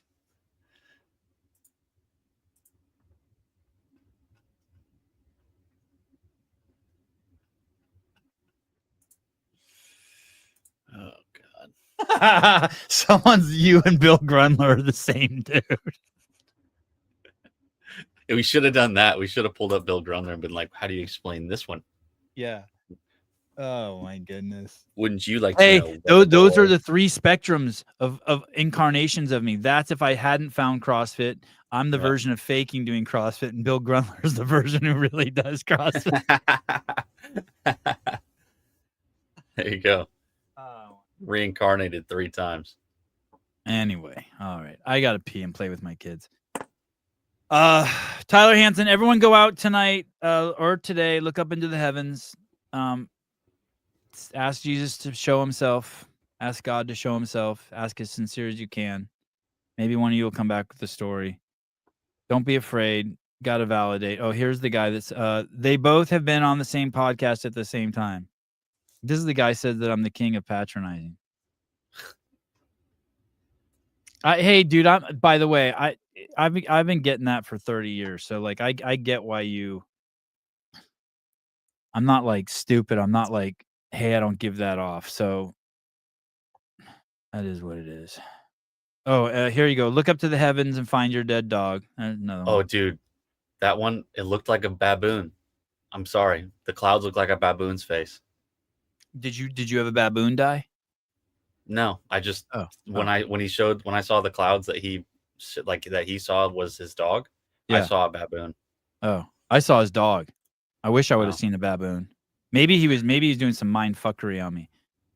I don't know. I do Well, that. I mean, I you do just that to my wife with my 2-inch dick all the time. I'm like, look at this magnificent 10 inches. She's like, wow, 10 inches. Oh, that's what you saw? That's what I saw. David Weed, I saw boobs. That's my boy. Hey, nice. You're better than all of us. Oh, and order Paper Street Coffee. Thank you, Patrick Clark. Thank you. That was really cool of Gabe to do that. Yeah, rest of the day, discount code FLAT. Yeah, discount code FLAT. PAPERST coffee.com. Don't spell out street. Go to paperstcoffee.com. Use the word flat and get 25% off or something. Yeah, that's cool. All right. If you want one of these CEO shirts, go over to vindicatevndk8.com. If you're new to the channel and you never watched before, we have a lot of cool shows on the channel, and make sure you please like the video. I normally don't say that, but I usually forget. And then make sure you tune in on Saturdays at 8 a.m. That's really where the fun is. That's our Kill Taylor show. And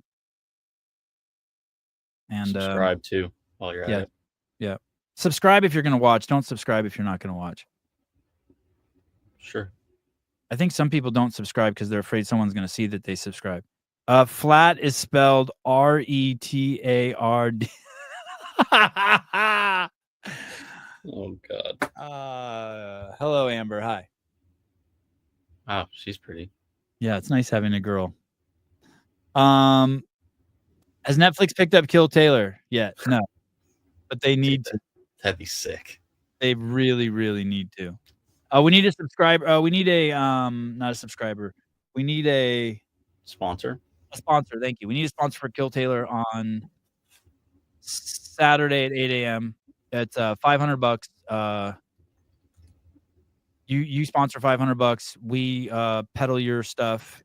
All our sponsors have been exceedingly happy with the results they've gotten. And then if the person beats Taylor, we give them the whole $500. So it's 500 in, 500 out. I wish it wasn't, but it is.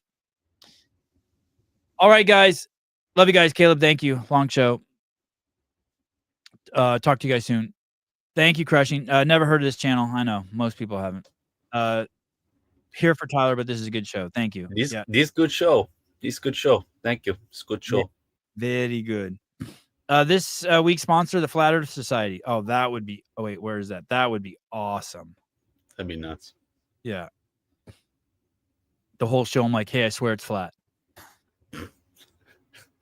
Trust. Hey, you know what's crazy? Before I go, I know enough about flat Earth that like I can fuck with people. So like people are like, hey, like I was telling someone about it the other day that Tyler's coming on, and like I don't get it. So you just fall off the edge. I'm like, oh man, you're so stuck in the dogma of your heliocentric view.